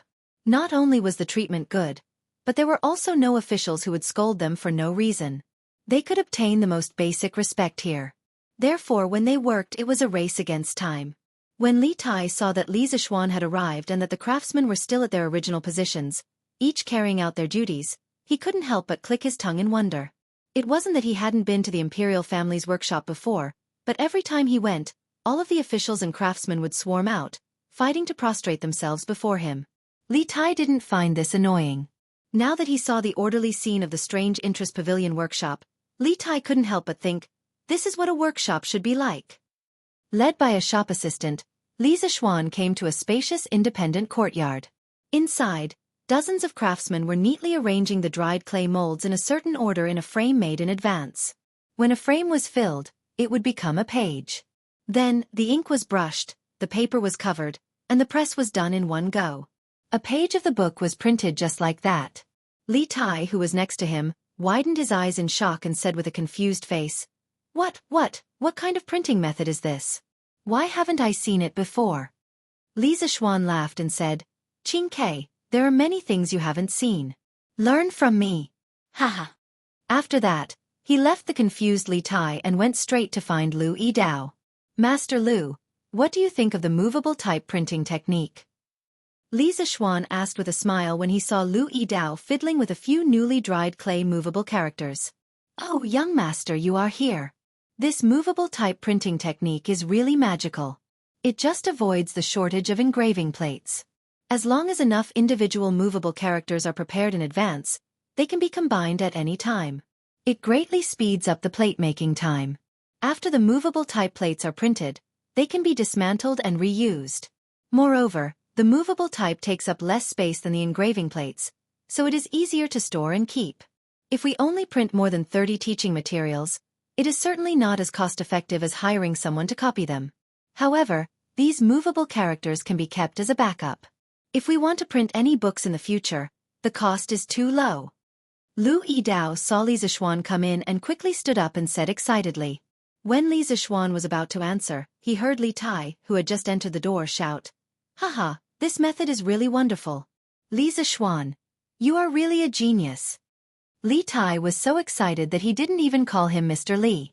He directly called Li Zixuan by his name. Seeing that Li Tai was praising him, Li Zixuan decided not to argue with him about this. "Young master, who is this?" Lu Yidao was old and shrewd, but he also had good eyesight. He saw Li Tai's noble aura and knew that he was definitely not an ordinary person, so he asked aloud. Li Zixuan didn't want to scare him, so he waved his hand and said, "He is just my student." Li Tai shrugged and didn't mean to reveal his identity. Lu Yidao said, "Oh," and thought that since the young master was teaching in the Imperial College and this person could follow the young master around and was the young master's student, he should be the son of an official. So he saluted Li Tai with his hands folded in front of his chest as a greeting. "Master Lu, when will my teaching materials be printed?" Li Zixuan came here today for the purpose of getting teaching materials, so he asked directly. "Young master, they will all be printed and bound in the afternoon. I will send them to your mansion then." Lu Yidao replied with his hands folded in front of his chest. Li Zixuan nodded with satisfaction. He thought for a while and then asked, "Master Lu, I asked you to set up a printing department last time. How is it going?" "Young master, the basic prototype of the printing department has been set up. At present, there is one supervisor, 20 craftsmen in charge of carving, more than 40 craftsmen in charge of typesetting and printing, and a scholar in charge of text proofreading." Li Zixuan said curiously, "Oh, there are scholars who are willing to come here?" In Li Zixuan's impression, there was a clear division between the classes of scholars, farmers, workers, and merchants in ancient times. Scholars were all arrogant. How could they be engaged in the so-called lowly industry? Lu Yidao stroked his beard and said with a smile, "Young master, not all scholars can pass the exam.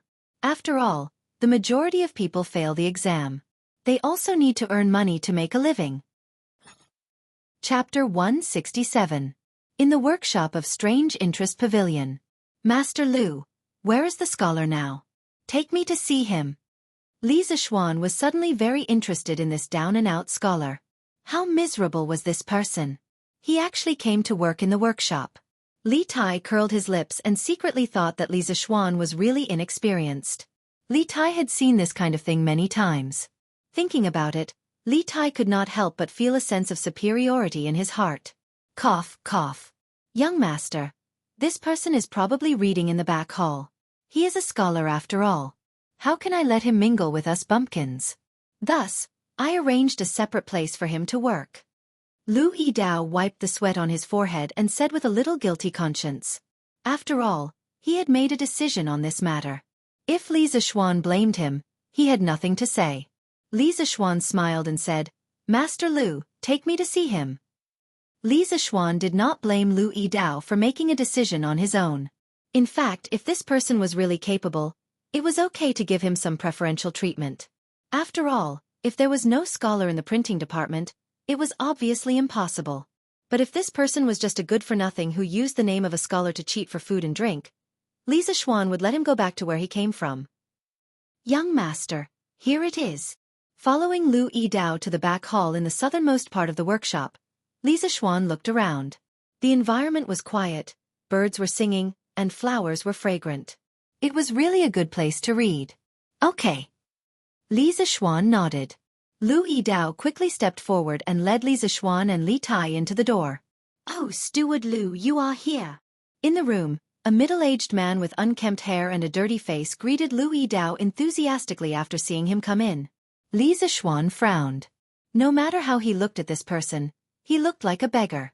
He didn't look like a scholar at all. Could it be that he really came to the workshop to cheat food and drinks? Mr. Ma, this is our boss. Lu Yidao hurriedly stepped aside and told the middle-aged man who was the master. The sloppy middle-aged scholar was obviously stunned. After a moment, he cupped his hands and said to Li Zixuan in a serious manner, I am Ma Zhou from Feiping County in Guizhou. Nice to meet you, Mr. Li. Li Zixuan, who had originally wanted to test this person's talent, suddenly widened his eyes in shock when he heard the person's self-introduction. In his heart, he roared 3 times, F***CK. This person was actually the future Prime Minister of the Great Tang, and this formidable individual was actually working for him? Li Zixuan felt a little dizzy. The world was changing too fast. A man from Li County? A man from Li County?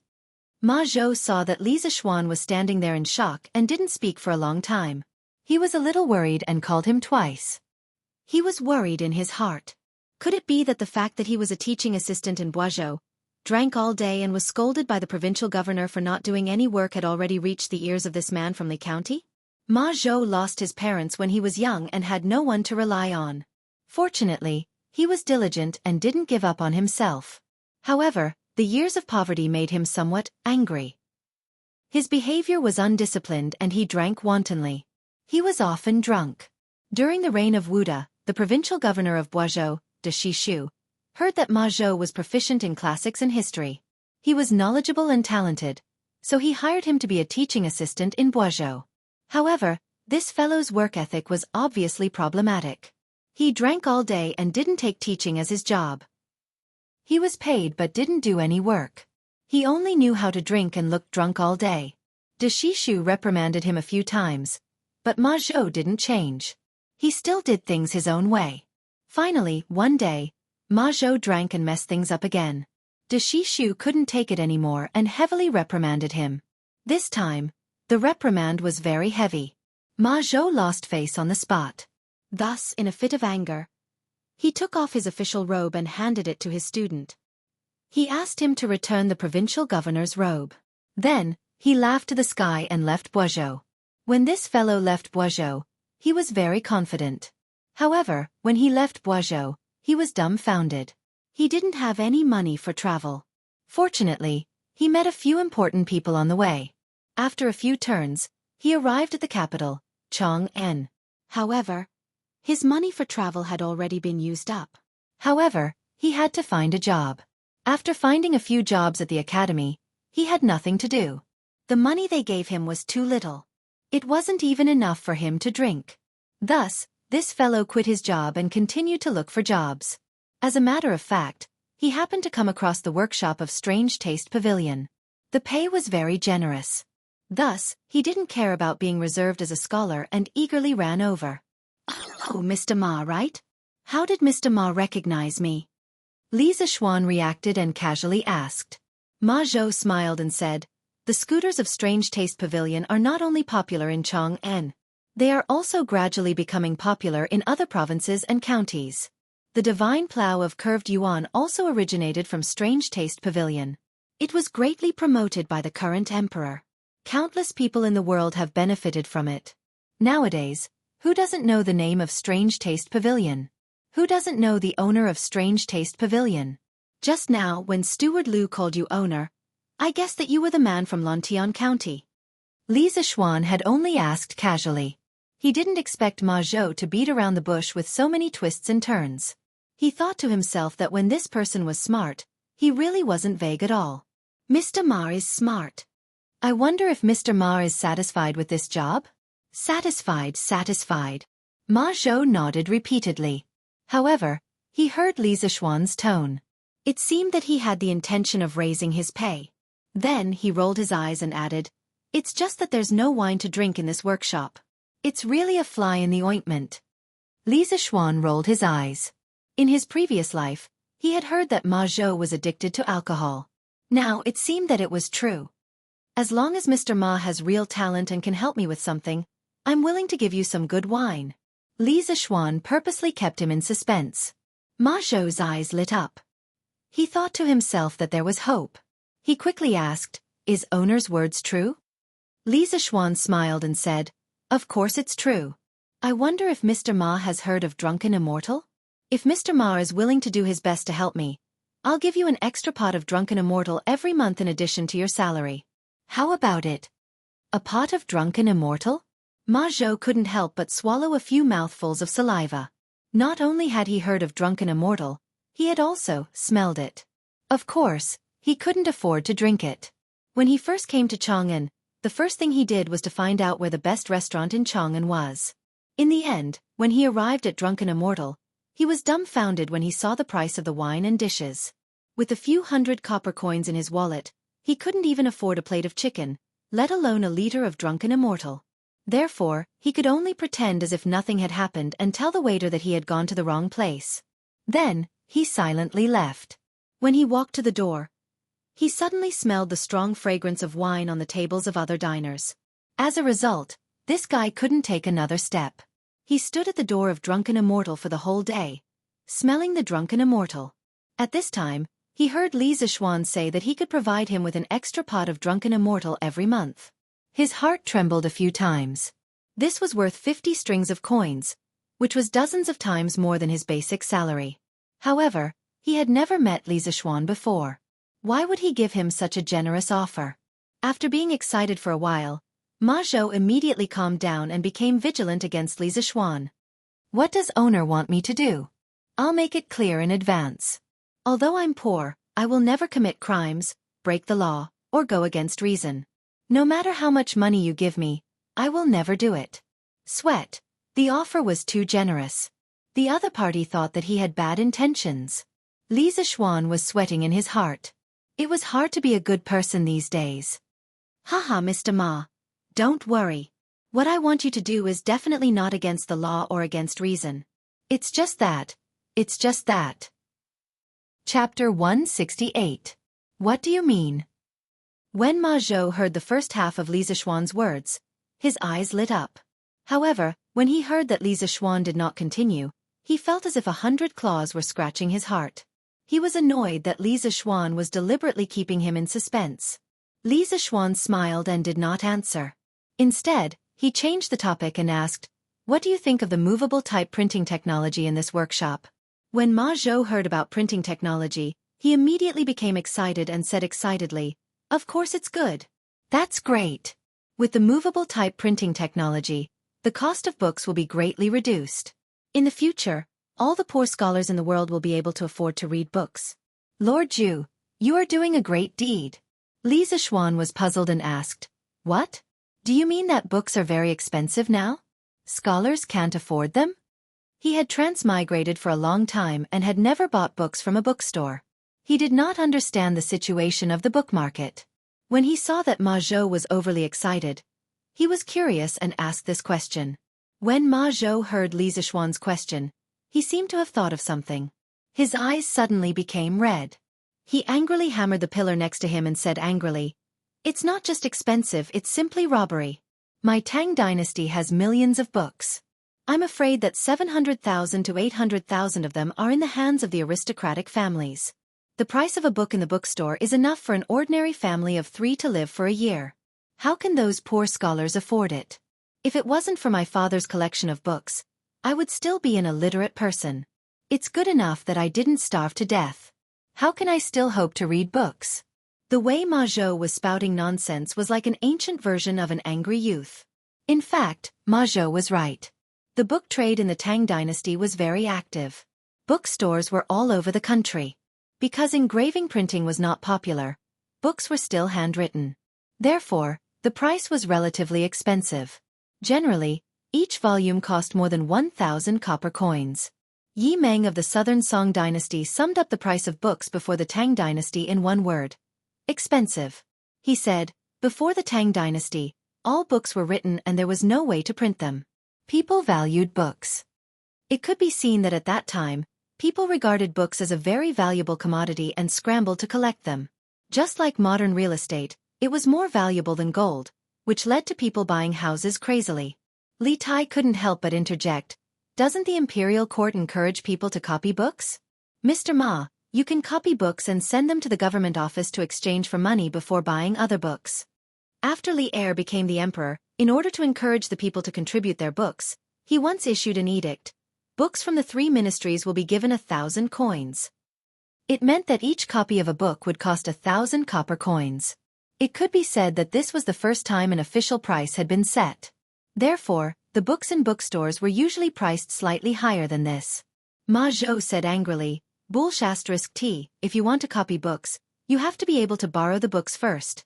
Those rich families with book collections will know that you borrow books to copy, so they will first charge you 600 to 700 copper coins as rent." Oh, may I ask how I should address you, little brother? Ma Zhou scolded for a while, then remembered that he didn't know who this little fatty was. "Master Lu, you go ahead with your work. I will talk to Mr. Ma for a while," Li Zishuan said. Lu Yidao cupped his hands and said yes, then left and closed the door. "Mr. Ma, this is His Highness, Prince of Wei." Li Zishuan formally introduced him to Ma Zhou. Ma Zhou's legs trembled and he almost knelt down. He had just scolded Li Tai. "Greetings to His Highness Prince of Wei," Ma Zhou said in a trembling voice. Although he hated the rich, the supremacy of imperial power had been deeply ingrained in his heart. Moreover, Ma Zhou was well versed in classics, history, classics, and books. What he wrote was a policy of stabilizing the country, so naturally, he wanted to sell goods to the imperial family. For many years, he had not found the right sales channel, and only wandered around the states and counties. How could he sell at a good price? Now that he met Li Tai, the most beloved son of His Majesty, his mind was a little active. However, when he remembered that he had just scolded Li Tai, he couldn't help but feel a little guilty. Li Tai waved his hand and said, "You don't have to be so polite." In fact, he was not very interested in Ma Zhou. After all, it was the first time they met, and he didn't know how talented Ma Zhou was. Moreover, Ma Zhou's sloppy appearance really made people dislike him. On the other hand, he had a literature center and many scholars under him. He didn't lack literati. Ma Zhou had experienced the fickleness of human nature for many years. Naturally, he could see that Li Tai was not interested in him. He couldn't help but sigh in his heart. It was better to do his job well and not bite off more than he could chew. Li Zishuan smiled and said to Ma Zhou, "Mr. Ma, when I first set up this printing department in the workshop, I thought that it would be more convenient to print books in the future. That's why I invented movable type printing." Ma Zhou and Li Tai were speechless. This was a very strong reason. To set up a printing workshop for the convenience of printing books. How rich must your family be? However, after meeting Mr. Ma today and hearing Mr. Ma's words, I decided to make this printing department bigger and stronger. In the future, the printing department will be renamed the Ministry of Culture. Not only will we print classics, but we will also publish our own books to open the minds of the people. Moreover, I have a way to reduce the cost of paper. The ultimate dream of our Ministry of Culture is to let everyone in the world be able to read and read. Brother Ma, I wonder if you are willing to help me sincerely? Li Zishuan looked at Ma Zhou and said sincerely. These words weren't completely a bluff. Previously, he set up the printing department only for his own convenience. However, now that Ma Zhou was in charge of the printing department, if he still wanted to use the printing department to print books for himself, it would be a waste of Ma Zhou's talent in governing the country. In the future, the printing department must be transformed into a cultural export department. Ma Zhou's eyes widened and his breathing quickened. He was really shocked by Li Zishuan's shocking words. Let everyone in the world be able to read and read. What a great dream this was. Angry youth, angry youth. In addition to being fond of scolding others, he also had a characteristic of being impulsive. Ma Zhou lived up to his name as an angry youth. I'll do it. As long as I can let everyone in the world be able to read and read, Lord Zhu, even if you don't give me a single salary, I, Ma Zhou, will do it. At this moment, Ma Zhou had completely forgotten about the ethics of being a scholar and not engaging in a lowly profession. He just wanted to roll up his sleeves and go all out. Good. Brother Ma, you are so bold. Don't worry, with me here, this dream is definitely not just a dream. One day, it will be realized by us. Brother Ma, not only will you be famous for thousands of years, you will also be rich. Li Zishuan's heroic spirit rose as he laughed heartily. Li Tai looked envious and interrupted. Sir, why don't you count me in? Tai has many scholars under him. Perhaps they can help you. As a member of the royal family, Li Tai also had his own position. Li Tai was now wantonly suppressing the aristocratic families and promoting poor officials. Therefore, Li Tai himself did not like people from aristocratic families. Li Zishuan's Ministry of Culture was a very good weapon to deal with aristocratic families. Li Zishuan did not think about these twists and turns. He thought for a moment and nodded. Okay, then I will give Qing Ke 30% of the Ministry of Culture shares. Qing Ke, remember to bring 3,000 strings of cash to buy shares in the future. Selling books at a low price would affect the interests of many people. Li Zishuan wanted to pull a prince into the car as a shield. Li Tai vomited blood and said, 3,000 strings of cash? Why don't you go rob someone? I can send a few scholars to help you. Can you ask for less money? Li Zishuan waved his hand and said, there's no need. Brother Ma's talent alone is enough. Qing Ke, if you think it's too expensive, then forget it. Master will go find Gao Ming. I think Gao Ming will be willing. Nonsense, if Ma Zhou could be a thinker, how could he not be talented? He did not care about the scholars under Li Tai. Maybe they would all be arrogant and not do anything when they came. I am willing. Brother Zishuan, I am willing to pay 3,000 strings of cash for 30% of the shares. Li Chengqian's shout came from outside the door. Li Zishuan was speechless. Speak of the devil, Li Chengqian must have been eavesdropping outside for a while. As soon as he finished speaking, Li Chengqian pushed the door open and entered. He then looked at Li Zishuan excitedly. Chapter 169. A few days ago, Li Zishuan heard that Li Zishuan had created a new type of mathematics in the Imperial College. Furthermore, Li Tai had also received praise from Li Er for this. Thus, he wanted to come to Yongla Lane to look for Li Zishuan for a textbook to see what this new type of mathematics was all about. In the end, he was informed by the Li residence's servants that Li Zishuan was in the workshop. Thus, he came looking for him. Some of the old people in the workshop knew Li Chengqian, so no one dared to stop him. They even pointed the way for him. When Li Chengqian arrived at the back hall, he happened to hear Li Zishuan's bold words. Then, he heard about the investment and hurriedly called out. If it were 2 months ago, he definitely wouldn't have been able to take out 3,000 strings of cash. However, he had 30% of the shares in Strange Interest Pavilion. Last month's dividends amounted to more than 2,000 strings of cash. Now, he could be considered to be quite wealthy. After tasting the benefits, Li Zishuan needed someone to work with. How could Li Chengqian refuse? Li Tai glared at him and said, Big brother, I came here first. How can you snatch it from me? Li Chengqian smiled and said, Isn't it because you think it's expensive, Qing Ke? I can only do it for you. Ma Zhou's legs trembled and he almost peed himself. Another great person had come. He couldn't help but think that his boss's background was really strong. Student Ma Zhou greets Your Highness the Crown Prince. Li Chengqian grunted and waved his hand with a smile. Mr. Ma, please dispense with the formalities.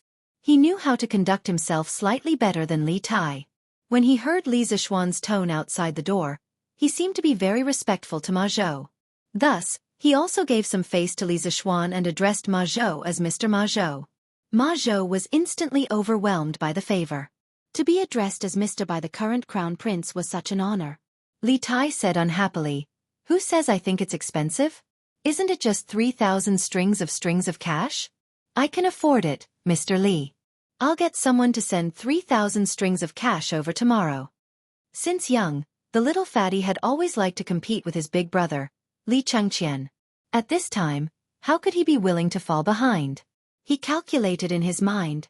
If the Prince of Wei's residents were to raise money from everywhere, they should be able to gather 3,000 strings of cash. If that was not possible, they could also sell some books. When Li Chengqian heard this, he said anxiously, Little Xian, you can't favor one and discriminate against the other. This solitude is also willing to fork out money to cooperate. Li Zishuan shook his head and laughed. Your Highness, why are you here today? Li Chengqian was a little embarrassed.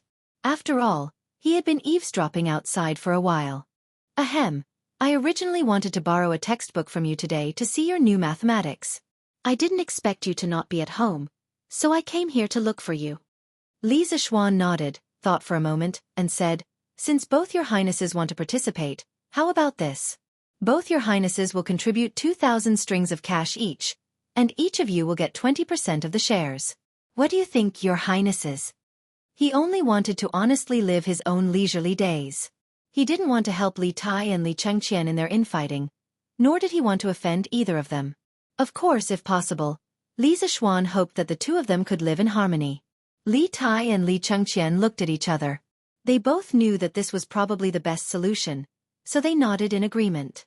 Okay, then this department will be officially named Qitsu Culture. The three of us will be in charge of it.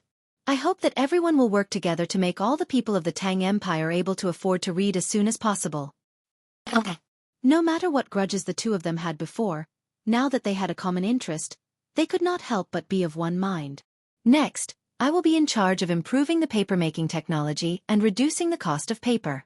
Qing Ke heard that you have a rich collection of books. Tomorrow, Brother Ma will go to your place to choose dozens of fine books. We will first print these books and sell them. I'll buy a store next to the Strange Interest Pavilion to sell books.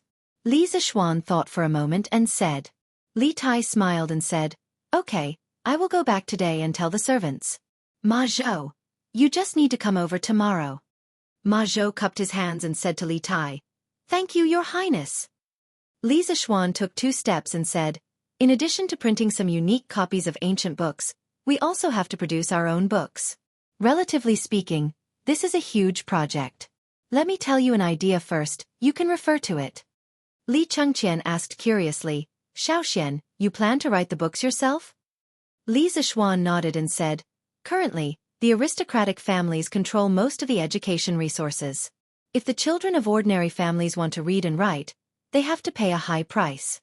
I plan to organize people to produce a dictionary to teach people how to read and write.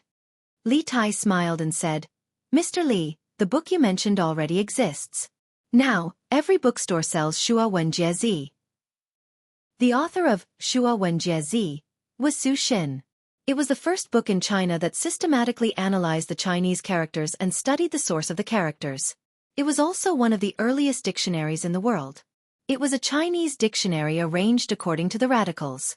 It was written from the 12th year of the Han Emperor Yongyuan to the 1st year of the Emperor Zhenguang.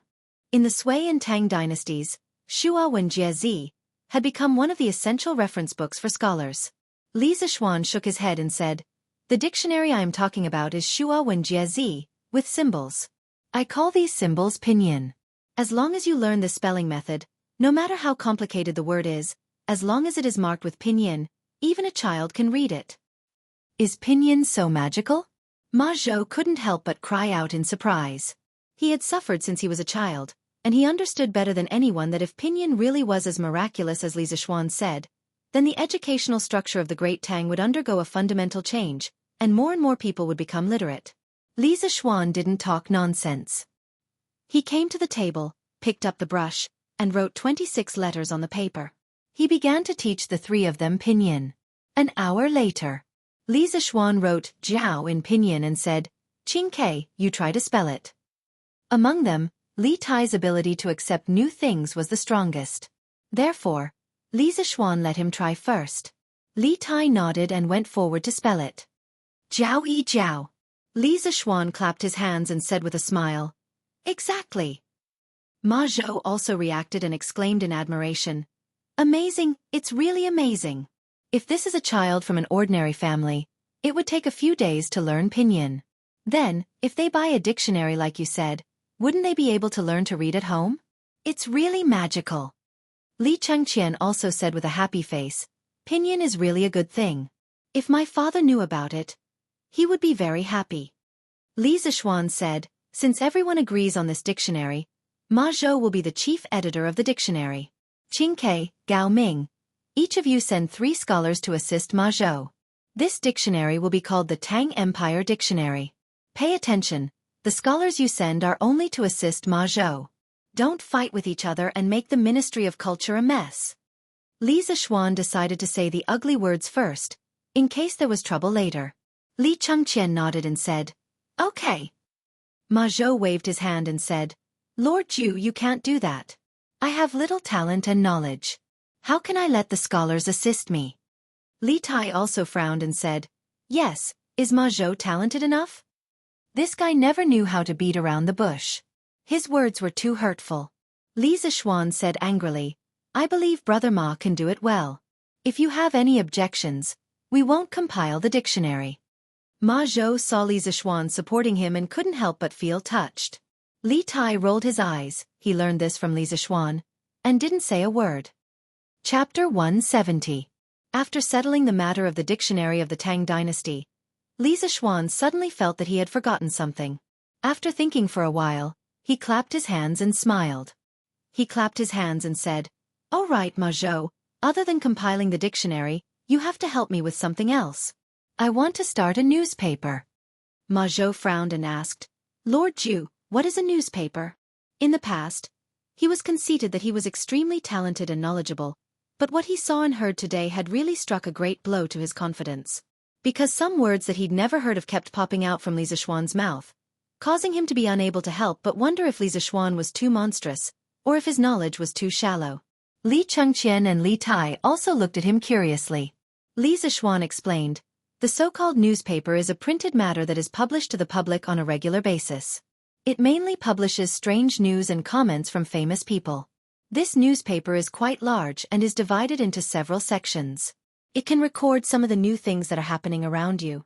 It can also invite some famous scholars to interpret the new decrees issued by the imperial court for the public. It can also record some of the recent major cases that the government has tried. It can even publish some novels. The newspaper will be published once a day, and then we will hire a newsboy to sell it in the tea houses. In the early stages, we will write the content ourselves. In the later stages, we can ask scholars to submit articles to us. We will select the best and pay them some remuneration. In the long run, the content of our newspaper will become more and more abundant. The public will also get used to buying a newspaper every day when they have nothing to do to see what is happening around them." Li Chengqian pondered for a moment, then clapped his hands and laughed. "Wonderful, wonderful, wonderful. In this way, we will be able to know everything that is happening in the world without leaving the house?" Li Zixuan nodded. "That's the logic." Li Tai laughed. "This is good, this is good. This way we can read novels in the newspaper in the future." Li Zixuan was speechless. He was worried that once the newspaper was published, the Prince of Wei would become a shut-in who only knew how to read novels every day. Ma Zhou cupped his hands and said, "Don't worry, Lord Ju. This Ma will handle this matter as soon as possible." Li Zixuan thought about it again and said, "Brother Ma, you can put more effort into the other sections. I'll be in charge of writing the novel section first. You'll have to work hard for the next few days. Write down the content I just mentioned and give it to me.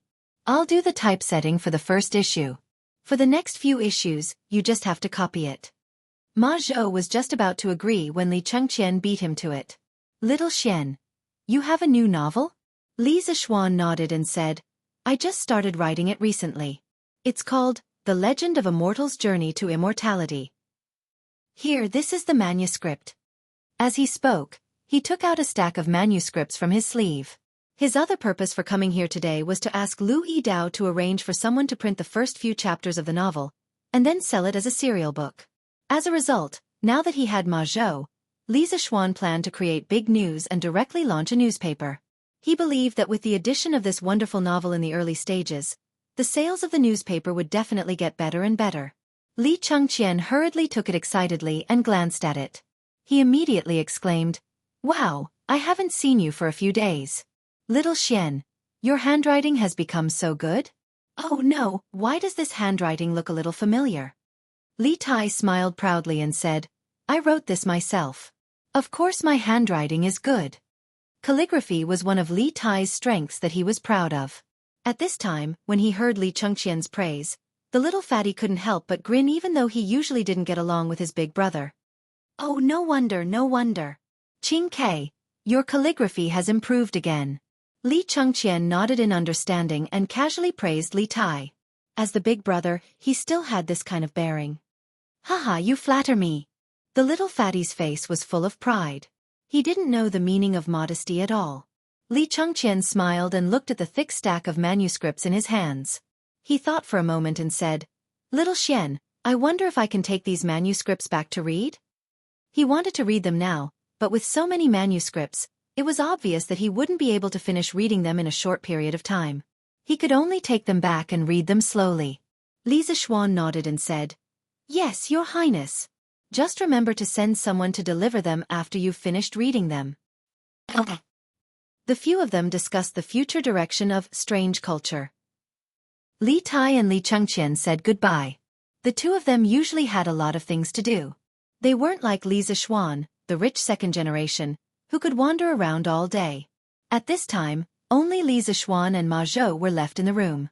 Li Zixuan smiled and asked, "Brother Ma, are you more confident now?"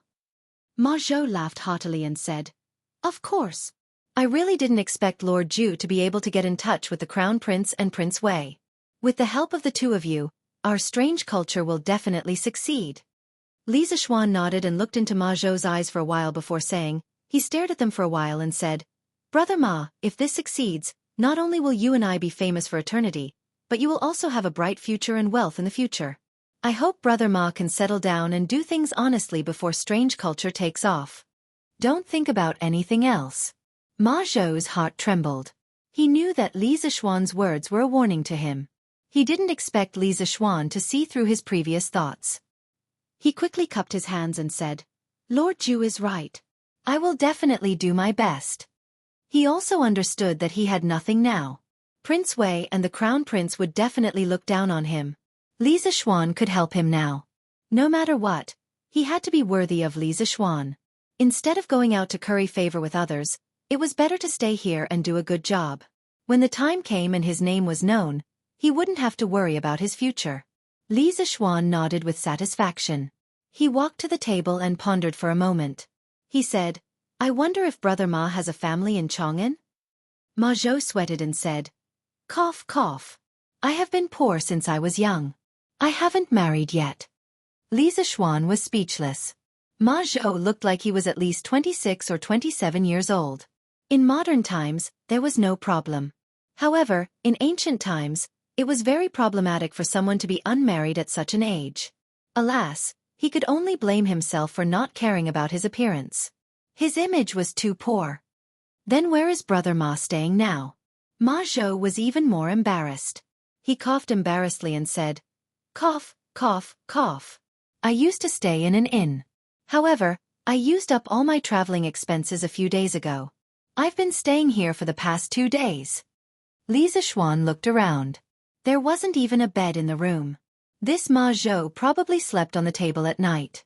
The future Prime Minister of the Tang Empire was actually living such a miserable life.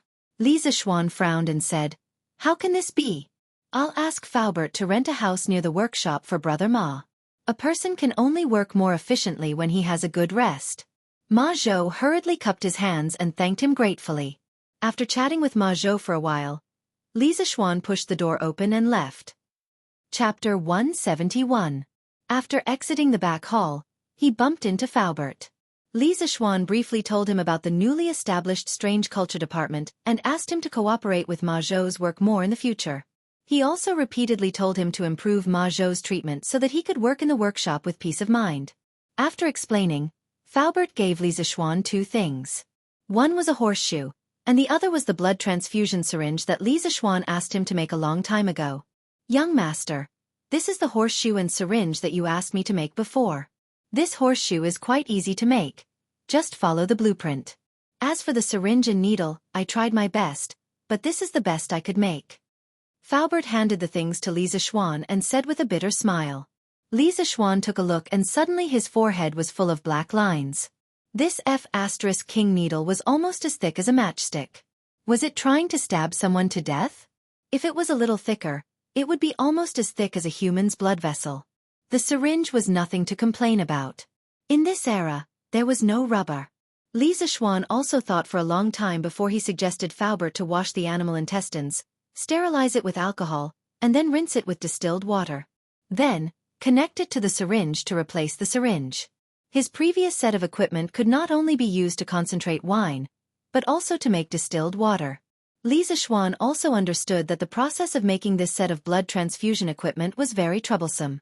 After all, every step had very strict requirements for the operator. It could not be contaminated. Therefore, he never urged Faubert for so long. But now, this syringe really made him a little dissatisfied. "Faubert, can this syringe be thinner? Like the thickness of an embroidery needle?" Li Zixuan asked somewhat unwillingly. Faubert smiled bitterly.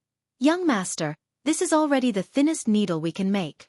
Don't think that embroidery needles can be made very thin. They are made with an iron rod and then slowly polished. Your needle is made with an iron pipe and then polished. At most, it can only be this thin. If it is any thinner, I'm afraid it will break in the middle. Li Zixuan did not want to force Faubert anymore. In the end, the industrial foundation was too weak. Many professional mechanical equipment workshops did not have, and it was all done by hand. It was not bad to be able to make it like this. If it was painful, then so be it. He believed that Faubert should be able to endure this pain. All right then. Thanks for your hard work, Faubert. Li Zixuan waved his hand, took the horseshoe and syringe, and went home. When he got home, Li Zixuan went straight to his study to prepare a set of papermaking equipment. The current papermaking technology of the Tang dynasty was still passed down from the improved papermaking technology of the Eastern Han dynasty. At that time, he used tree bark, hemp, rags, fishing nets, and other raw materials to make paper. Compared to the paper made from plant fibers before the Eastern Han dynasty, the cost of this paper was indeed much cheaper. However, because the papermaking process was completely manual, the cost was still very high, and it was not something that ordinary people could afford. In the relevant history books of the Tang dynasty, it was recorded that Huai Su practiced calligraphy with a wooden board and became a master of cursive calligraphy. When Bai Juyi was young, he wrote one stroke at a time. He did not dare to be careless because a piece of paper was a few days' worth of food. Thus, it could be seen that the price of paper in the Tang dynasty was still very high. Li Zixuan planned to draw a set of long net papermaking machine. This was a patent that the British brothers Fourlinier bought from the inventor of the papermaking machine and gave it to Tang Jin to improve the design. In 1803, they successfully made the first long net papermaking machine that could make paper, also known as the Fourlinier papermaking machine. Its main feature was that it had a conveyor belt-shaped part made up of endless nets. It was composed of the wet part, including the head box, shaper, and press part, and the dry part, drying, calendaring, and coiling. At that time, the power source of this papermaking equipment relied on the steam engine that what had improved. However, with the current industrial foundation of the Tang dynasty, there were still many difficulties in making a steam engine. Therefore, Li Zixuan made some changes. In the transmission and refining parts, some linkage structures were added so that this part could be replaced by animal power.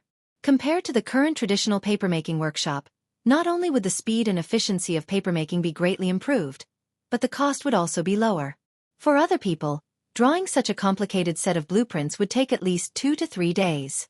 However, Li Zixuan was different. He had abnormal mental strength that exceeded that of ordinary people, as well as skillful control of his strength. When he drew the blueprints, he did not stop at all. He was completely like a printing machine.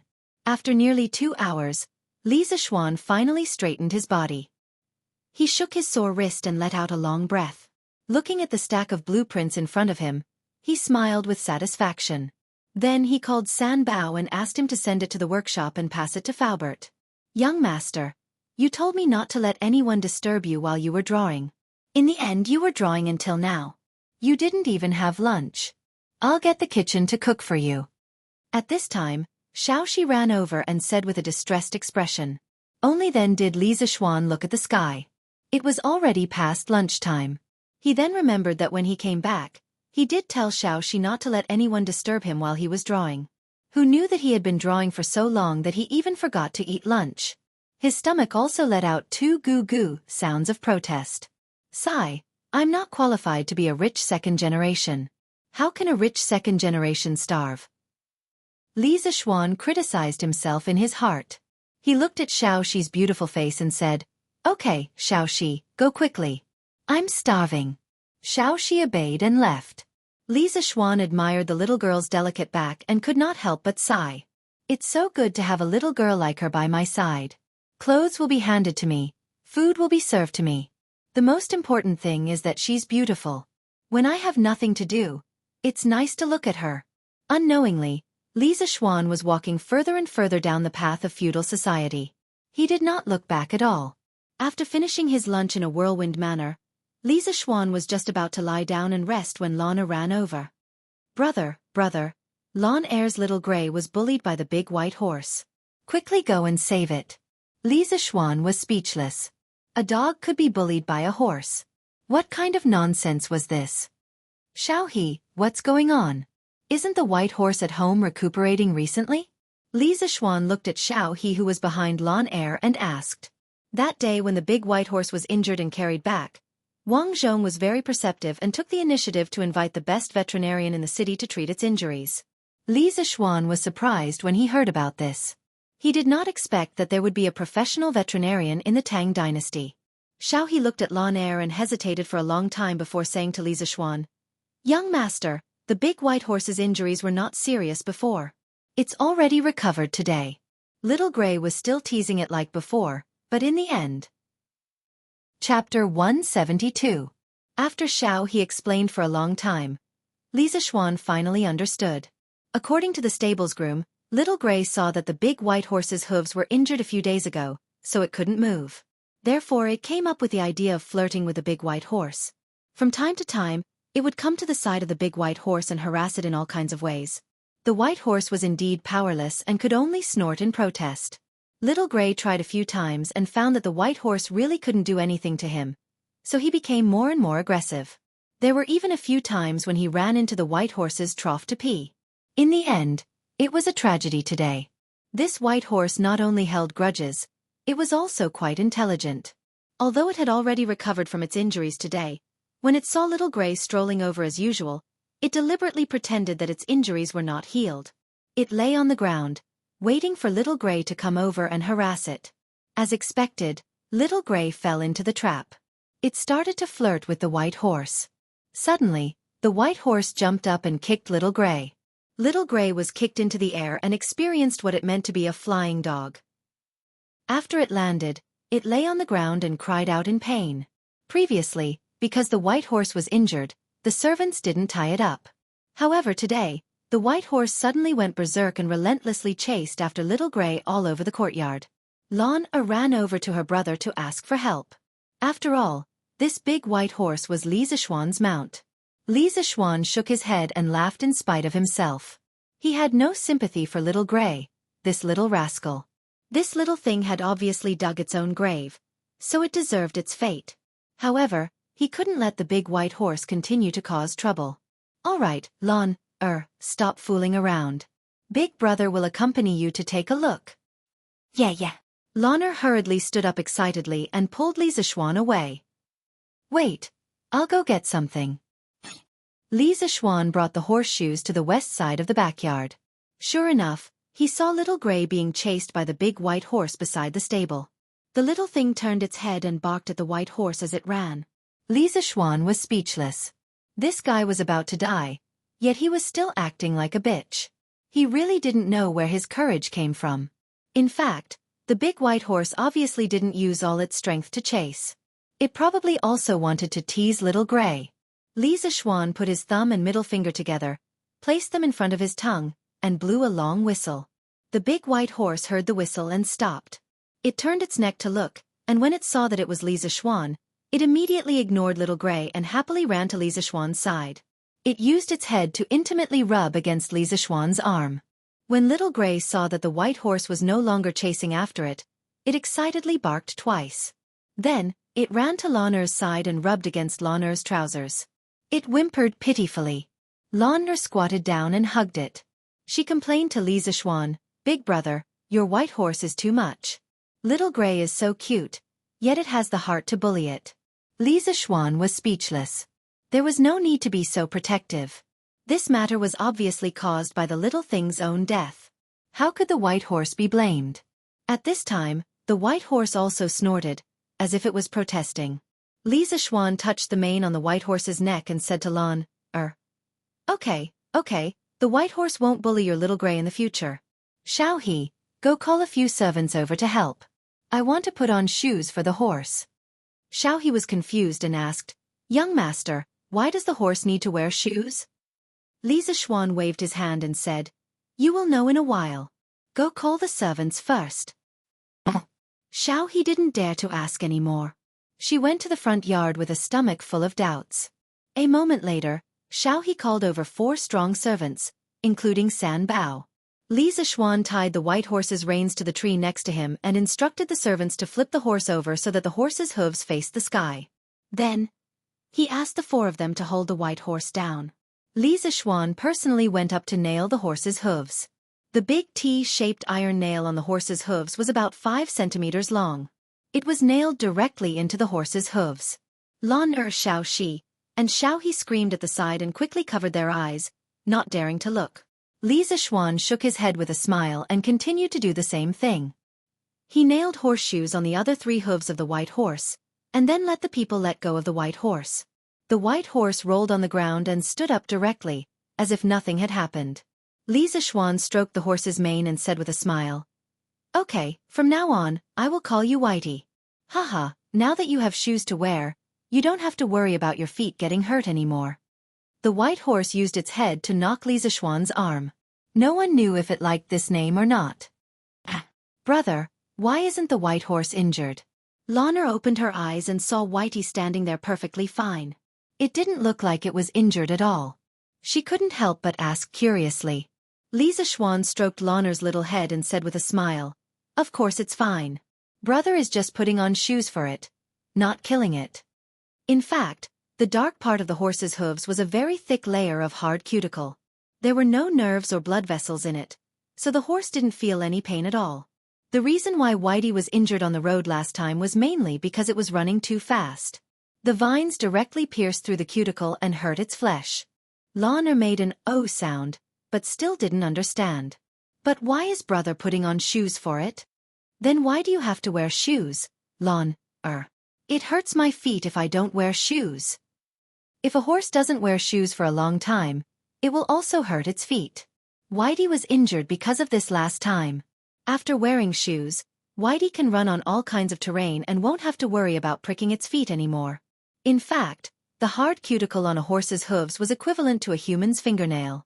Naturally, the fingernail would be worn down when the foot rubbed against the ground. However, the fingernail would also continue to grow, so a natural balance was maintained. If a human broke this balance, for example, by keeping a horse in a soft field, the fingernail would grow wildly. At this time, if a horse was loaded with heavy objects and ran for long distances, its fingernail would be quickly worn down and split open. This way, the horse would become a cripple and unable to walk. It was just like how a human's fingernail could no longer be used to scratch things. Putting horseshoes on a horse could solve this problem very well. It could slow down the wear and tear of the horse's hooves and greatly extend the horse's life. After hearing this, Lana made an "oh" sound like a little adult and nodded. Then, she suddenly said excitedly, "Then brother, can you make a pair of shoes like this for Lana's little gray to wear?" Li Zixuan fainted. This little dog's feet didn't have a thick layer of hard cuticle like a horse's hooves. If this nail went in... "Little sister, you want to eat dog meat, right?" Woof woof woof. Little Gray seemed to have sensed danger.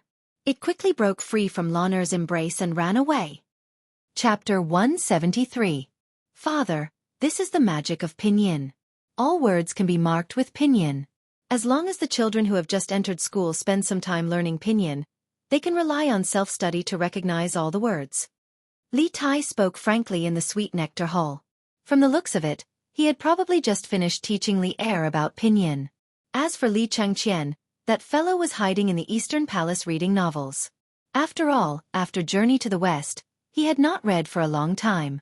Li Er glanced at the paper on the table. Although his expression did not change, his heart was in turmoil. From a certain point of view, the importance of pinyin was no less than that of Li Zixuan's invention of the curved plow. Moreover, once this kind of dictionary was published, the number of literate people in the world would increase tenfold. At that time, he would be able to promote a large number of commoner officials to deal with the aristocratic families. His descendants would also no longer be reprimanded by the aristocratic families. Li Er was a natural strategist.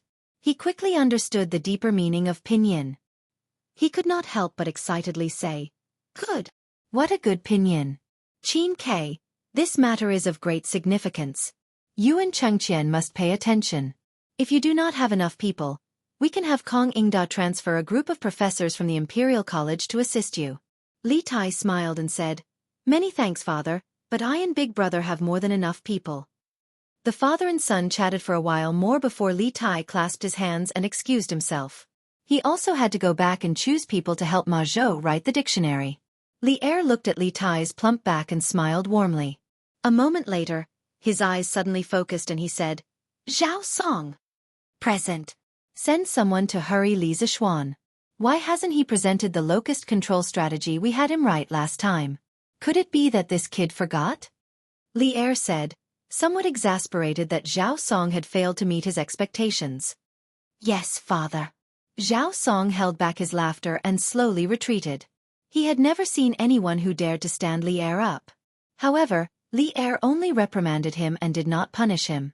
From this, it could be seen that Li County's male emperor favored him greatly. The moon hung in the treetops, and the occasional meowing of a few cats on the roof could be heard. In the western courtyard of the Li residence, the study was still brightly lit. Xiaoxi was waiting on Li Zishuan as she gracefully grinded the noodles for him. The candlelight shone on the little girl's beautiful face, making her look even prettier.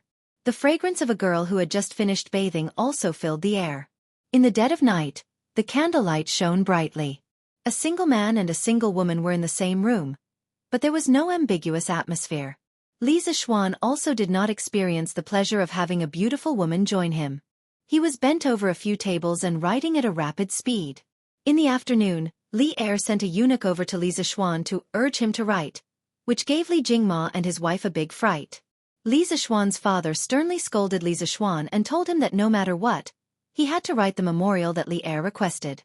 Although Mrs. Li loved her son, on this matter, she still chose to stand on the same side as her husband.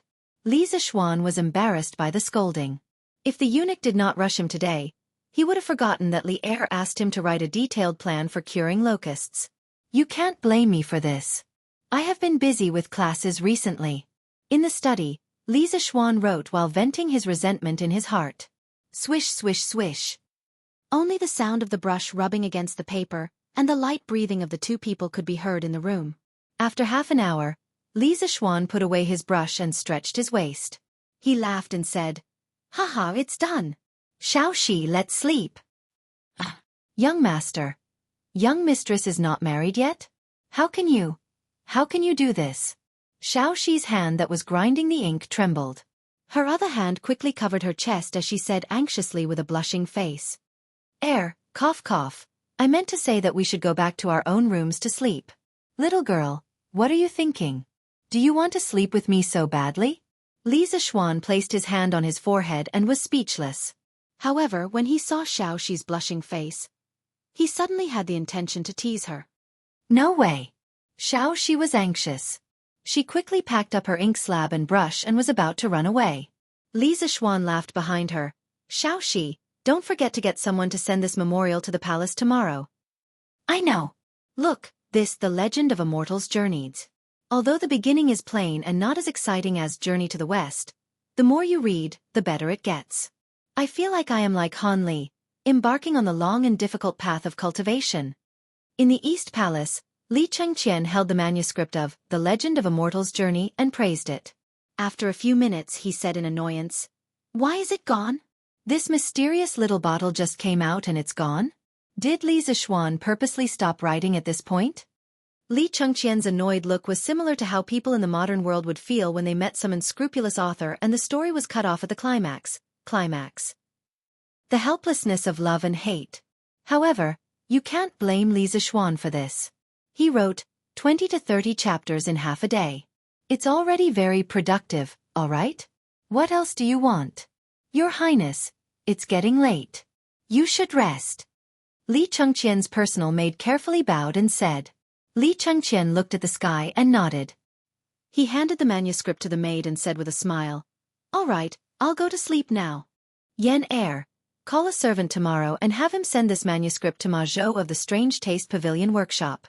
After reading more than 20 chapters of The Legend of a Mortal's Journey, Li Chengqian still wanted more. However, at the same time, he was also looking forward to Ma Zhou quickly producing the newspaper.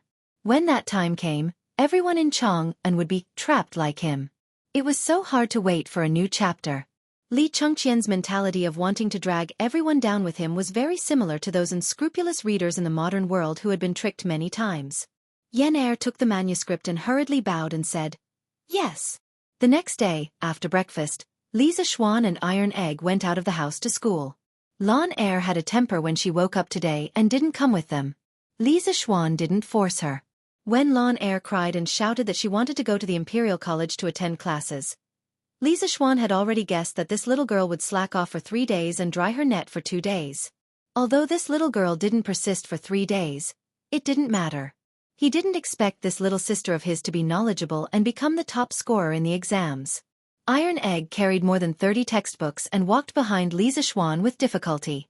This couldn't be considered as Lisa Schwan abusing a child, okay? This was also a kind of training for Iron Egg. After all, Iron Egg had persevered for so many days. He could still carry this weight. "Hello, sir." "Hello, sir." As soon as Lisa Schwan entered the Imperial College, he happened to meet 2 students from the School of Mathematics and Mathematics. Being greeted respectfully by the students made Lisa Schwan feel a little smug. His vanity was greatly satisfied. He clasped his hands behind his back and pretended to be a master. He nodded pretentiously and said, Then he directly passed by them and rushed to the School of Mathematics and Mathematics. "Senior Iron Egg, come here, let me help you carry the books." "Let me help you too." The 2 students were shocked by Lisa Schwan's arrogance. After a while, they came back to their senses. Seeing that Iron Egg had memorized so many books, they hurriedly came over to help. This was Sir's first core disciple. If they had a good relationship with him, they might be able to get some exam questions from him in the future. Then wouldn't it be easier for them to pass the monthly exams? "Thank you for your kindness, junior brother. But I don't need your help. This is also the homework that Master left for me. I have to memorize it myself." Iron Egg wiped his sweat and gratefully refused. Then he quickly went to catch up with Lisa Schwan. Memorizing textbooks is also considered homework? The 2 students stood behind, scratching their heads with a confused look on their faces. "Brother Su, Brother Yu, why don't you go to the school? If you don't go now, you will be late." At this time, a student ran from behind and said breathlessly, "Run." The 2 students hurriedly ran away. Chapter 174. Chonyo Huayu, you 2 are here? When he arrived at the classroom, he saw the tall and burly Cheng Chumo and the refined Qin Huayu sitting at the back. Lisa Schwan recalled that day when Cheng Chumo and the other old generals had entrusted their sons to the School of Mathematics. However, he didn't expect that these second-generation generals would come today. Cheng Chumo hung his head and said weakly, "Brother, I didn't want to come." "Brother, I didn't want to come either, but my father said that if I didn't come, he would break my legs. I thought he was just scaring me, but who knew that he was serious this morning? Even my mother couldn't hold him back. Fortunately, I ran fast, or else I would be lying in the Imperial Medical Department now." "Sigh, Xiaofan. We used to be brothers. Now you suddenly became my teacher for no reason. This is so King disgusting." When Lisa Schwan heard Cheng Chumo's complaints, he almost laughed out loud. He didn't expect Cheng Chumo to be so cruel to his own son. He was about to comfort him when Qin Huayu said with a smile, "Chonyo, Uncle Cheng is doing this for your own good. Since you're here, you should learn well. Moreover, I just borrowed the notes of other classmates and found that Xiaoxian's new mathematics has many merits." Stop. Huayu, don't say any more. Your grades are good, so of course you don't care. But look at me, old Cheng. How do I look like a scholar? I just heard that the last 5 in the monthly exam will have to clean the classroom and enter the roll of shame. I really don't know which son of a bitch came up with this rotten idea. It's going to kill me. Cheng Chumo didn't wait for Qin Huayu to finish and interrupted him. His voice was very loud. 80% of the people in the classroom heard him. The noisy classroom instantly quieted down. Other than Cheng Chumo and the other 2 newcomers, all the other students looked at this man who dared to speak so arrogantly. Lisa Schwan's face darkened. He kicked Cheng Chumo's thigh and said, "F***CK, I was the one who came up with this idea. If you're in the last 5 this month, you'll have to clean my dorm for 2 months." Cheng Chumo staggered from the kick. When he heard Lisa Schwan's words, his eyes widened in shock. He stretched out his hand and stammered, Hey, Xiaoxian, don't.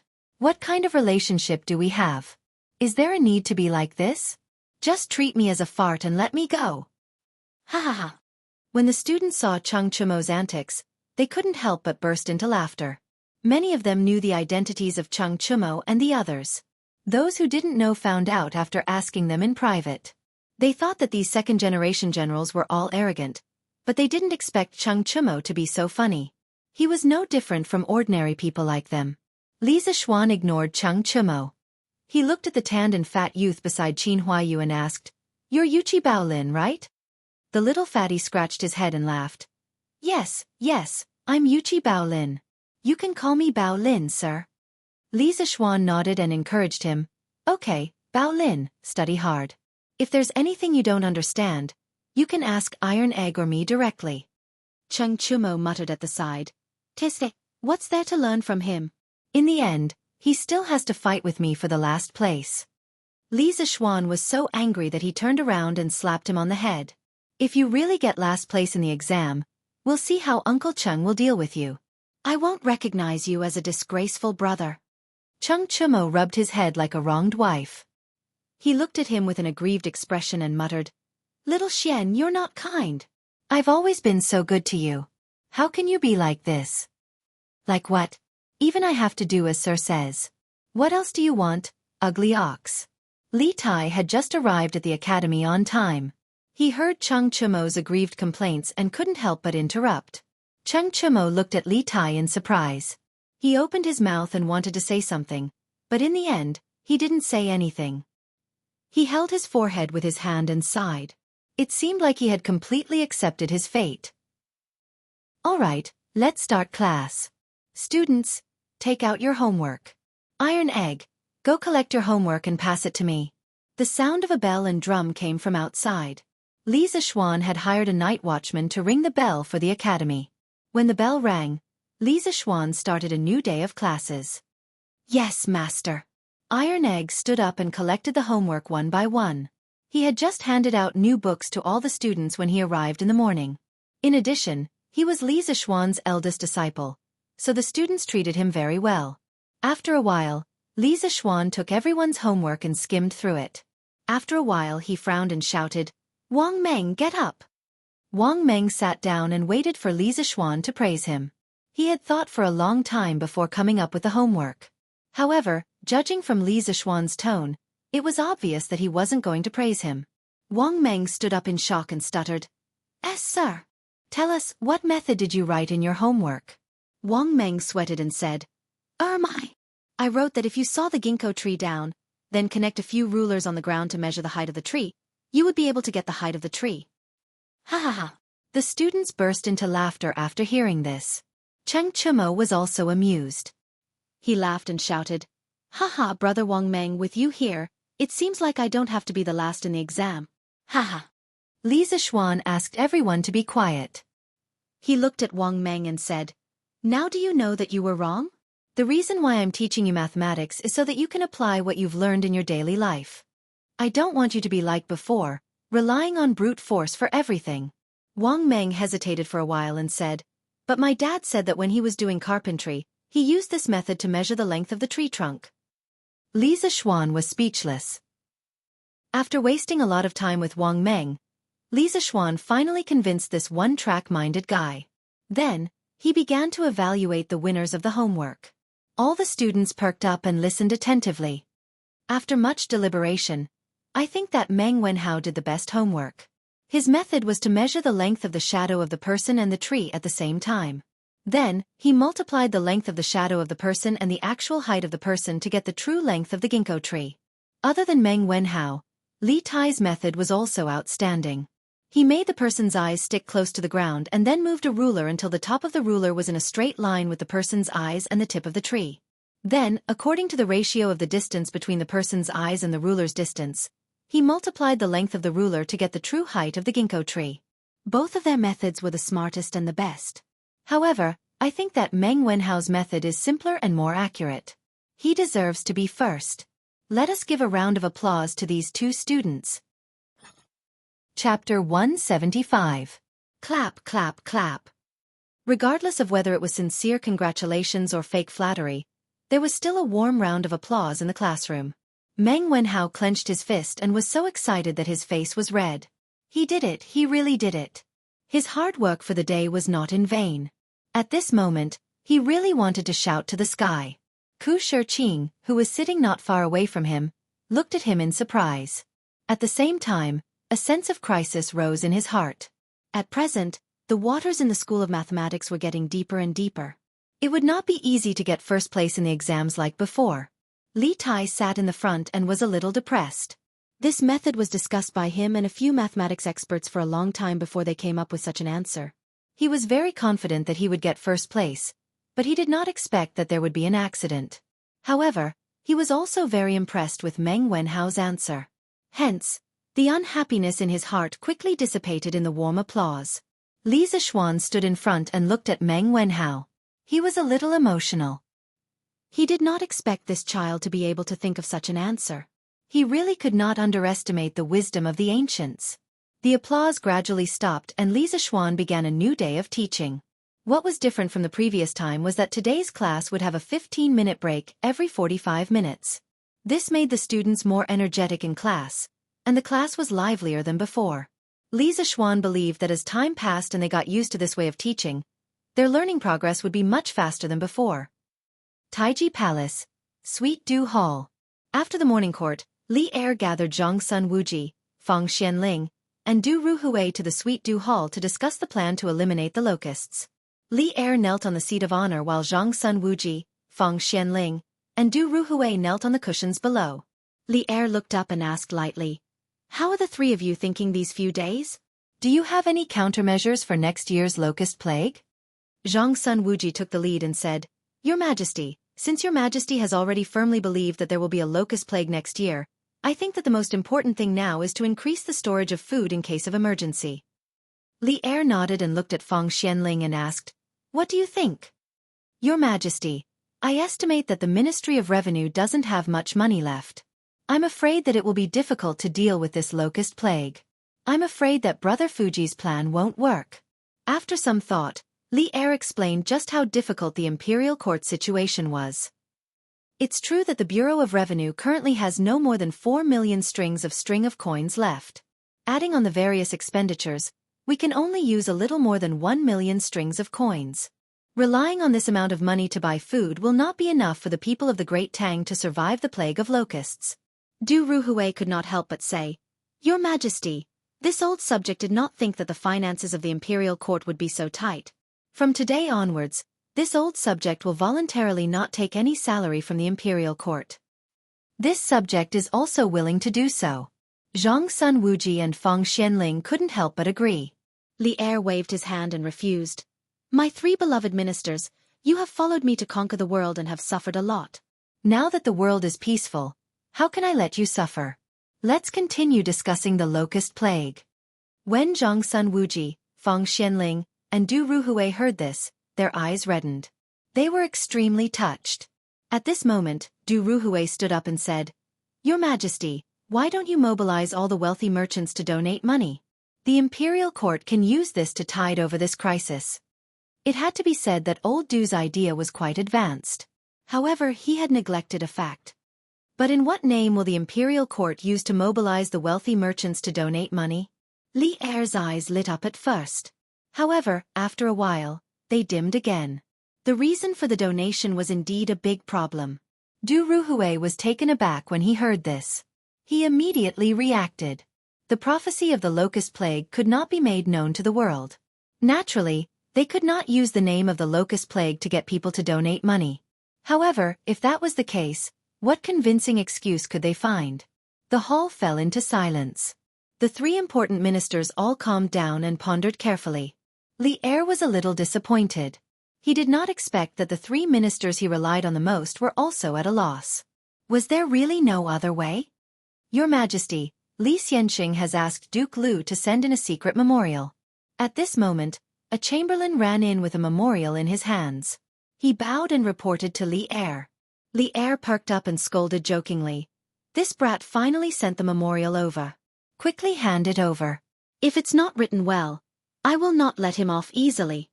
The chamberlain quickly did as he was told and handed the memorial to Li Er. Zhongsun Wuji, Feng Xianling, and Du Ruhui looked at each other. They were very surprised by Li Er's reaction. After about half an hour, Li Er put down the memorial and looked at the three old ministers. He smiled and said, "Li Zishuan has sent in a memorial. He mentioned some locust control strategies. My dear ministers, please take a look and see if they are feasible." The chamberlain took the memorial and handed it to Zhongsun Wuji. The three of them gathered together and began to read it carefully. They saw the words written on it. "I have thought hard and obtained 3 locust control strategies. I would like to present them to your majesty for your reference. Firstly, I believe that since the imperial court does not have much money left, why not send a large ship filled with silk and porcelain to the small countries in the southern sea to exchange for food? I have heard that the weather in the southern sea is extremely hot. Rice matures 3 times a year and the price of food is extremely cheap. Those uncivilized people have never seen such beautiful silk and exquisite porcelain of our great Tang. A bolt of silk can be exchanged for 5 dan of food. Actually, even if our great Tang has tens of millions of gold in our treasury, I do not agree to purchase food from within the country. That is just robbing the east wall to pay the west wall. It is no different from some grain merchants hoarding food in advance. In the end, the ones who will starve are the local people.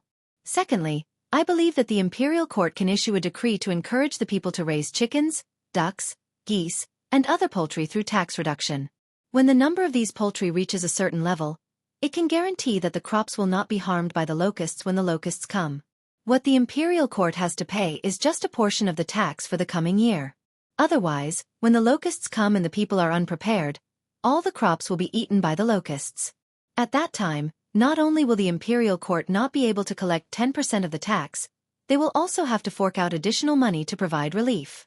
Thirdly, I suggest that your majesty issue a decree to allow the officials of the various provinces of Great Tang to set up warehouses to store the food collected this year.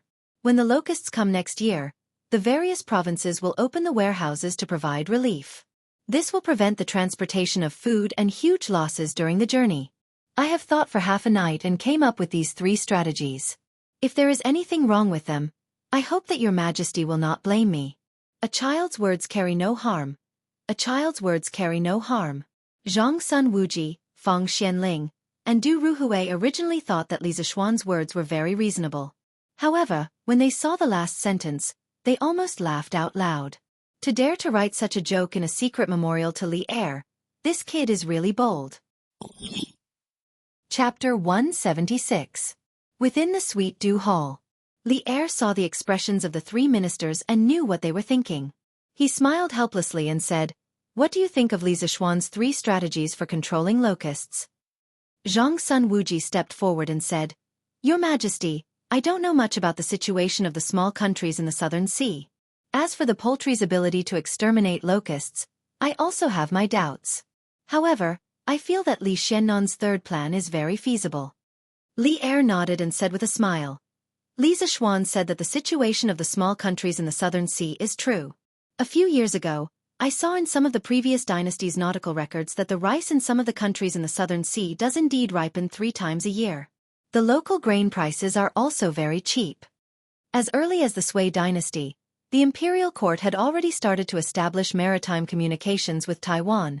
Based on historical records, the Sui dynasty had at least 3 voyages to Taiwan Island. They were in the 3rd year of Day, 607, the 4th year of Day, 608, and the 6th year of Day, 610. From this, it could be seen that the shipbuilding and ocean navigation technology of the time were extremely advanced in the world. Feng Xianling couldn't help but say, "Since there is such a country, then I think that Li Zishuan's first strategy is completely feasible.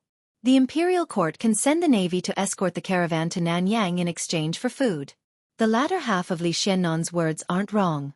If we were to purchase rations from the other regions of Great Tang, the locust plague would inevitably lead to a shortage of rations. Thus, importing rations from outside is the best choice. Li Er nodded with relief and smiled. In that case, I will order Li Xiaogong, Prince of Hejian, to prepare a navy in the near future. I will order the Ministry of Revenue to take out 500,000 strings of cash to purchase a batch of silk and porcelain. I will also recruit a caravan from the people to go south with the navy in June to trade with the Nanyang countries in exchange for food. The 3 old officials said respectfully at the same time, "Your Majesty is wise." Li Er continued, "As for the ability of poultry to kill locusts, there is no need to doubt it. Previously, Li Zixuan told me that an adult chicken can eat up to 300 locusts a day. 20 to 30 chickens can more or less guarantee that there will be no locusts in 1 mu of land.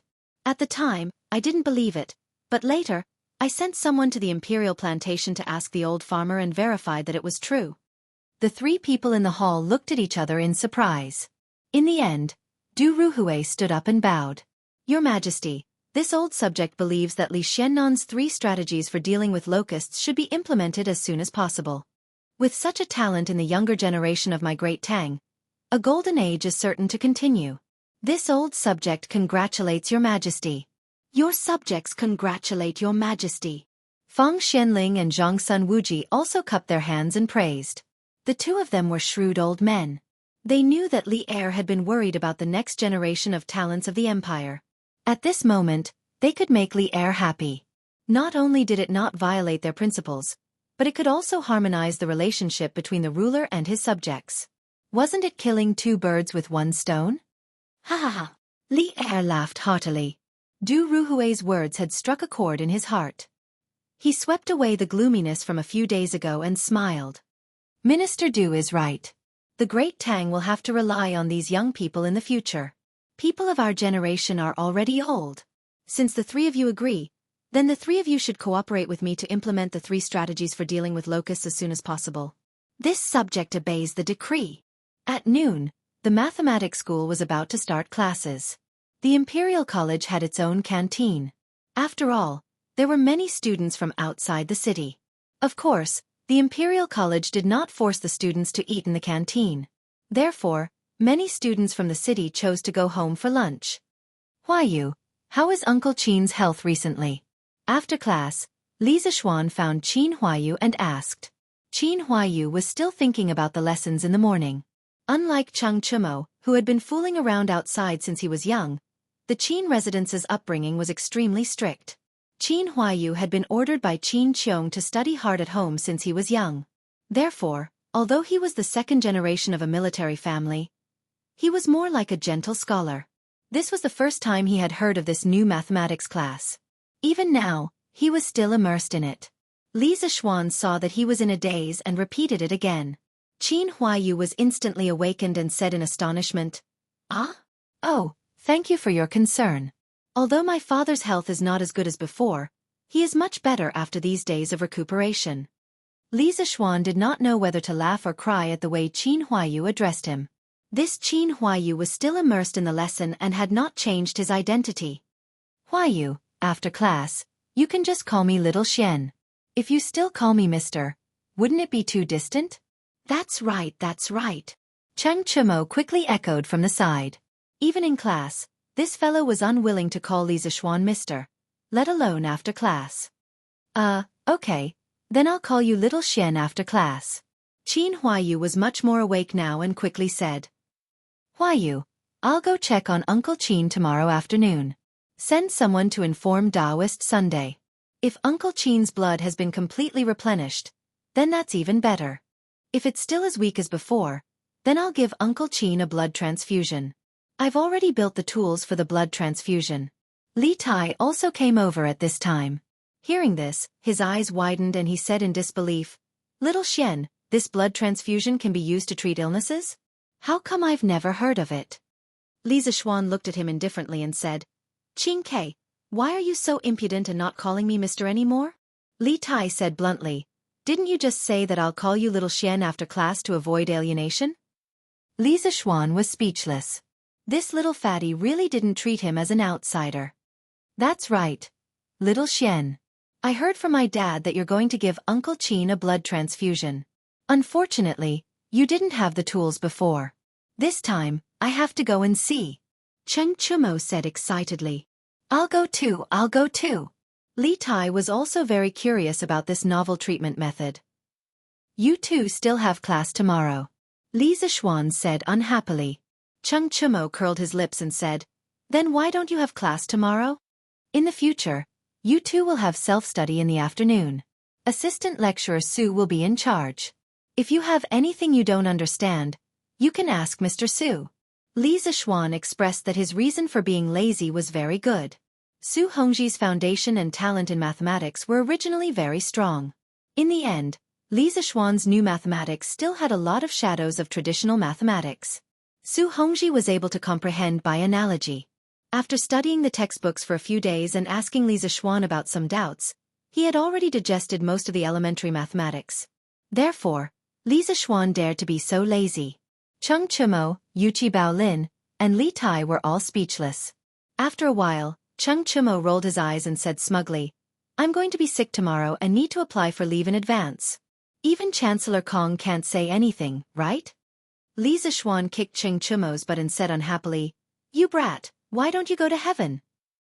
Chapter 177. Xian, come over here. After lunch, Madame Li mysteriously waved for her son to come over. Li Zixuan curiously walked over and asked, "Mother, what's the matter?" Madame Li lovingly smiled and said, "It's a good thing. Yesterday, your father asked a matchmaker for Han Yushi's birth characters. Mother will go to Xiandu Temple tomorrow and find a Taoist priest to match your birth characters." Li Zixuan was overjoyed and said with a smile, "Really? That's great. But mother, what if that Taoist priest says that Yushi and I are not compatible?" Bah, nonsense. My son is handsome and elegant. The Han family's daughter is also dignified and beautiful. She is educated and reasonable. How can the two of you not be compatible? Madame Li lightly knocked on her son's head and said unhappily, "Oh, then I'll have to trouble you, mother." Li Zixuan rolled his eyes and rubbed his head. He replied and quickly went to the West Court. "Xiaoxi, come over?" In the main hall of the West Court, Li Zixuan sneakily asked Xiaoxi to come in. "Young master, it's still daytime. What do you want to do?" Xiaoxi looked at Li Zixuan and thought of something bad. Furthermore, Li Zixuan said those words last night. The servant girl immediately crossed her arms and looked at Li Zixuan vigilantly. She refused to go in. Now that Li Zixuan was about to get married, if he messed around with the servant girls, it was hard to guarantee that the future young mistress would not make things difficult for them. Although Xiaoxi had a good impression of Li Zixuan, she was very clear about what she should and shouldn't do. Li Zixuan stared at her and said, "What are you thinking? If you don't come in, I will definitely eat you up tonight." When Xiaoxi heard Li Zixuan say that, she knew that she was thinking wrongly. She quickly agreed and walked in. "Young master, what's the matter?" "Something big. Tomorrow, my mother is going to the Xuandu Temple to match Yushi and me. You should follow her and take the opportunity to give that fortune-telling Taoist some money. Let him pick something nice to say. Tell him that if he dares to talk nonsense, I will smash his Taoist temple." Li Zixuan finally got a wife who was as beautiful as a fairy. He didn't want these weird Taoist priests to cause any more trouble. Puchi! When Xiaoxi heard this, she couldn't help but cover her mouth and giggle. "Young master, how can you do this? Aren't you cheating?" At the same time, Xiaoxi was a little envious. If young master could care about her so much in the future, she would be willing to die. Li Zixuan rolled his eyes and snapped, "What's wrong with cheating? Those Taoists of the Jianghu were always talking nonsense. How many of them could be accurate? My master's fortune-telling was accurate, but he never told people's marriage. He would rather destroy a temple than ruin a marriage. Do you understand?" Actually, Li Zixuan was overthinking this matter. Normally, Taoists would match people's birth characters. Regardless of whether the man and woman were suitable for each other, they would usually pick something nice to say. Very few Taoists would purposely break up people's marriages. If that was the case, the grudge would be too big. It wouldn't be in line with their principle of keeping a low profile to make a fortune. Hence, most of the time, the so-called matching of birth characters was just a formality to let the elders feel at ease. Xiaoxi stuck out her tongue mischievously. She felt that no matter what she said, her young master was right. Hence, she stopped arguing and smiled. "All right, young master. Xiaoxi will do it tomorrow."